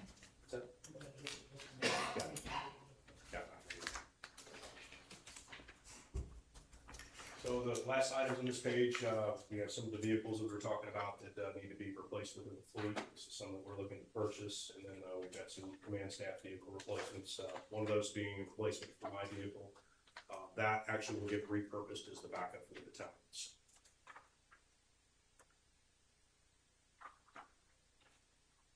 Okay, for the fire training facility, looking to do more to develop the site, just with, getting some more infrastructure out there, getting some training costs built. We talked about refurbishing the fleet building and renovation of the pump house and the storage train storage and, and a briefing facility. And we're also looking to do a drill prop container project. That was previously approved under fire impact fees, and those are using the basically modified shipping containers to build that. And then also looking at the security infrastructure for the site, redoing some of the fencing, some of the boundaries and whatnot out there, having a access control gate that allows access for anybody that needs to go out there. And then looking out into 28th, so we're looking to do a classroom expansion and a multi-story drill tower. That also would be done with shipping containers. So EMS transport, I know we've covered this in a lot of detail, so we probably don't need to go through this too much, but this is the capital proposals underneath that project. And then this is the fiscal summary. This is looking at all of our different, the fire, transport, and this is without transport being included in there. And we're showing a shift from the current budget year to next year. It's a increase of 8.5% to the total budget for the fire department. Also like to point out that there's a number of items in here that do have a pretty hefty price tags that are one-time projects. You'll see it in the operating expenses, and when you look at what those items are, they feel more like a capital purchase, but they're below that $5,000 threshold. And a lot of that is from outfitting and reserve apparatus and getting fire stations outfitted, that sort of thing. So those are things that we don't have to come back and buy again next year. So those, we'll always have some in that purchase area, but this year with some of the projects, we've got a much larger amount. So that's contributing to some of that increase that you're seeing in operating. But we also, for capital outlay for fiscal year 26, we're not gonna see anywhere near that number, right? Because we haven't spent close to that. Like 2 didn't get off as we expected, 5 didn't, so I think, are a lot of those gonna be moving in 27? Yes, yeah, majority of the capital expenses like fire station 2, some of that is reappropriation. There's about 700,000 vehicles that are getting reappropriated, 150 from the training facility. So a lot of these projects are splitting fiscal years. So we're just rebudgeting them in fiscal year 27. I mean, we were midway through and we had about 1.5 in capital outlay as a midpoint. So since March, have we really spent much of our capital? We've taken delivery of the new pumper truck. I can get you guys a total of like what we spent between March and the current fiscal year. And then some of those requisitions are still open because we're waiting on additional equipment to arrive. But if for anything we've anticipated delivery before the end of the fiscal year, that has not been budgeted for fiscal year 27. But this is obviously the budget, is what I'm saying. Because I think, when I look at this as a citizen, I go, okay, we're spending a lot on capital, but I think the reality is we contemplated 2 and 5, and those are gonna roll over into 27. Correct. And we bought the trucks for 2, but we haven't bought the trucks for 5. Those are gonna be in 27. Truck for 5 is bought, not a truck for 6. Excuse me, yes. No, And you then were reading my mind. we applied a grant for the truck for 6. Okay. And we've gotten some grants already for some of this expenditure. Correct. We got the safer grant. One of the things we're asking the budget for is the direct source capture. That's just so we can expense the grant before we submit for reimbursement. We've applied for grants for renovation to Station 3. We're still waiting to hear back to see if that comes. We asked for $1 million on that grant. And then we have the opportunity next year to apply for AFG and safer to tackle some of these capital projects. So Scott, when we come to the next, are we within 45 or 60 days right now on reporting? Yes. Which one is it, 45 or 60? So, 60 is our stated goal. But we've been there, we were getting close to 45 at one point. I'm wondering if next month we could get an updated actual for fire? Cause I think the budget is throwing me a little bit. mean, if we end up with 3 million that we didn't spend in capital, Yeah, the Q3 report would, on our traditional schedule, be presented to council at the second meeting in August. that'll help. Okay, thank you. Thank you. Yeah, Chief Council just reminded me of one other thing. I know we talked about it in the presentation for the transport, but there's gonna be 1.5 million left in that account in the year. So that money is gonna be available to go back into fund balance or over into the allocated amount for the transport project or whatever you choose to do with it. Yeah, I know this one's a little trickier, that's why I kinda like the parks, I wanted to see the revenues. On this one, I think seeing the actuals will help us and the public see what we're working on, how these numbers are moving around, rather than just the budgeted numbers. Yeah, and we did a lot of work. I mean, we went back and we looked at a lot of things, and, you know, we knew that with hiring additional firefighters, things like training was gonna go up. We went back and reevaluated this, you know, how we're doing and what kind of training we're doing, and what we actually ended up with is, even though our training budget increased, we saw a reduction in the cost per firefighter on the training because of, you know, some of the efficiencies that we built into the system. So, you know, just sharing that we went through a lot of functional areas to make sure that we were being as efficient as we could as we were going forward, knowing we're growing and there's gonna be a lot of ripple effects with putting additional staff on the payroll. Well, and so the staff doesn't strike me as much, that feels very logical, the growth in staff. Operating is double from 2025, and then we talked about capital, so we know what that is.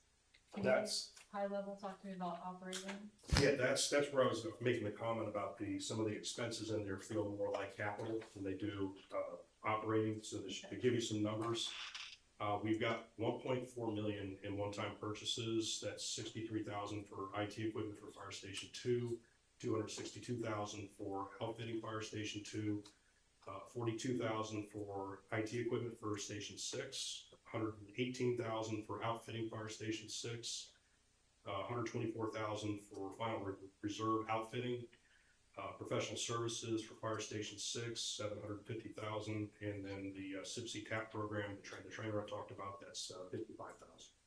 So I think like you were talking about Parks and Rec, it would help me and also I think the public to be able, this is more for Scott, I think, than it is for you gentlemen, is to be able to see what's related to the new 5, what's related to the new 6, to some extent what's related to 2, because that's a once every 20-year expenditure, so that we're all understanding what is this kind of once in a decade expense versus what's normal operating.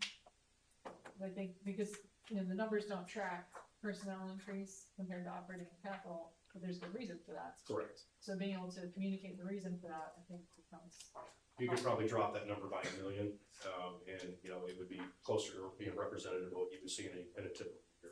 That's what, so we can say, this is 5, this is 6, this is the 2 renovation, these aren't normal, but they're normal in the context that we have capital buildings that we need to maintain. And that's exactly why we broke this out, you know, looking at a 23% increase in operating expenses, when that's really not the case, because you're not gonna have that 4.5 coming around every single year, and, you know, in perpetuity that, you know, we've always gotta pay for it. Yeah.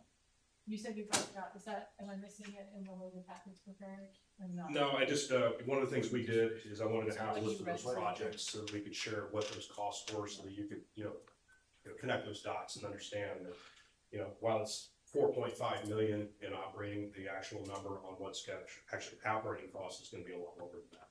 Exactly, that's what I'd like to be able to communicate to the public.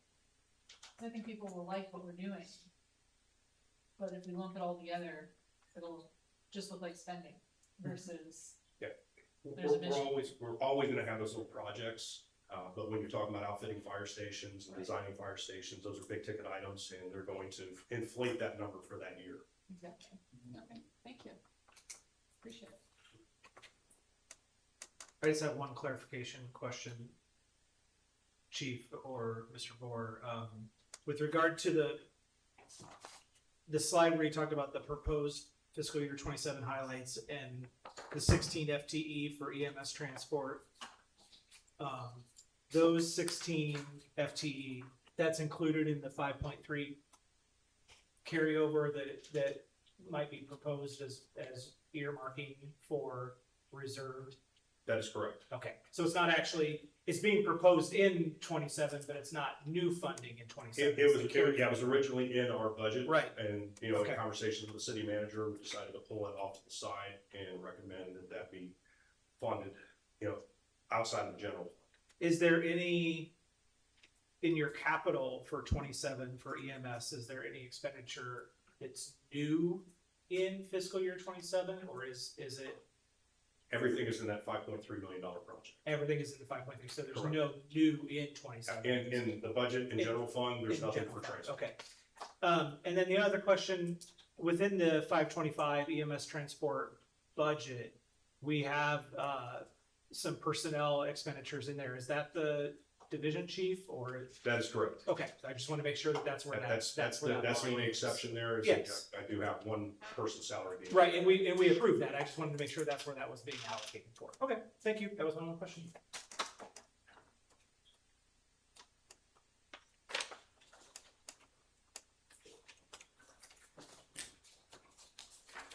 So just one thing to share with council, I've already had some conversations with the city attorney, talking about our application process and, how we want to be positioned to approach the county for that request. And through that conversation, one of the things that we identified is that by having a resolution that is basically funding that program, if we get it off the ground, we felt that that would be a strong add to our case when we go to the county to make that request. Another thing that we're going to do is to get with procurement and have the RFP out there for a medical director, just so that we have all these pieces in line and we can go in there. We've got the plan.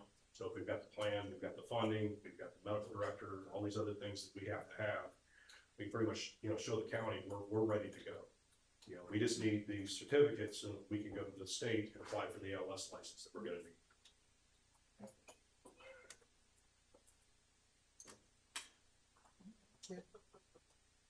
Please. Okay. I mean, I'm very impressed with the way you're handling this whole situation with, planning ahead, making sure that, it's almost like a game of chess. That you're making moves, anticipating that there is an empty space there, but you have something that's gonna be going right into that, so we're not gonna be vulnerable there.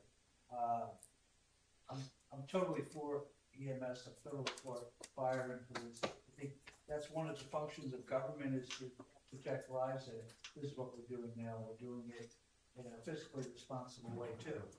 So I'm just want to say I'm totally. I think we're doing a good job, and I think we're going ahead, and you're anticipating the moves that Lake County might do, and we're going to stay on top of that so we can move rapidly then when the time comes to get this done. And we're seeing a lot of advantages for us as well, outside of the transport piece, conversations about Station 6 as to how we proceed with that. One of my recommendations so that we can kind of do a phased approach on how we get that station up operating, and regardless of whether we're doing transport, we could still put what we would call a, quick response unit. Right. And, so we could, get some firefighters in that location, get it operational, have them available for calls, and whether that's a transport unit or non-transport unit, that's another conversation. But it doesn't necessarily have to change what we purchase and what we put in place. I love the idea, and I realize the conversation's usually around transport and that the county comes into that. But I want to be clear with the four of you and the staff that I love the quick transport units as a way to get paramedics to the citizens quickly. And they happen to be firefighters, so in my mind, it's great. You're getting the best of both worlds. And so the fact that we can, correct me if I'm wrong, but depending on the apparatus, we can get 2 to 3 quick response units for the price of 1, depending on the apparatus. Yeah, it'd be 2 of those to 1 engine. It allows it, but if we need a heavy, you're 3 or 4 transports, right? So, or ladders. I mean, we need the equipment we need to fight fires. There's no doubt about that. But when 80+% of our calls are medical response, I'm fully supportive of, I'd be very interested in seeing what it would look like to get 4 rapid response units or quick response units so that we could move at stations where we have 2 apparatus, find 2, move 1 to the new 5 and 6, and then backfill the 2 now missing apparatus and the 2 new stations with the quick response units, And now we can, if that serves the public, you know, the chief's opinion, but I would be I would almost enjoy seeing another version of the budget that includes that, because it allows us to save money on the firefighting. And so that's just opening stations and having 6 people working instead of 4 people working, or 2 people working, so that, rather than 8 people working at each station. So it saves the citizens the money, but they get the benefit of the quick response. And we also now have 1 or 2 apparatus spread throughout the city in the event of a fire. So I see it, yes, transport is part of that, and it creates the opportunity where it's a logical extension of that. But to me, it's all about the 6-minute response time. Right. And I still, as I sit here and we have a 9-minute response in Verde Ridge, and I consider how many homes are there and how much they pay in impact fees and don't have a police station or a fire station for what they've paid, it feels unjust. And so I can't undo whatever led to those impact fees being used on other projects, but I do feel like, as I sit here, I have influence over, can we get a quicker response time there? And can we do it, how do we do it cost effectively? And I think the quick response units are a great solution to doing it cost effectively and effectively. Yes. So for me, it's not just about the transport as much as it is getting the quick response. So I'm in support of those units, whether we have transport or not. So I want to. And I'll point out too, that it does not mean that they do not have firefighting capabilities. This means that they have limited firefighting capabilities. So the people assigned to that unit, they will have their protective equipment, they'll have their air packs, they'll have a set of forcible entry tools, they'll probably have like what we call a wet water extinguisher, just a can with a couple gallons in there. So there is some level of effectiveness with that. And we've seen it, a good example is Orlando. That's the model they use over there, and some of the folks that ride on those ambulances are some of their highest decorated employees because of the number of rescues that they've been able to make. Just getting to the scene quick and just going in and doing a quick snatch and grab and get somebody out of the house. Those kind of things can happen. I think it's great. So you have my full support on it. Yes, mine too, and thank you all for what you do for us. Thank you. Appreciate you.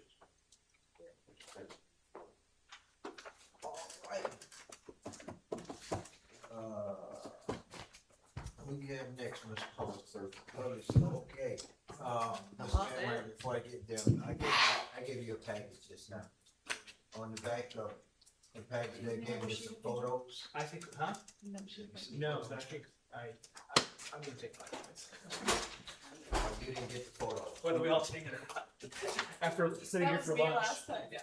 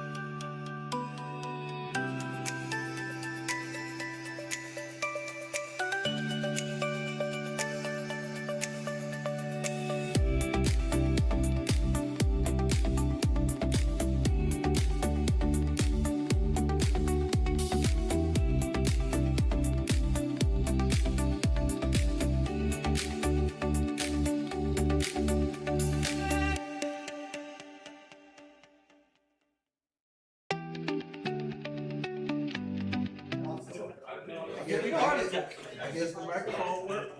I guess it is, that was kind It doesn't matter.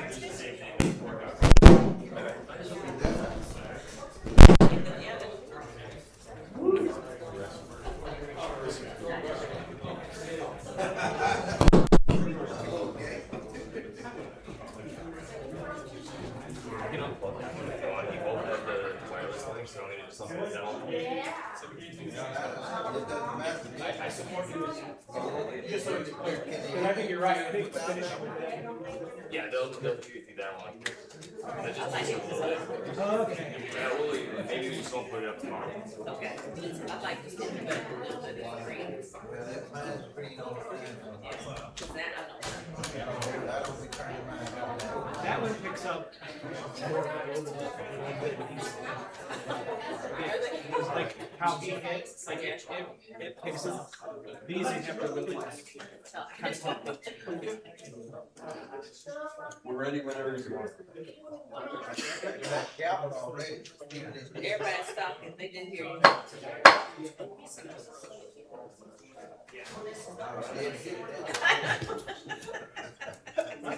Whatever gets people's attention. I hit it before, it made so much noise. It did. That's to me, sorry. Get their attention. Yes, sir. We're ready for you. All right. Well, we have had numerous requests to keep this as short as possible, so we do exactly what we can. Thank you. We can be done if there's no questions. Yes to everything. Yes, yes. It might be. All right, our current year review. We finished construction of the wastewater treatment plant expansion. We have purchased property off of Old 50 for an alternate water storage. And that came through funding through grants from the state legislative appropriations. We continued a pretty aggressive program on road improvements. We have replaced 2 and are replacing 2 more piers to give us a grand total of 4 from the hurricane damage we had. We have a very unique grant from the state to replace sanitation vehicles, in which they actually are going to pay 100% for 3 vehicles, which is State. yeah, which is unheard of in my universe. It has something to do with a lawsuit from Volkswagen, like air quality improvements. So the age of the vehicle is the most important thing. We are replacing very, very old vehicles in the department with 3 more clam trucks, which will bring our. There's no way that's true. That'll bring our hurricane cleanup capabilities to 10 vehicles, which will really help us quite a bit. We also implemented impact fees for sanitation, which is long overdue, so that's going to give us the opportunity into the future to pay for things off impact fees.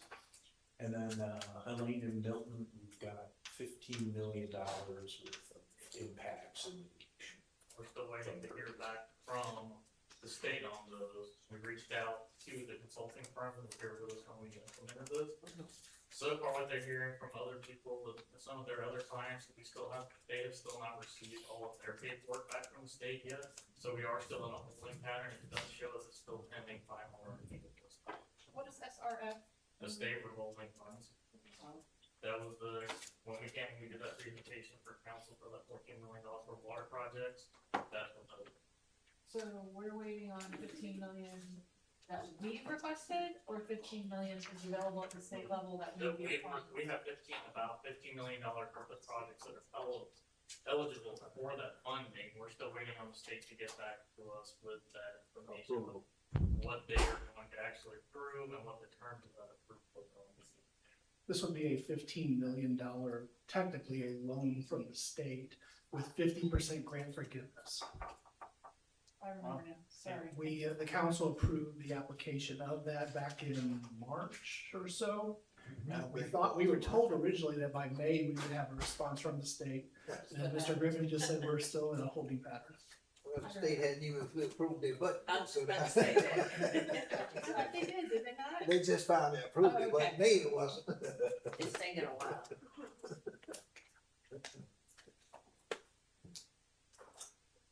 All right, our department is split into two distinctive halves, utilities on one side, general operations on the other.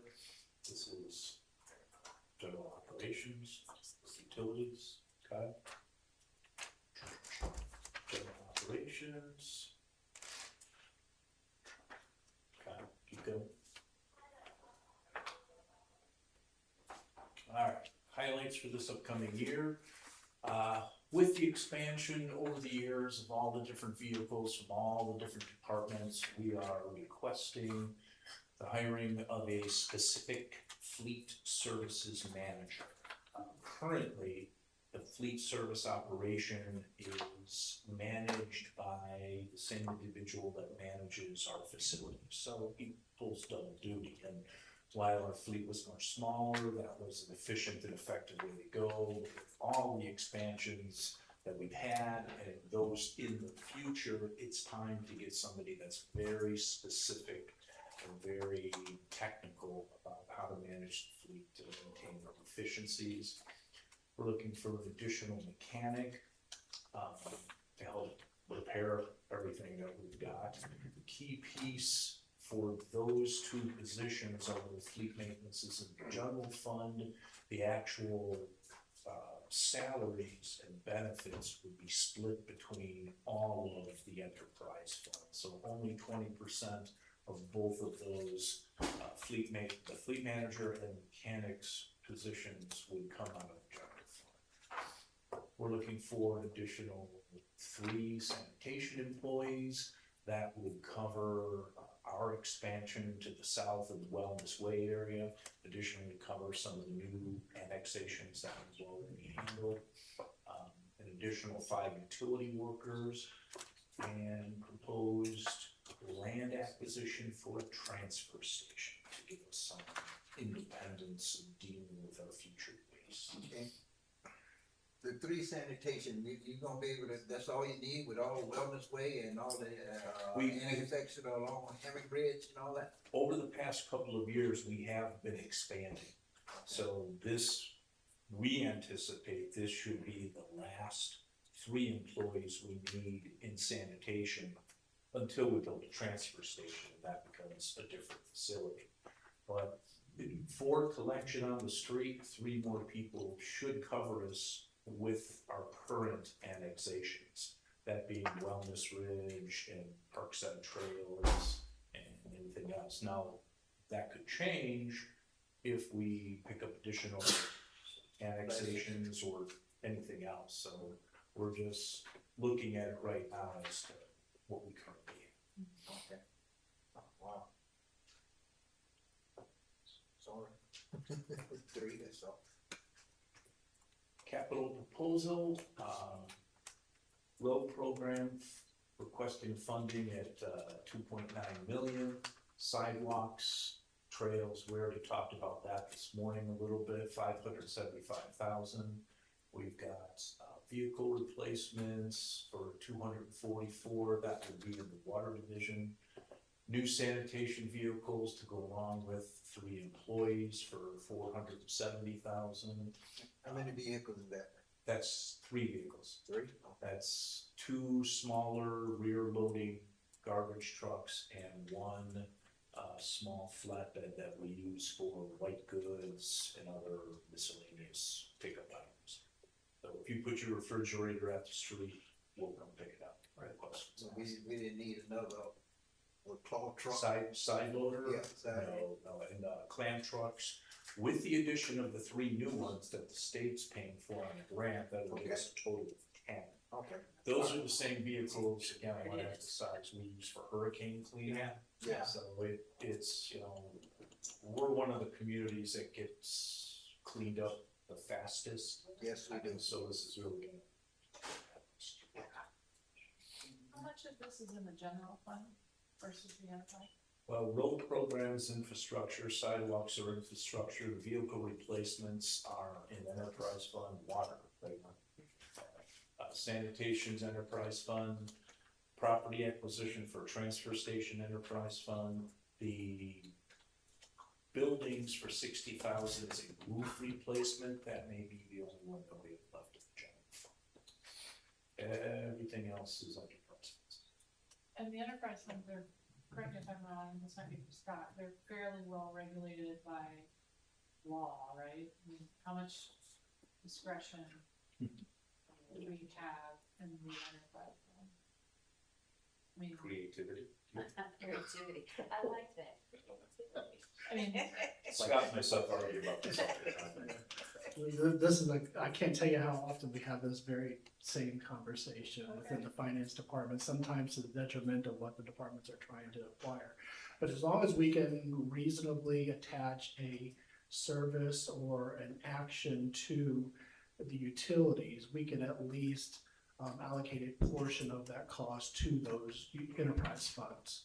are any of these capital or debt service related, or is this all cash flow? These are all cash-based. We didn't include anything with the SRF because we're still in a holding pattern. This is all cash. And on page 75 of the budget book, you can see exactly the response to your question about how much of that is general fund. That is, this table here on page 75 is a summary of all the general fund public works divisions. And as you can see at the top, $60,000 of all of this is capital within the general fund, which is the buildings.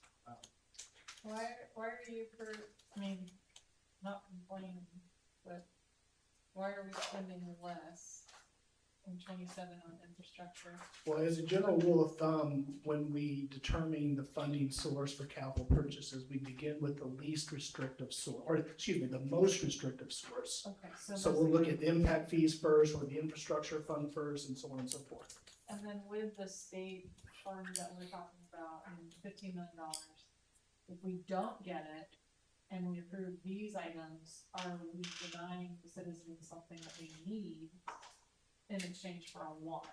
Or should we be earmarking that 15 million?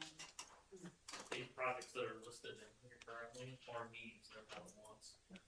So for instance, one of the ones that would be eligible for that state revolving fund would be the storage tank in Crater Hills. That's a requirement that we have that in there, because we're already near peak demand, seeing that storage tank start dropping lower. So it's always been in our budget and our capital plan to replace that with a larger tank at that site.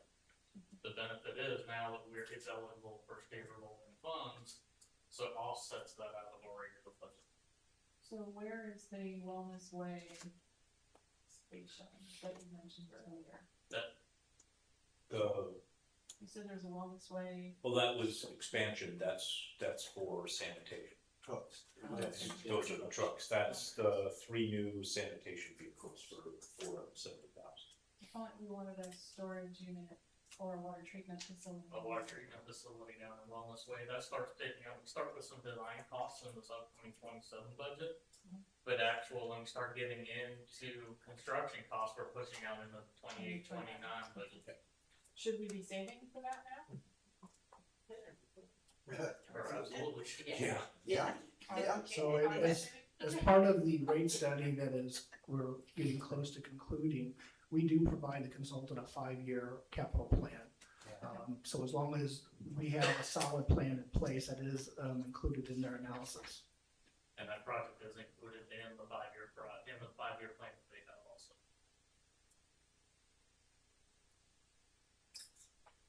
Of course, what are we looking to put down there?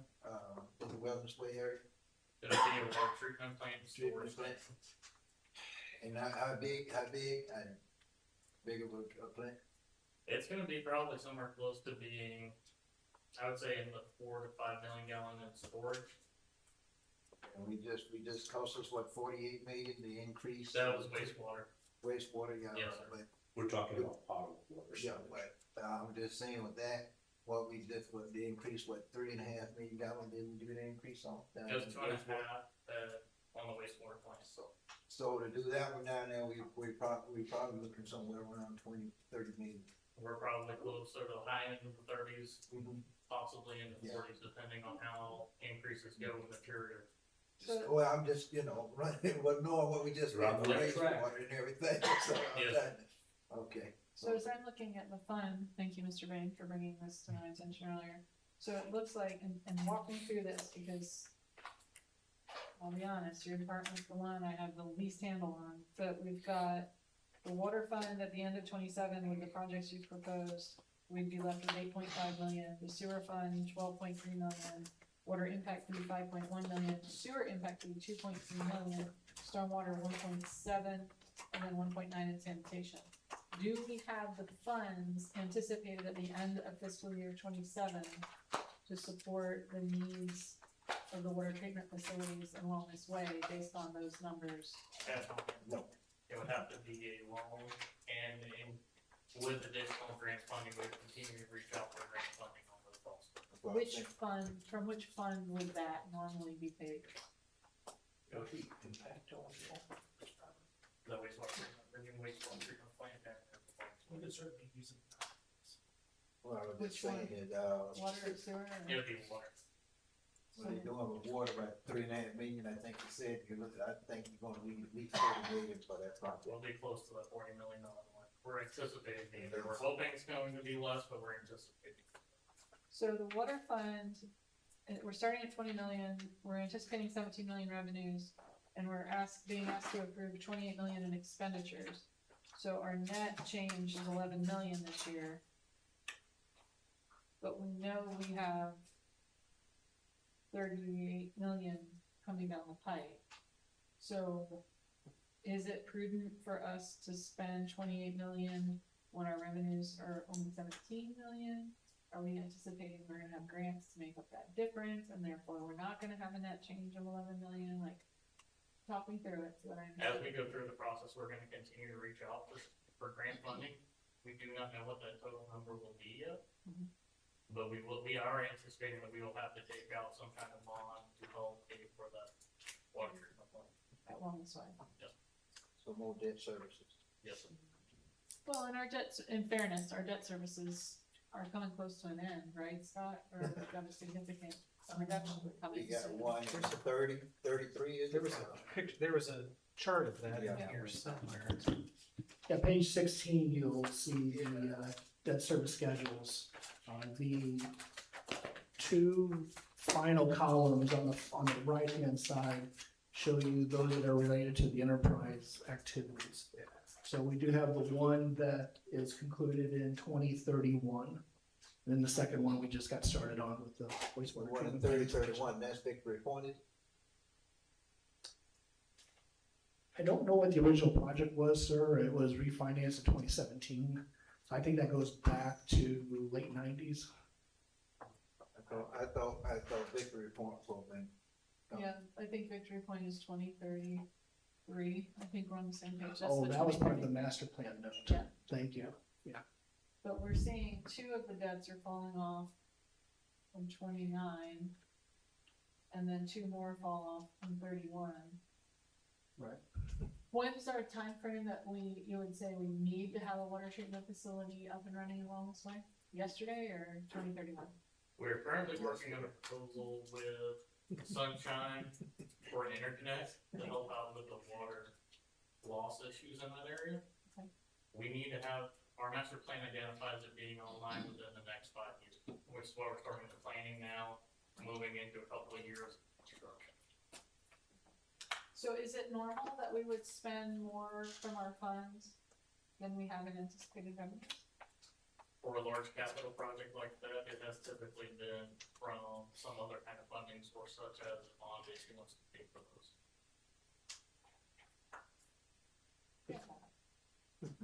Do we typically do something, well, they're gonna get upset with me, but I have to say it. Do we typically do something like an NSTU or a special fee? I know. Here's my question, and maybe this is for Scott. Did the people in the Wellness Way pay enough in impact fees did they pay $38 million and would it be water impact fees? Wastewater Goes to treatment? water. Do we know how to figure out what was paid by the residents down there in impact fees? I would have to defer to the building services department. I don't know if we could identify the location of the payment history.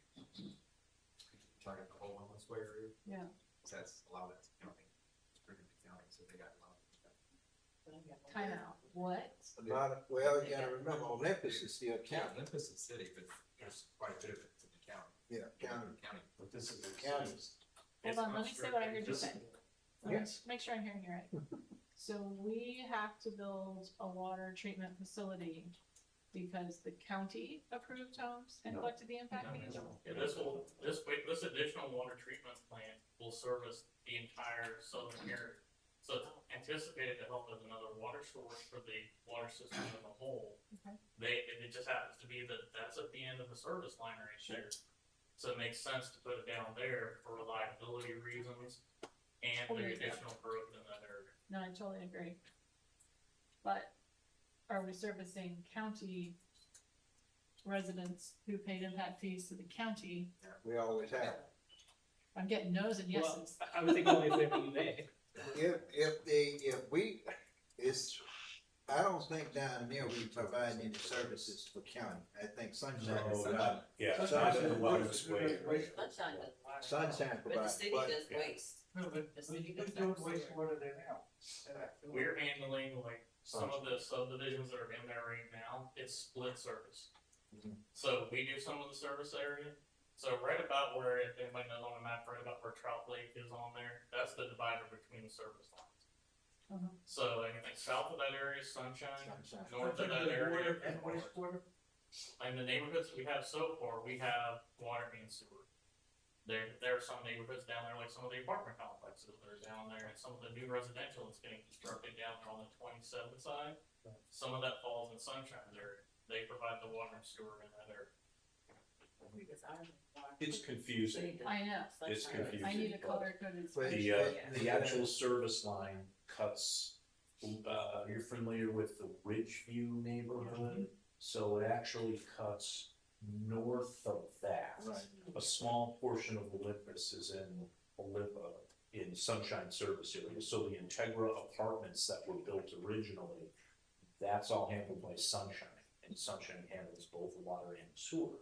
The new David Weekly single-family home that's being constructed right now, there's a portion to the north that was going to be in our service area that Mark's talking about, but that didn't make any logical sense, so we have an agreement with Sunshine that they'll take care of that. But then all of Olympus proper is handled by our utilities. All of Wellness Ridge is handled by our utilities, and all of Parkside Trails is handled by our utilities.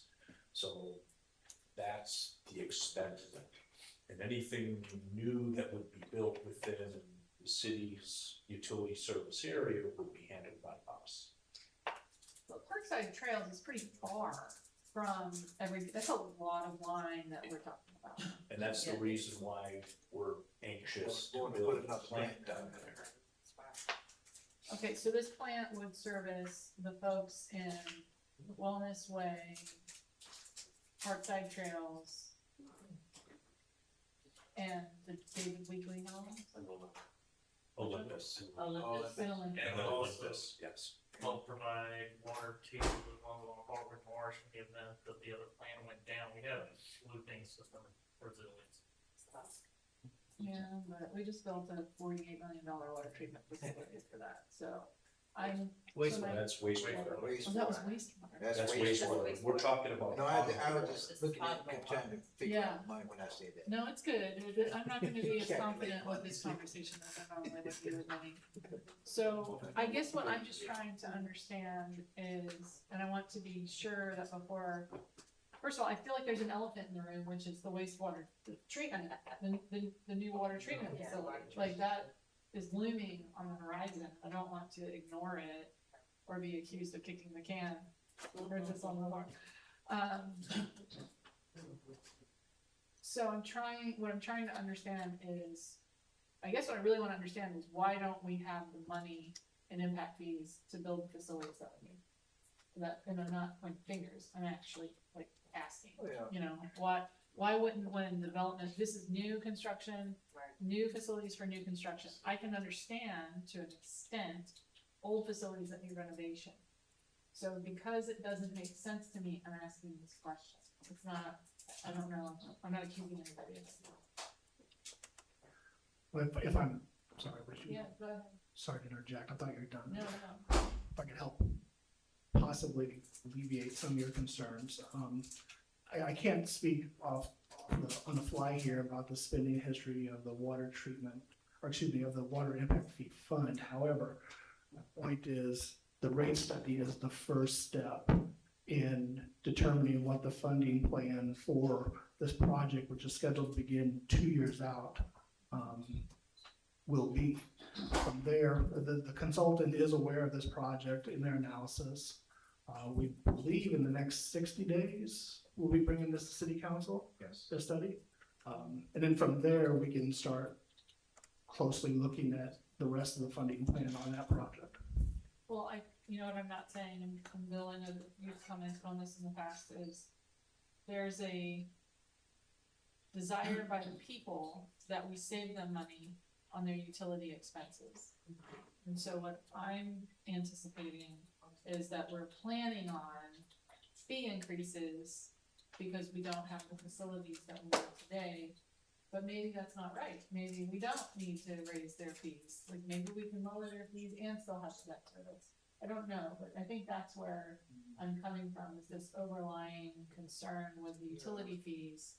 And I'm not seeing anything that doesn't make me think I'm committing to utility fees, even though we're not voting on it, because I know that there's this new plant that needs to go in. That's Well, $3,800. Well, that's where the study gonna come in. The study gonna tell us whether we, pretty much tell us whether we need to raise fees and everything to try to keep up with costs. I know, people's complaining because we raised them and we have a plan in place now where we increment the rate next year, but that come from the study before where we wasn't raising them to keep up with the cost of everything. And that's one of the reasons I feel like we fell behind. So when we got the study 2-3 years ago, a few years ago, we went in and started raising these fees to try to catch up. And keep in And mind, we wasn't the only one, we wasn't the only city. I mean, all the cities throughout Central Florida area got hit with the same thing, so, and I'm hoping that the new study say we in okay position, but. and keep in mind, and I'm sorry if this is an obvious statement, but the impact fees can be used towards repayment of debt service. So in other words, once that project is completed and you presumably paid cash out of impact fees towards it, over the next 20, 30 years, you can continue to use impact fees towards that debt service. It's not so reliant upon the monthly rates of the consumers. Okay. Yeah, there's some fun to make people go back, but the impact fee is not gonna all pay for the total project. Well, at some point, I think it's unwise, I might say irresponsible, and I have to really get my judgment right, but the idea that you have to grow in order to survive is not something I philosophically believe to be true. So I'm gonna be cautious about saying impact fees will, on the other hand, you're planning for the future. So on one hand, that's good, but it could also cut the other way. So I am very interested in how the proposals could impact the utility fees, utility rates. And I know I'd like a chance to run by the impact of this on utility rates by the people and to learn more about these myself. And then I'll stop talking. Stop talking? Well, what'd you say, 2 months, 60 days? 60 days. We'll know what the impact, what the study says. And this is the study that's required, how many, every 3-4 years? It's recommended that we go through it and stay in line with what's going on, updated every couple. It should be. And of course, And there was, that's what they complaining about now, because the increase from the last study we just did. That is, well, and Oh, previous to the last study we did, we hadn't done one for quite some time. So we hadn't so we did had one to in play years, catch up, that's and what I mean. that's what the problem is. We hadn't did one in years when we did the last one, and that's why it was quite significant, you know, and everything. And we wasn't, like I said, we wasn't the only cities in the area that did it. Groveland and everybody else, and I think Winter Park was the worst and everything, so we all got hit about the same time. I think it was mainly because state almost demanded that we do these studies at that time, so everybody there. But hopefully this time our study, since we've been doing the recommended increases that they recommended at this time, the studies will be okay. You shouldn't see that big. Well, that's what the consultants tell us, is that, there's a big difference between not doing it for, say, 8 to 10 years and suddenly needing to do it. Of course, your increases are gonna be choking, Right. but, it's just a marginal increase to keep up with the cost of inflation and everything else like that, so. And here's our fiscal summary for the year coming up. Overall, we were looking at a decrease, generally to the postponement of a lot of the capital projects that we had proposed. So push those back a year where we could. And then the enterprise funds, we do have personnel increases, operating costs have gone up. We are requesting some capital outlay, as we can see. Overall increases of 20% across all the enterprise funds.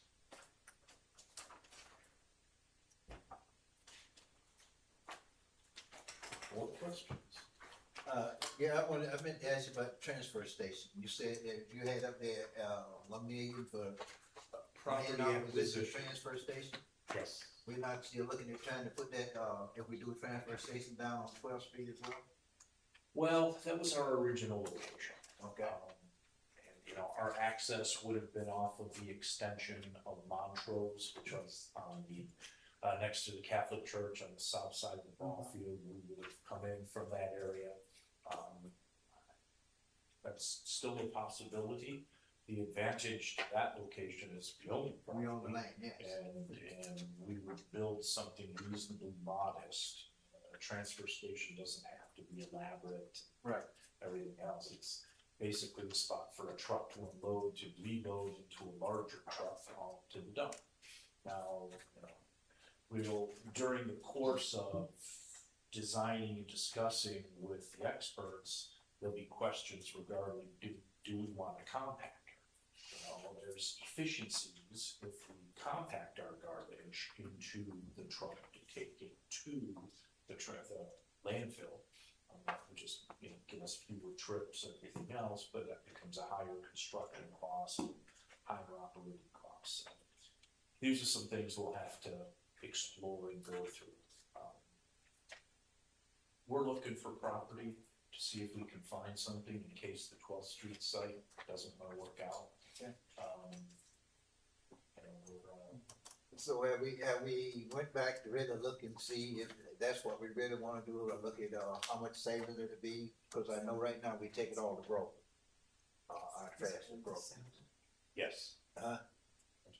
Is there like a sound that I keep I hearing? hear too. Some- I just heard stuff. I heard I hear that too, it's not just you. Okay, thank you.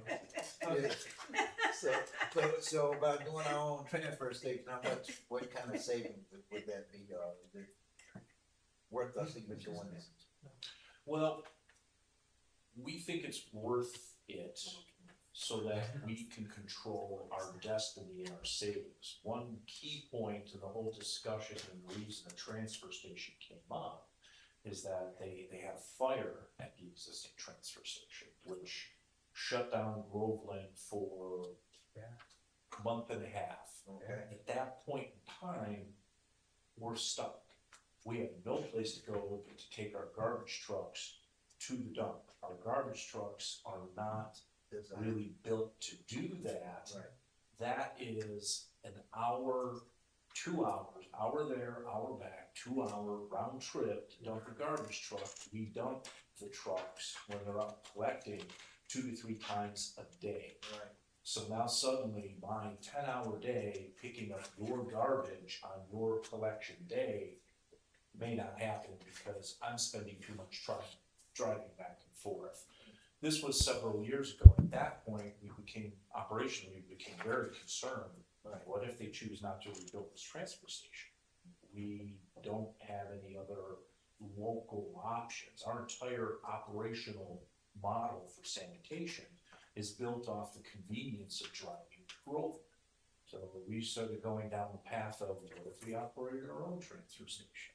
What would that look like? Like I said, it doesn't have to be an elaborate construction. But, and there's other opportunities to expand into more revenue generating.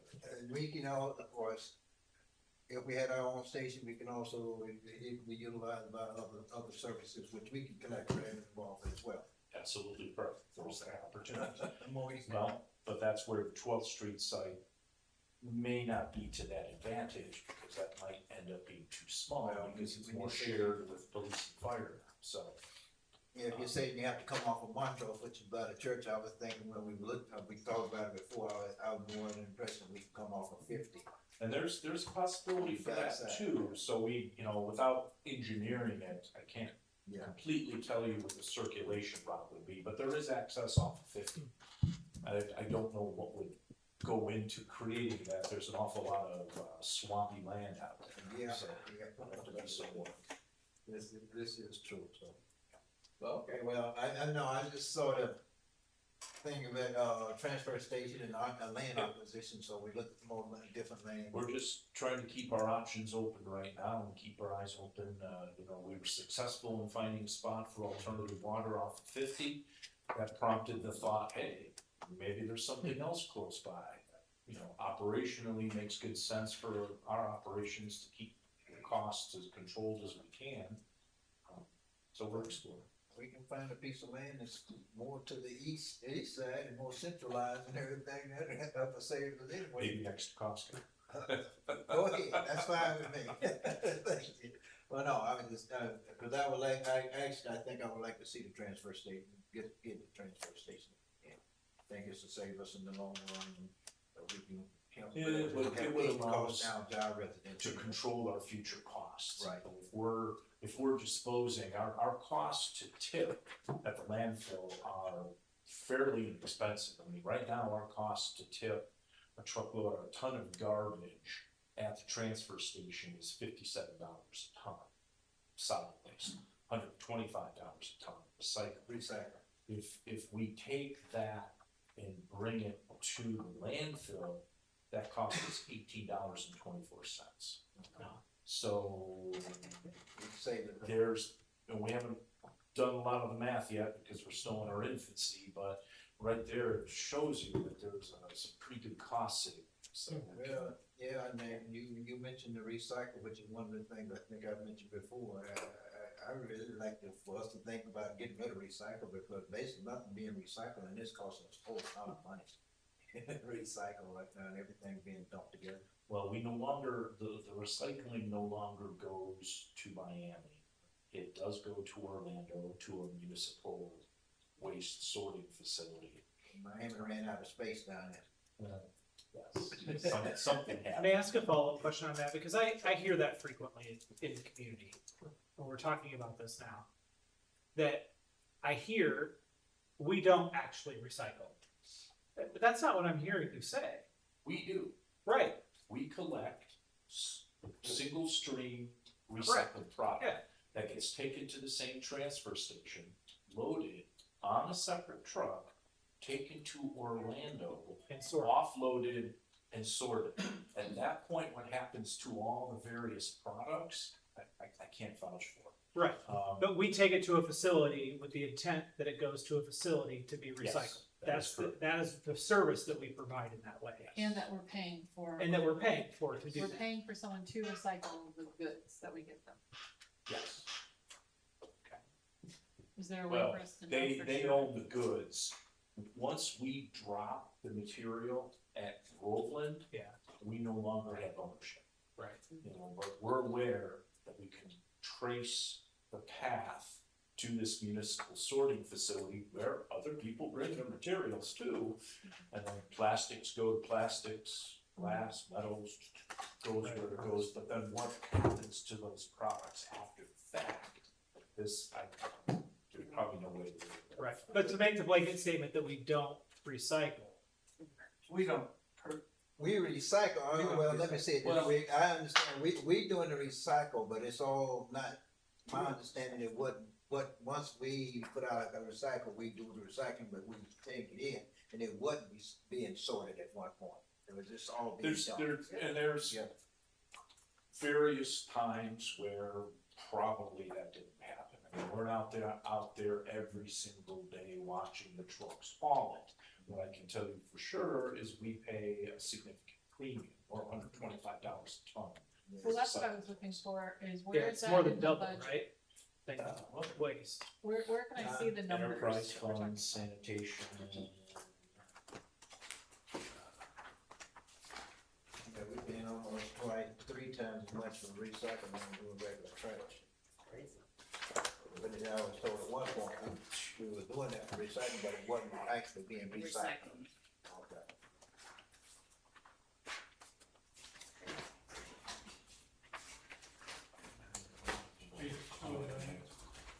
I'm not sure what the term is here. Which, 54313. Alright, our recycling fee is $700,000 this year. Yes, Our solid waste disposal is 1.5 million. 700,000 for roughly 3,000 tons of recycling Versus the solid waste. versus 22,000 tons of solid waste. I'm sorry, that's way too many zeros. Can you tell me? So, Give it a zero. so we're budgeting 1.5 million to dump 22,000 tons of solid waste at $59.29 a ton. And we're budgeting 700,000 for 4,000 tons at a cost of $134.74 per ton. Is there any way for us to know that the servicer is actually recycling? Is there a way for us to verify it? We spot check from time to time, and every time we have, the service appears to be functioning as it is, but again, we're not there all the time. And I guess, like I said, once it goes to Orlando and gets sorted, we have no idea Well, where let me our ask, product goes. let me ask this question then, okay, we paying so much for them to, collect our recyclables and everything. How much are they making off the recycling? We paying this high fee for them to collect, for us to collect the recyclable, and Yes. they making all this extra money off of it. One of the reasons we're paying such a high If they fee recycle. is that there really is no value to the recyclable materials. At one point in time, roughly 7-8 years ago, we used to get paid Right, for the materials we brought and tipped at the Groveland transfer station. Right. They paid us right. because there was value in that material. So we only started paying $134 a ton, actually it started at $125 just a few years ago. Prior to that, the cost to us by our contractor was Zero, right. there was no cost, and so that was a very big sticker shock to our sanitation budget when it all changed, and we now have to pay for recycling. But Okay, let me put this out there. I don't know if I like this idea, but I'm whiteboarding at this point. If we did not recycle, could we use that 700,000 a year, which would end up being what, $640,000 a year, to pay down our debt on the wastewater treatment plant and therefore reduce our utility fees to our customers? Well, if you didn't No. recycle, this is sanitation enterprise fund, we can't pay for what happens to wastewater. keep in mind though, we would still have to probably use some of that 700,000 to pay for Yes, sanitation anyway, because they in there, that the becomes volume, money. you're Well, correct, the what is it, volume is the 4,000? volume. So whether we're picking it up as recycling or picking it up as solid waste, the only difference is the cost would diminish. Diminished, yeah, it would be. So there would be a proportional savings, but not the full 700,000. So 600,000, whatever. I'm just trying to, Scott, correct me if I'm wrong, I can't, unless. I mean, I'm curious what the people would think about a solution like that, if they, Well, I like recycling, granted, recycling has always been, and I'm one of the ones that pushed the city to do recycling years ago, because there was good money into it, because I know when I was in the military, we started recycling. Yes.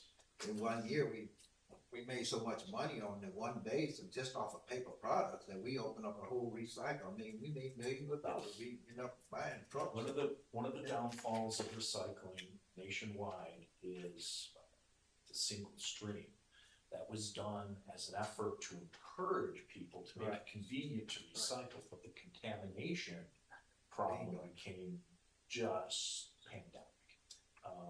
And now it's to the point where our recyclable materials in the United States really just. Because we used to make money from other countries, they used to, from, using our recycle, that's where it came from, and then, like you said, it was contaminated, and so now we don't make the money. I remember seeing the report on that, it was like, wow, really? That's why I understand, that's the reason why, the way we collect, recycling, just throw everything in one container pretty much, and it's considered contaminated, so they're not really recycling like it used to be, so. Some of the feedback I've gotten from the Citizens Academy, you know, when we walk them through and talk about sanitation and recycling, is that they're very thrilled we're recycling. Okay. You know, lots of people are very pleased with that, so. Oh, I still recycle at home, but even though I like, I do separate mine and keep it, trash and here and recycle here. I'm very big on it, so, of course, I was trained that way years ago. So if we want to reduce the utilities, we should be looking at the sewer impact fee fund? Is that For the water treatment plant, it would be in the potable side on the water, on not the the water fund, Yes. not stormwater? Just 533 impact fee? Yes. That's what I guess it doesn't matter if it's the water fund or the It'd be the impact fee.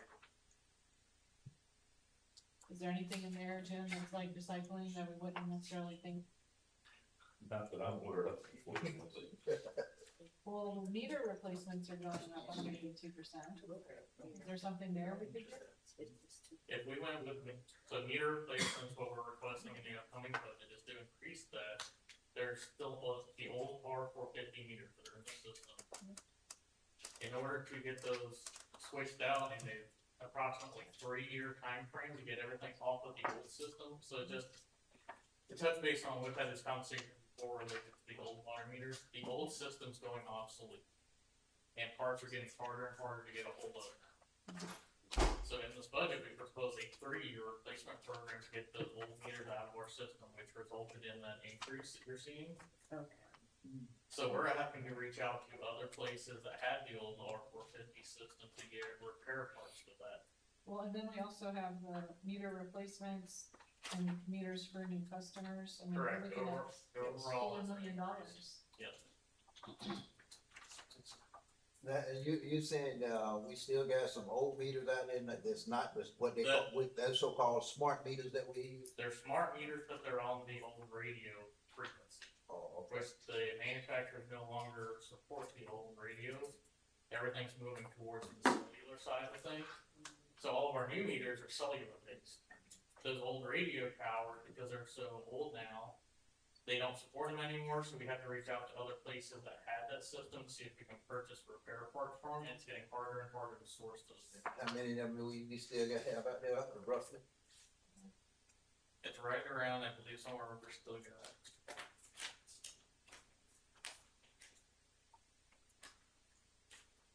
I think we're somewhere around 22,000, maybe slightly higher than that. We still got that many out there? Okay, are people 19,000. outside, are people outside of the city paying their fair share of these actual costs? And is there a way that we can remedy that if not? And I'm not gonna suffer everybody through what I'm doing here today, but I do, Jim and Mark, what I'm looking at are all the items in the water fund that hundreds of thousands, millions, over 50% increase. Is there anywhere in here that we can find? I'm expecting an answer today, but I'm thinking if we can come through with a utility rate reduction, so if we can allocate this towards that plant, there's anything that's been over budgeted, you know, things that we're you know, we can shave off, you know, 10% on $2 million is a lot of money that we could put towards our debt service that we can then pass along to the citizens. You're gonna know this way, way better than I'm gonna know this. But Dan, Let us take a look. and- Dan, we've and got, see what we can again, find. softwares and subscriptions in here, almost 700,000. So there might be something there just in the efficiency that you're working on. That we could just, if we could get an efficiency that lasts like that, then maybe we could pass that along to the customers. I mean, they're smart enough to figure it out. Oh, yes, they are. Well, and I think philosophically it goes to the approach of a council in the budgeting process. Is the philosophical approach of the council to say, this line, this line, this line, this line, X dollars, X dollars, X dollars, X dollars equals this is what we want cut? Or is the philosophical approach of the council to say, we want to see a savings of X amount? Yep.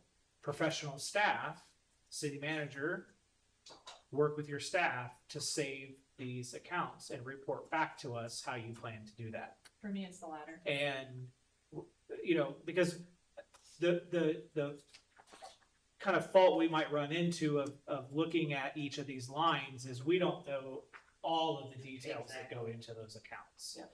And some of the ones that may look like a 50% increase really are, you know, based off a statutory, I'm just, you know, making up a thing here, but it could be a statutorial thing where we have to pay that, no choice. But something that is only 20%, but actually is an item that we could adjust if we needed to adjust that. You know, we have to maybe do 320s to get to that point. Yeah. So I would rather see if we are entertaining an idea of, we want to see a reduction of X amount, that we direct the city manager to work with staff to come up with that figure and then report back how they come up with that figure, rather than let's do 10 here, 12 here, 5 here. Yeah, I agree. Yeah, so I for agree. me, the 2 points that I would like to see, and I'm curious how the rest of you feel, is I would like to see a meaningful reduction in the utility costs. I think we've heard citizens just say it was too much, and I think it means a lot to the citizens that we can achieve that. And then also anticipating this new plant down at Wellness Way. I don't mind if it's paid for by debt service, that's not gonna bother me, but if that debt service then drives up the utility costs, then what is the point in us reducing the utility costs? So Exactly. a meaningful plan for how we're gonna pay for that we can say to the public, hey, 1, we've saved you money on utilities, and 2, we're planning for the future, even while saving you the money on the utility. That's where that's what I'm coming from on this, and you're 100% right, I don't want to line item it, I don't care to line item it, I don't wanna learn what you don't know. No. So I just want nice They're the streets to drive experts, on and yeah. clean water and Well, toilet that we'll works. also communicate the council's interest to our rate study consultant as well, because it's important for him to understand where the target is. Yeah. This is what our desire is. So don't just run a program based on what you typically do. This is what we like to have the results. And the third element I would say for me is that I'm more concerned about Clermont residents than I am non-Clermont when it comes to saving money, to the extent there's a legal issue there. That's how I feel about it. Well, I understand that too, but you gotta be careful, I don't know when Mr. Warren's in here, keep in mind, state legislature is looking at some bills up there that's gonna limit us how much we can charge in extra territory, you know, so we may not be able to. Yeah, Cause if we can, we as a can. matter of fact, last I heard, they may be getting more that's cheap as the residents. If the law go through, what they talking about up in Tallahassee right now. We can't charge, right now, we can charge non-residents that we service a little bit more money than what we charge residents. But with the bill they talking about passing, that may not be true. Which becomes a JPA issue if the county's collecting the fees to build these facilities, and then we're building the facilities, but we have to give the same rate to people who didn't give us the money. Right.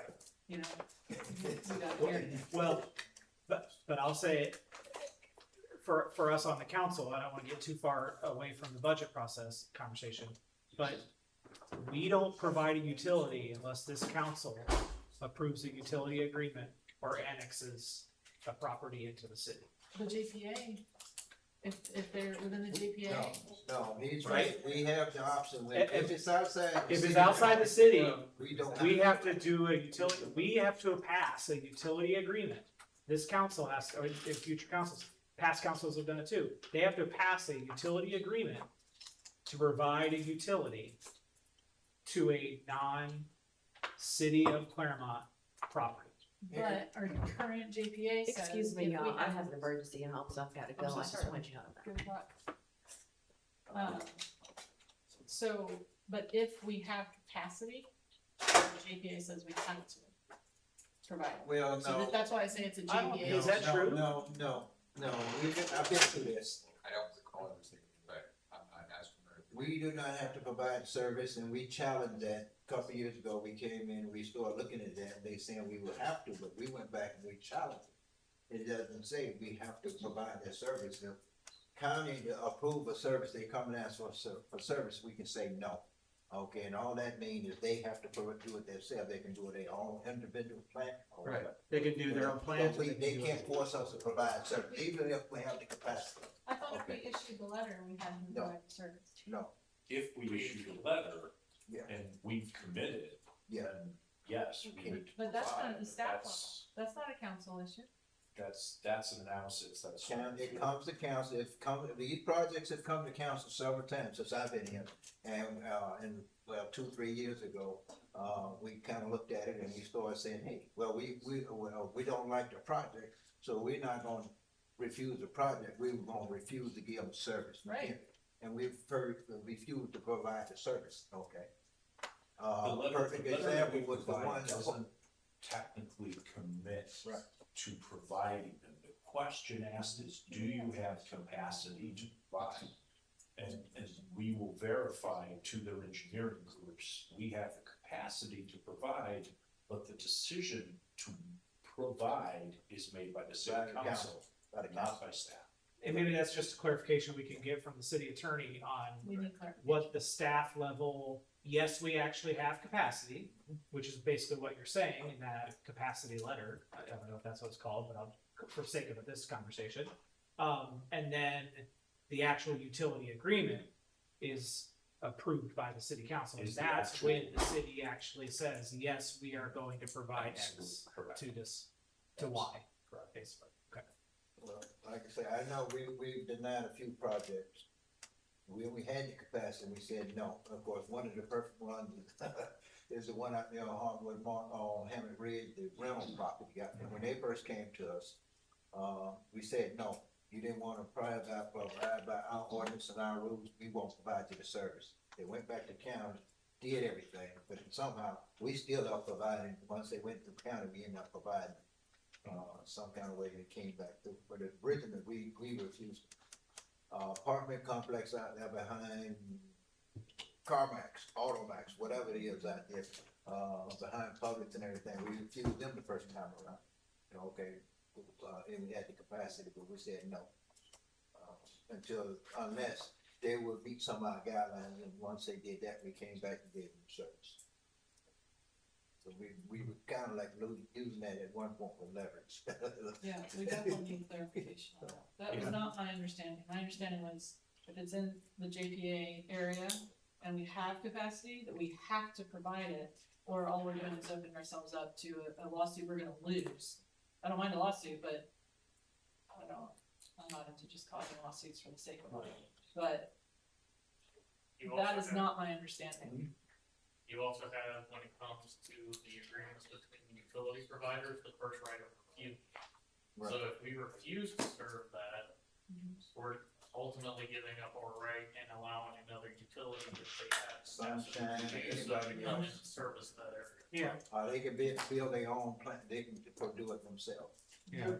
So is that where Sunshine came in? They just, it's a separate entity, right? And it's like a private entity, so they just decided to open up their own water treatment. There was water. service boundaries established back in the day. So now they're servicing Clermont unincorporated residents, is that correct? They are service. Is there like a boundary line where, There's a map that identifies the service area. so they can't come in, so, Not unless we refuse to service the project or there's some kind of agreement between the two parties. Basically, have we tried to buy them? We do not. Control all of that, and this way you don't have to build, they must have their own water treatment plant. They have their own. And what is their capacity, you know? I don't know what they're. I think they just built a new one down there. They originated out of the Four Corners area. I think they got 2 or 3 treatment plants in the Four Corners area. Our boundary lines stop right there below Olympus or And so. there's 2 separate utilities, there's Sunshine, and then there's a very small limited one that basically serves Kagan's Crossing. Kagan Crossing Residential. Kagan Crossing built its own service. Yes, they were the original back in 92 and 27 back in the day. Do we know how our rates compare to those two? We are cheaper. Cheaper. I live in Sunshine. I know this for a fact. And they We raise live my in rates every single year. They've Small been amounts, but they do it. years ago, I know when I was in the post office anyway, Sunshine was cheaper than us, but they've been raising we kept our rates steady and they kept raising their rates, so now they're more expensive than we are. All right, well, that was fun. Yeah. Well, and I believe there are city residents who have Sunshine Water. Yes. Legends, I believe, is one Legends. community where they have Sunshine Water and City of Clermont sewer. Yes. I didn't know that. Oh, yes. Yes. Oh, yes. Yes. So it's not just unincorporated. So that's what I mean, you can refuse this, and once we refuse it, like when Legend came in, I understand, of course, I was around, but I understand when they came in, we kinda like refused, cause we really didn't have service all the way down here, and Sunshine was right next door, they just came in and picked it up. Well, and it's my understanding Christian is watching, so so that I can catch him up real quick. Yeah. I thought, Christian, that if a property was in the JPA, that we had to approve it if we had capacity for utilities. And there's a question on whether we have to. Obviously, we could say no. I'm not trying to initiate an unnecessary lawsuit.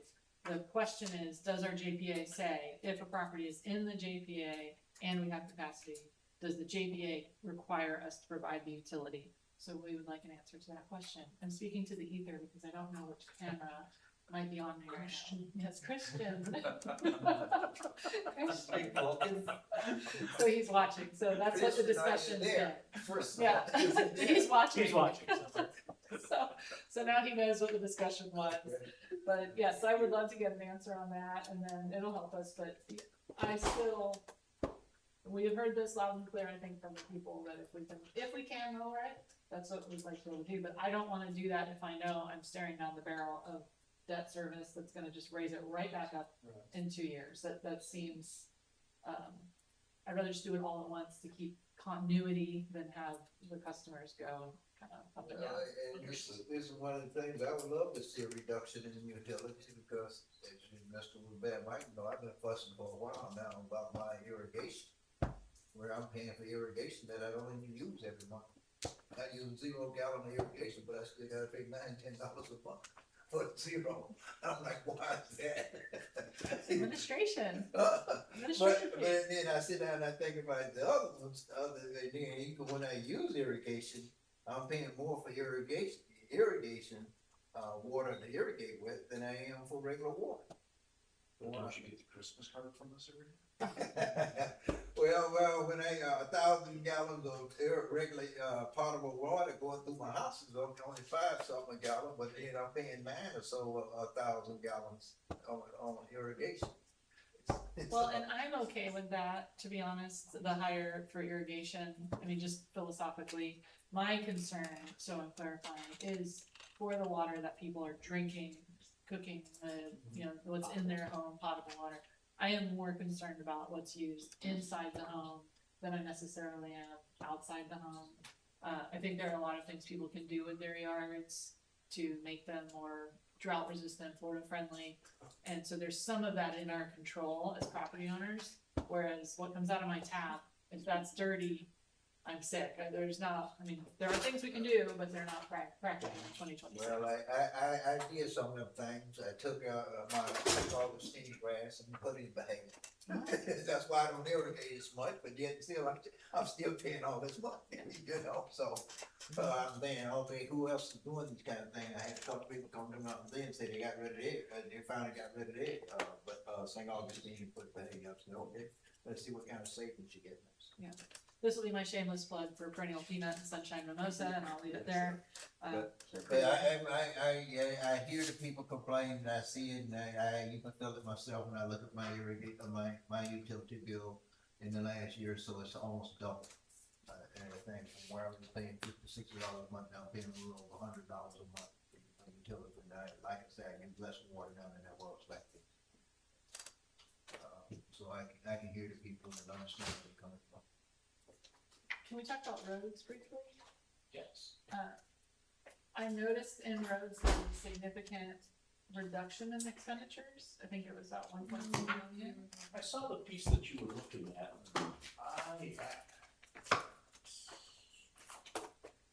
I just wanna make sure that, I know you all have a plan, and we talked about East and Lake We Shore do, being and the I last, but can assure you, Is this my in the plan's capital? gone up.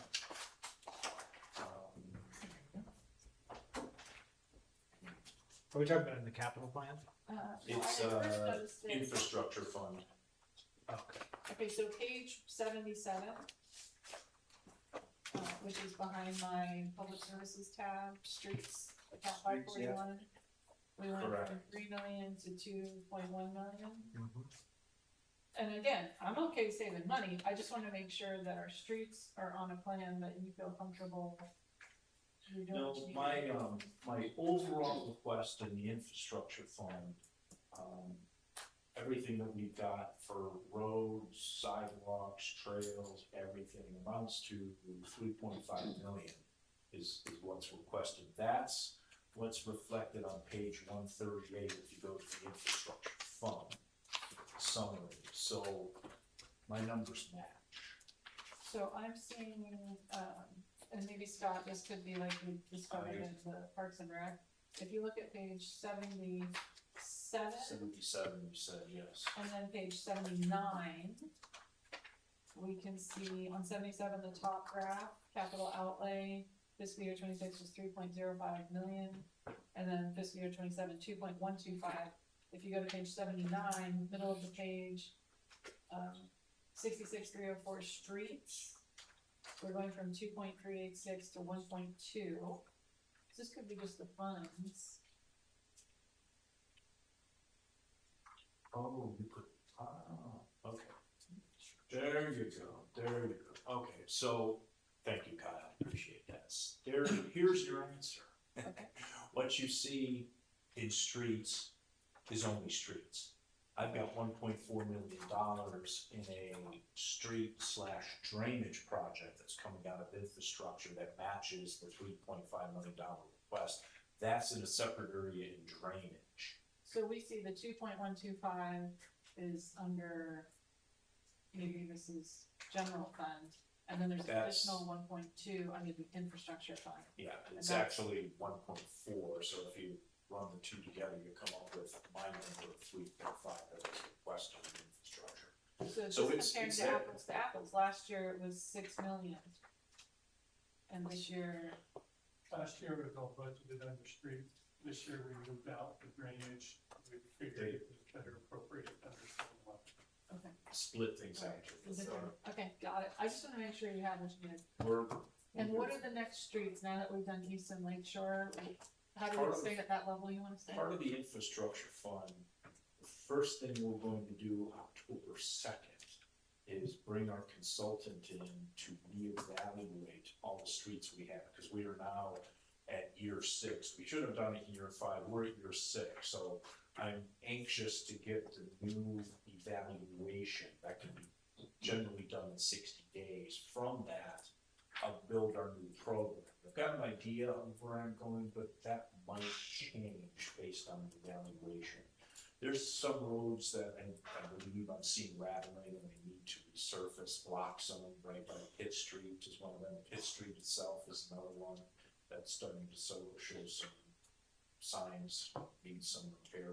And then, of course, our program is a lot of pavement preservation, which uses reclamite, which I apply to all roads that we just recently resurfaced to continue the process of preserving them. So once every 5 years, for pennies on the dollar, I treat it with reclamite, and that keeps the asphalt in its pristine condition, if you would.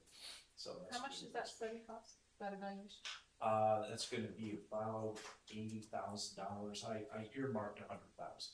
So we do that once every 5 to 6 years. So I'm gonna say it back to the way I'm hearing. I'm hearing you say the last study you did said that East and Lake Shore were the last two. In order for us to be consistent, we have now done those, and we now need direction on the next 5-year plan. And To be accurate, yes. and it would take 60 days to get that direction. And if it's not already in our budget, is there a reason why we wouldn't go ahead and do that now? So that before we get to our fiscal year 27 budget, we know what the 5-year plan should be in case we're off on our plan? I can do it now if you like.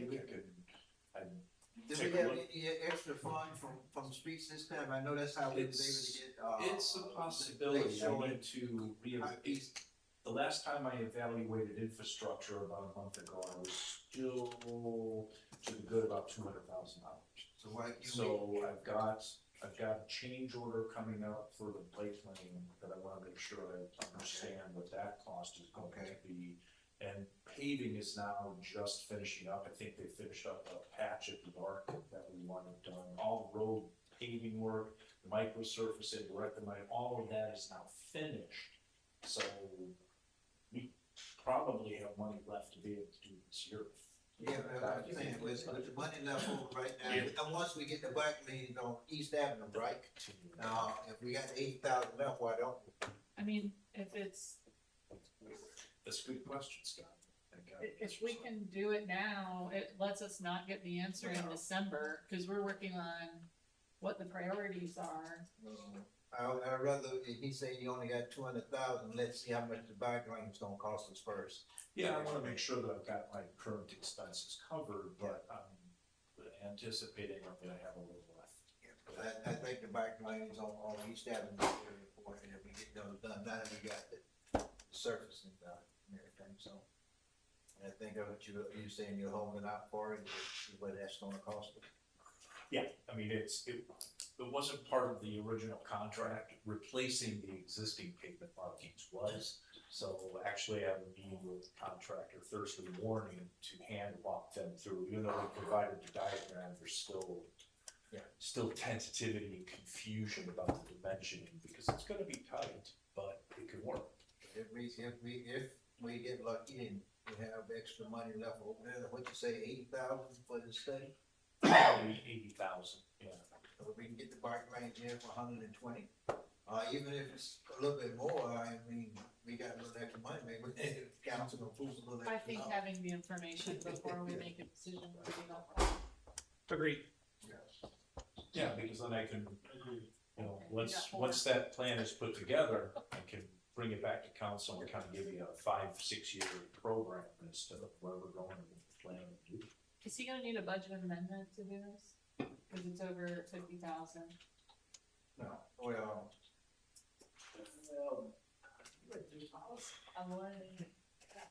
I have to double check on that, but I believe so. Well, if it's over 50,000, then you have to come back. Budget transfer to professional services, because Our new policy puts guardrails on the dollar limits for transfers, so we'll have to double check that. I think you would have. I'd still have to bring it back to council because it's over 50,000. Sure, that's a meeting in 2 weeks. Gee whiz, Scott, you're making my job easy now, aren't you? Hold you accountable. Who doesn't? How many layers of that? Jim, you mentioned the drainage, is that on Penzance? Yes, sir. Yes, sir. Yes, there's right at Penzance and Fifth, we have had historically a bit of a drainage problem.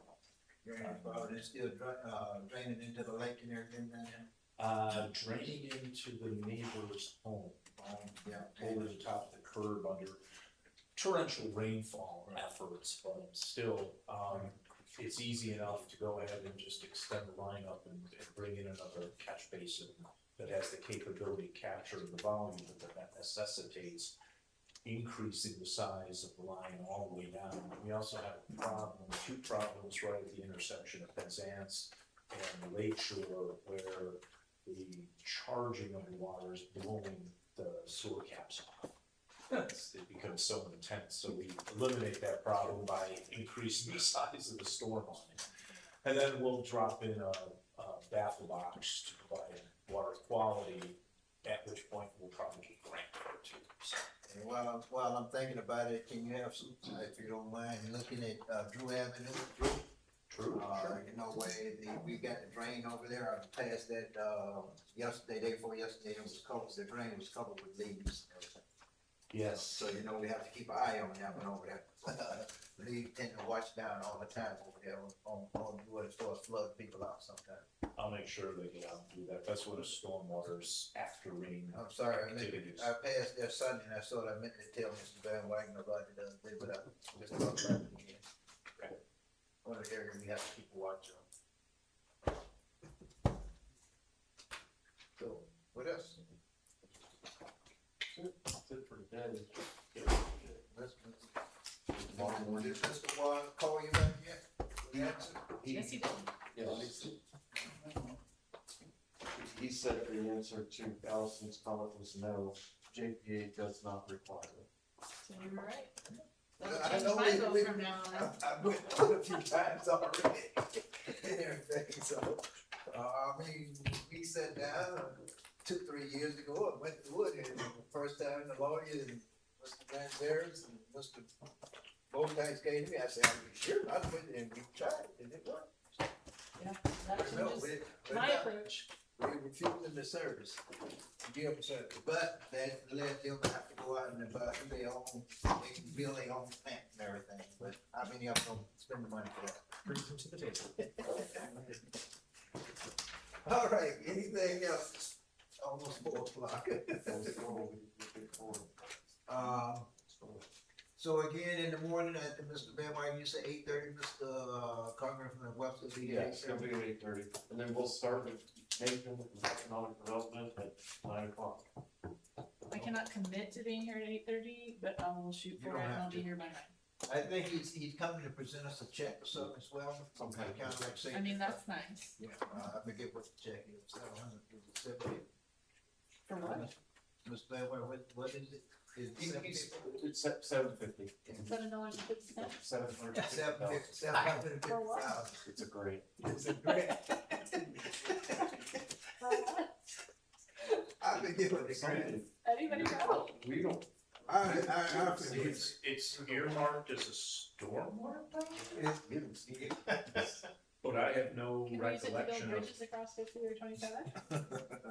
I think it started, it had I something don't to know do what with the parameters of it are. I think it said something about stormwater. Stormwater. It's not even- I mean, I think there's a real stormwater issue crossing 27, crossing 50. Yeah, it was a pretty bad Saturday. It's bad, it's water's running and everything. If there's nothing else, I'll see everybody if you can at 8:30 in the morning. I don't know.